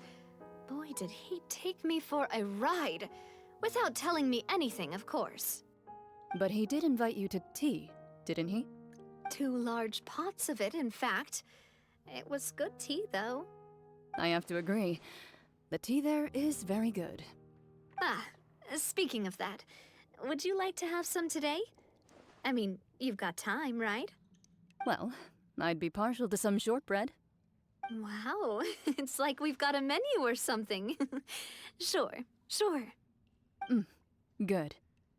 What flavor of biscuits would you like, Mr. Snezhovich? Me? I'm fine with anything. But I would prefer chocolate, should you have it. All right. Leave it to me. I'll go over the newly arrived supplies with you later, Mr. Snezhovich. We should be able to finish the preparatory work today.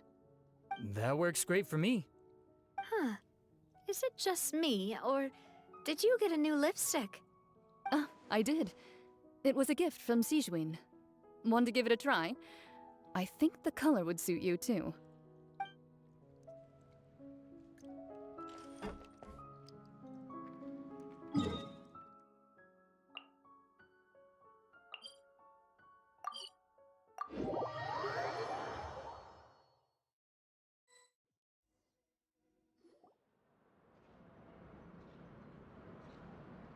Wow, guess we're here again, huh? There's a real nostalgic feeling to this place. Looks like you've been missing us. Duke! Did you come all the way to the entrance to greet us? Of course. I'm here to welcome you and our dear Miss Charlotte, whom our good head nurse recommended to me. It's an honor to finally meet the much-rumored Duke. Thank you for consenting to my visit to the fortress, sir. No need to thank me. But that said, I shouldn't be the focus of your interview. I trust you recall our agreement? Of course. All right then, this way.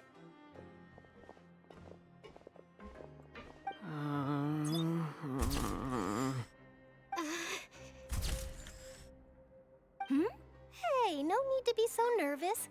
I've already taken all the photos we need. Miss Charlotte, do these pictures really need to be published on the cover of the Steambird? It would seem that Miss Lorvine doesn't want her face to appear beside that of Mr. Jurier, Sir, please don't say things like that. But it looks like dear Mr. Jurier denies it. Might this interview be very important to you, then? No, I just... This is my first time being interviewed, and I'm very thankful to the Steambird for... Now, I might not look it, but I actually did meet Mr. Edwin once. And I'll be honest, I enjoyed chatting with you more. You've definitely got more of that genius vibe going on. The boat that brought about a miracle, the ark that saved the people. Why, you recreated a myth back there, like an emissary of legend. Still, if I might ask, where's that flying ship now? Huh! Looks like Charlotte's trying to get herself another exclusive scoop. I have to apologize, but that ship is presently in the bowels of our factory. I'm afraid it won't be easy for you to get a shot of it. Really? Well, then in that case, could I have an interview with you to make up for that loss?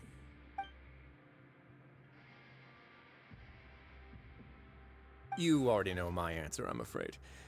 Best you interview our head nurse instead.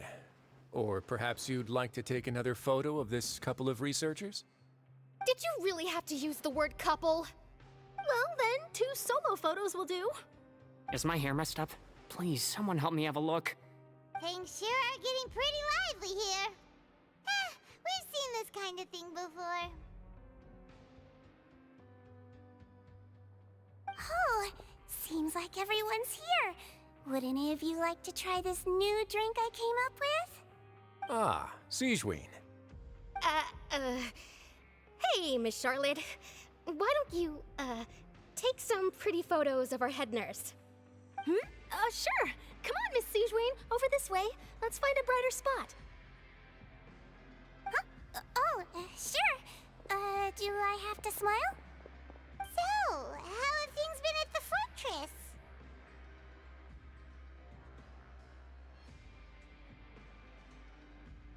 Same old, as you can see. Fontaine's undergone some changes, but this place is still more or less the same. Other than that flying ship, it got a tad too much attention, I think. That's why I decided to let the interview go through. We should direct more public opinions toward the behind-the-scenes heroes. Am I right, Mr. Jurier? Miss Lorvine? You're too kind, sir. I believe that you too should have your day in the sun. Not that you would want that, which is a pity. I'll just leave the spotlight to you two.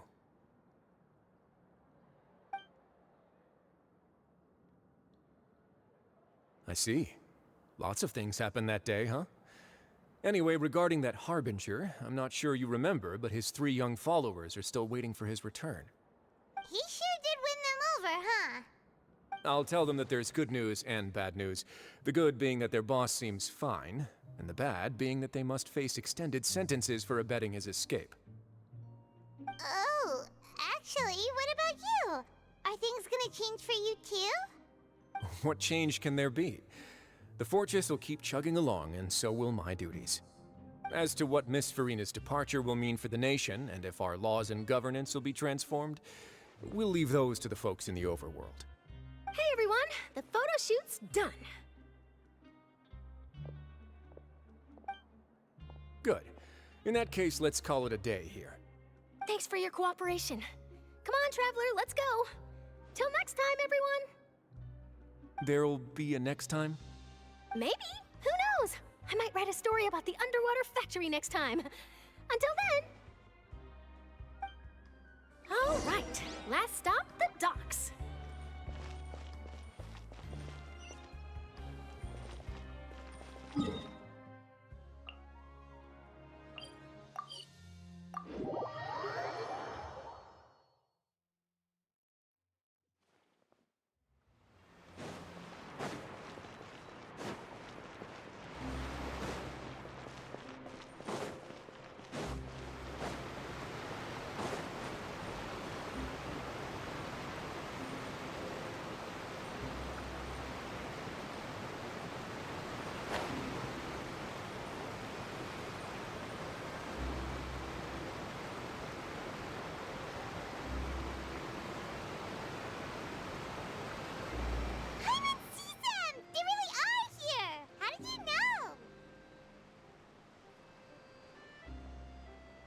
Navia mentioned that she stayed in touch with Lyney and the others after working together. Apparently, they've been at the docks distributing these strange pockets the whole time since. Traveler, Paimon. Ah, and Miss Charlotte, too. Would you like a magic pocket? What sort of gadget is it? It's a wondrous bag that can be used to carry many things. The water level has returned to normal, but if you see any of your things floating around, you can use this to carry them. Or you could trick a friend into doing it for you. Trick a friend? I wonder which of my friends would fall for that.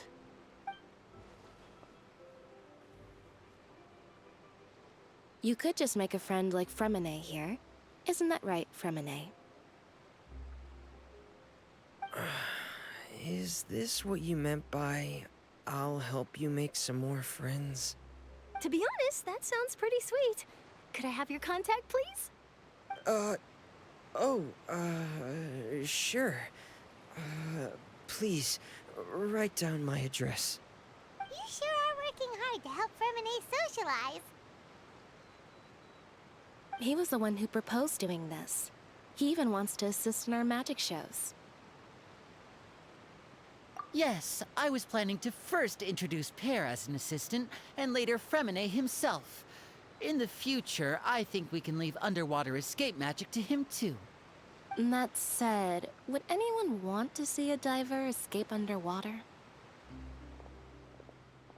Oh, it'll work out. Every journey begins with the first step. He'll become a part of our show eventually. Lynette, could you come over? Miss Charlotte says she wants to take a picture of us. Got it. My, that Charlotte is rather perceptive. She got rid of everyone the moment she realized I had something to say to you. So, how have things been, Traveler? Father says that you did a great deal during the latest events. She's very grateful for your contributions to Fontaine.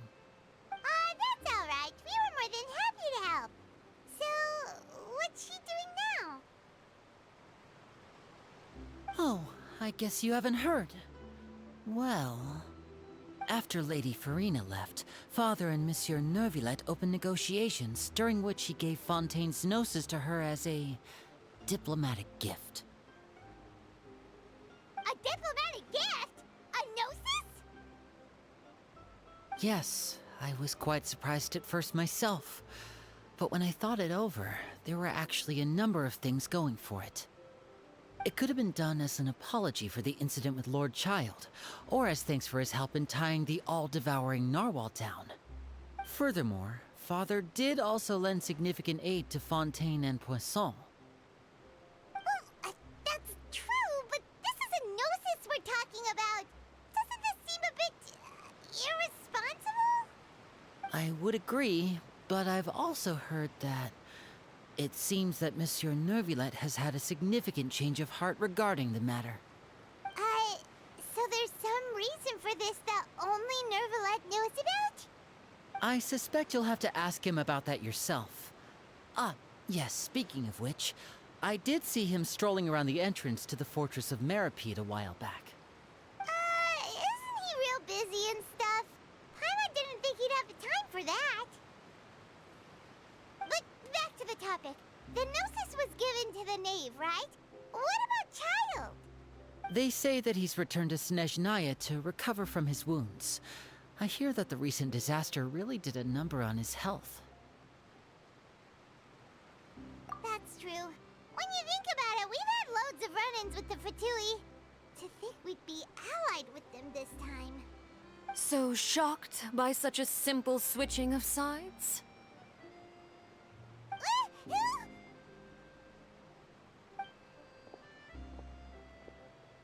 Father! Well, what do you know? Come to the docks to see how my children are doing and meet the Traveler by chance. Please do not pay my accomplishments in Fontaine too much mind. I would have done them regardless.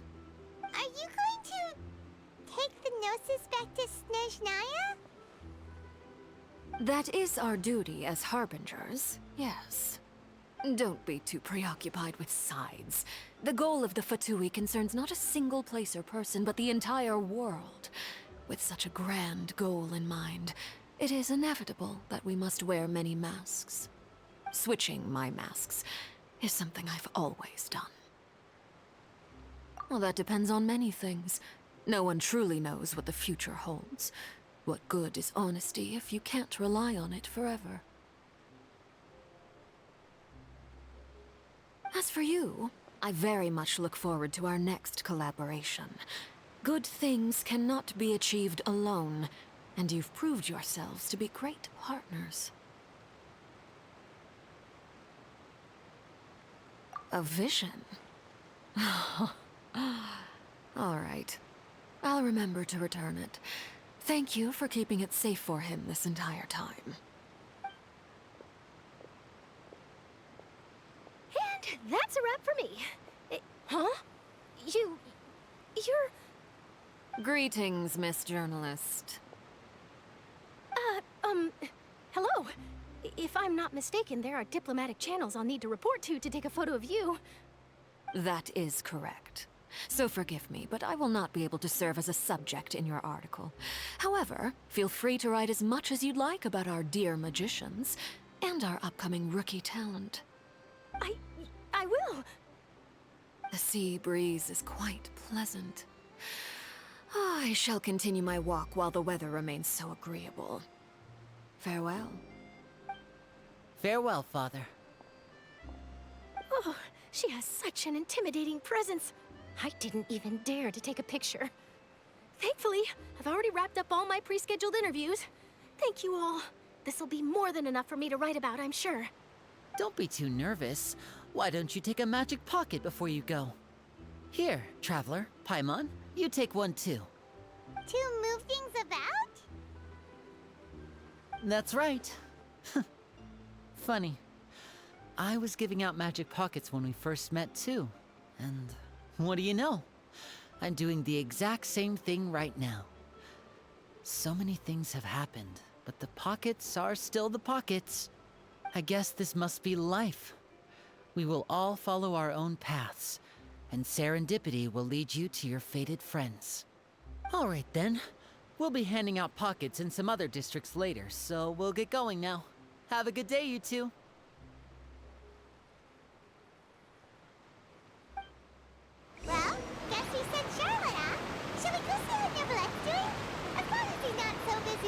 have time to chat anyway.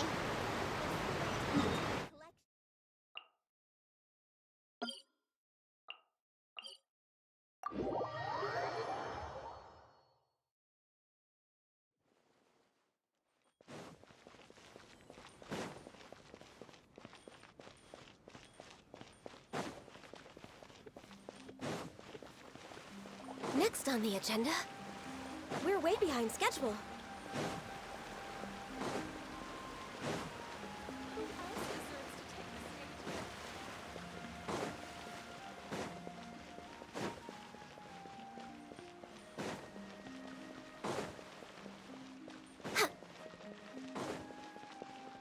The entrance to the fortress! Ooh, he really is there!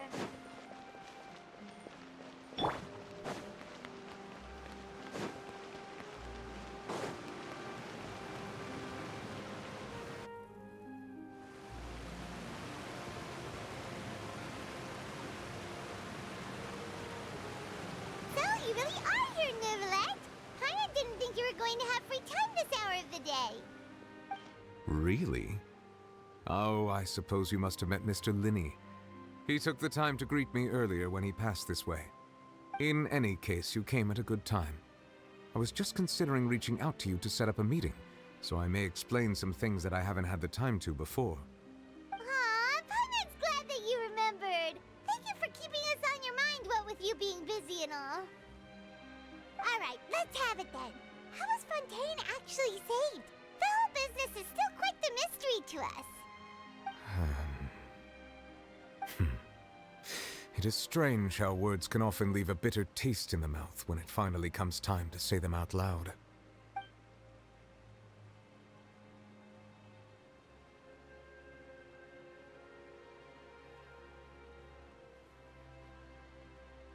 Whoa. So that's what happened? Focalor destroyed the divine throne of the Hydro-Archon and restored your power to you, transforming you into a fully fledged elemental dragon sovereign! But Paimon still doesn't quite get what you did to save the Fontainians from dissolving. For me, the authority of the ancient dragons refers to absolute control over the hydro element. Fontainians were incomplete humans born of Egeria's use of the power of the primordial sea, with constitutions similar to that of mimics. But so long as those primordial energies remain within them, I could use the ancient dragon's authority to grant them true blood, after the fashion in which life was first brought into being on this planet. In other words, when I gave my verdict, Fontainians became true humans, and thus would naturally no longer be dissolved by water from the primordial sea. Focalor must have counted on you to make that decision as well. Your verdict was the key to making the prophecy appear to have come true while saving everyone.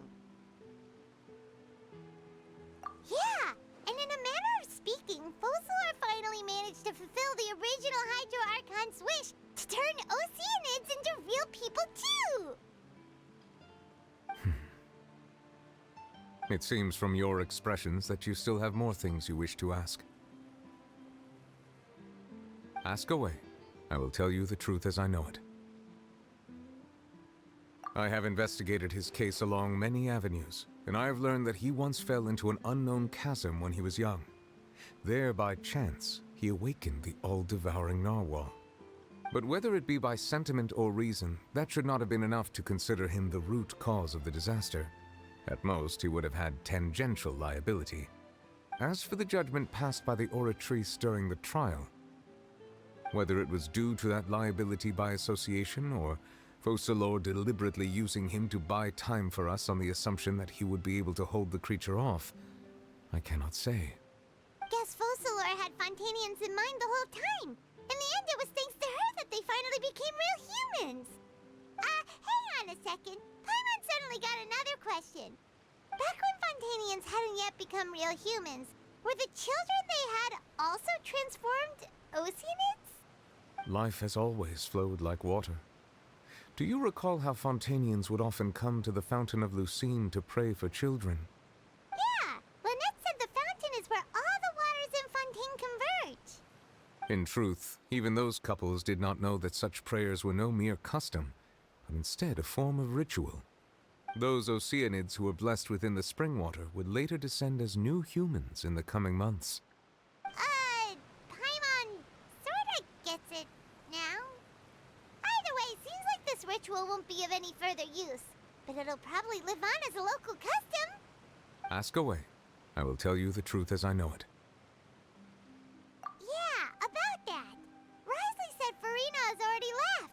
What's that all about? Ah, Lady Farina. The people are only aware that her death sentence has not been carried out. She abdicated the post of Hydro-Archon and left affairs related to that title to me, before leaving the Opera House. I related Focalor's words to her faithfully and completely. After hearing them, she seemed neither saddened nor comforted. She simply said that she was tired and needed to rest.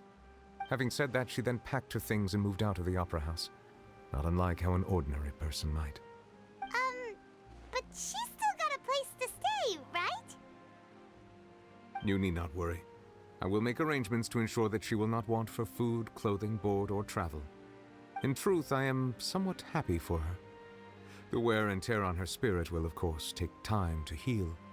But now that she no longer has to play the role of Focalor the Hydro-Archon, she can finally lay down her burdens and lead a normal life.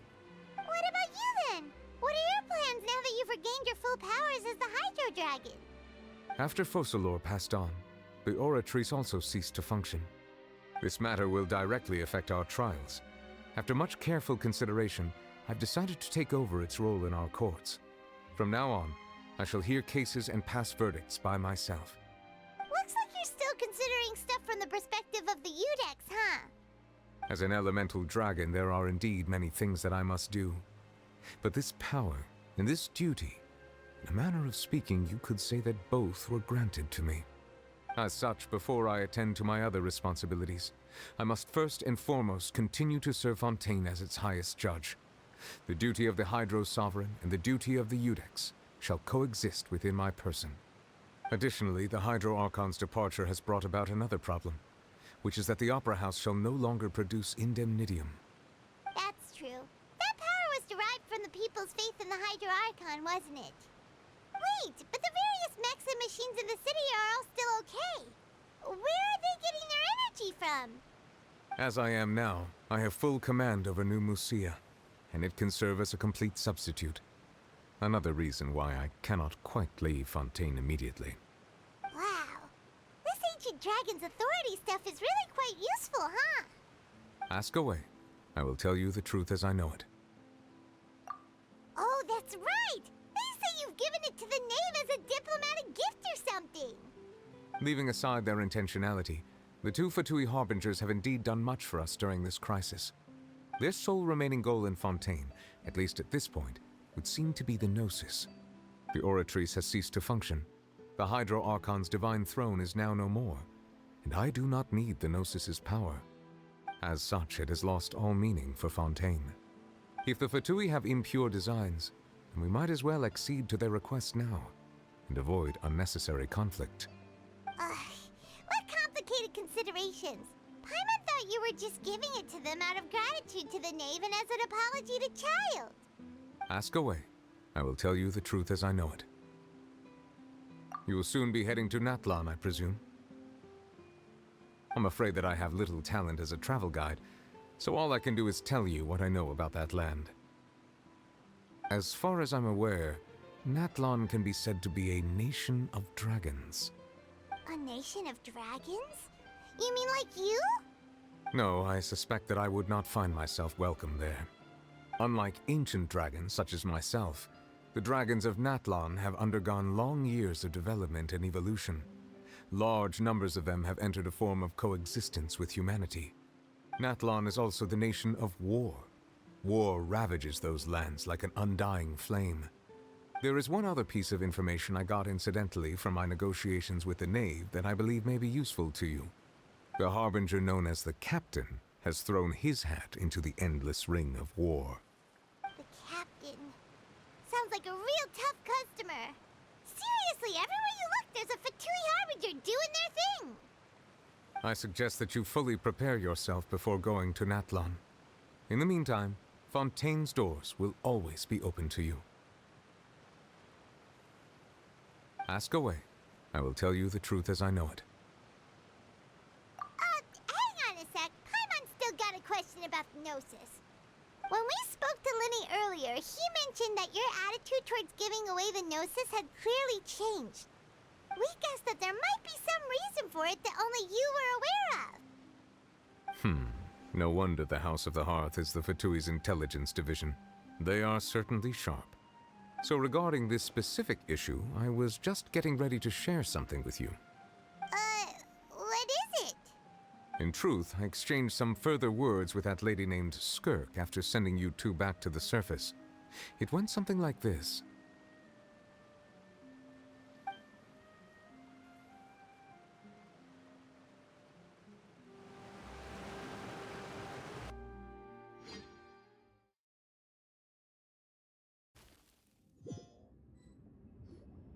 Well, we're going to head topside to see what's going on. You hurry over soon as well, all right, Neuvillette? What next? The all-devouring Narwal isn't here, so I'm no longer getting any interference. I can finally catch the scent of your power, what it's made of. It is the authority of the planet's primordial dragons, but with something very similar to a god's curse mixed in. It's quite a novel blend. I'm sure I've encountered something like this before. What was it again? I do not know what you speak of. Ah, of course. How could I forget? You should have the remains of the third descender on your person, yes? Remains? I've never heard of any such thing. Huh. According to your parlance, I believe it may be called a gnosis. Well, that much is true. After Focalor's divinity faded, she handed her gnosis to me. But I fear I have never heard of it described in the manner that you just did. I've been training with my master, the Foul, ever since I was young, and I have never returned to the surface since. So most of the information I possess, I got from him. It is only natural for those who are greater than humanity to possess a different sort of common sense, which is why there are so many problems in our attempts to communicate with humans. Regardless, you should probably get rid of objects of misfortune to prevent any disasters from befalling you. To live in itself is a blessing. But once a person dies, the bonds he once had with this world shall all turn to curses. What do you mean by that? No need to fret. These are just my personal thoughts, and my reason for no longer wishing to return to the surface. This third descender you refer to, who are they? And when did they die? Master never mentioned them to me. Perhaps it just wasn't that important for me to know. If you're interested, though, I could ask him. I'll be sure to pass the answer on to you next time. Next time? You believe we will meet again? I do. Wait. I have a disciple of my own, don't I? He can be the messenger then.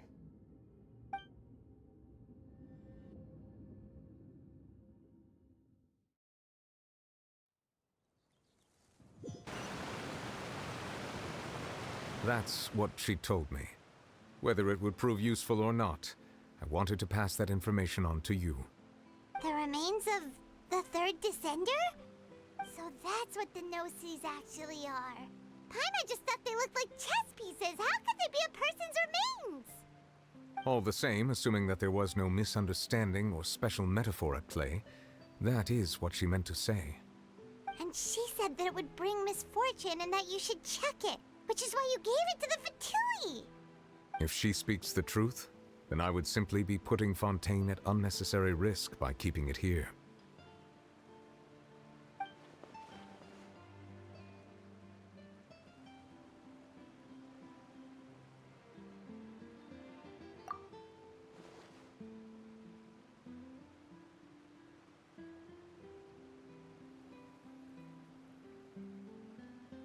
I had guessed that you might already be familiar with this concept, but I did not expect you to be one of them. That means that the Gnosis, which are exceedingly element-compatible and can even enhance elemental abilities, do indeed come from the third descender. I wonder, does your body also possess similar properties? Like being able to use elemental powers without a vision. That does sort of count as special compatibility, right? No, let's not think about this stuff right now. It just feels creepy. Comparing the Traveler to the dead third descender and all. That's what you say, but this topic still feels like bad luck. Once Child recovers, let's get some more answers out of him. Or go look for his master and get the answers that way. I too believe it unwise to make too many blind guesses when information is lacking. The same is true of being at court. All right. Whatever the case, it seems like the crisis here in Fontaine's over for now. Yes. All of Focalor's efforts were for this moment as well. But she sacrificed herself in the end as a god, and she suffered through all those years as a human. Was that really what she wanted? I suppose that would be the mystery of a god's will. I suspect not. But once in a while, I too would guess that if wishes were like the clouds in the sky, they will one day return to the earth as raindrops. Life flows like water, and rain is the final answer. The water levels may sometimes tilt one way or another, but the rain falls fairly upon all. And what, ultimately, is the difference between the rains that fall upon all of us?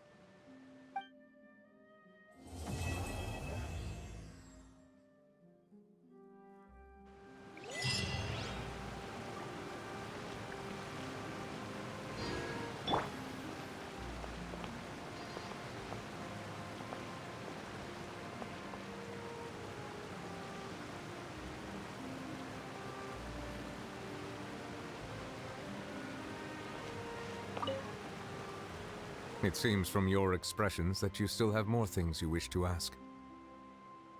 Ask away. I will tell you the truth as I know it. I suggest that you fully prepare yourself before going to Natlan. In the meantime, Fontaine's doors will always be open to you.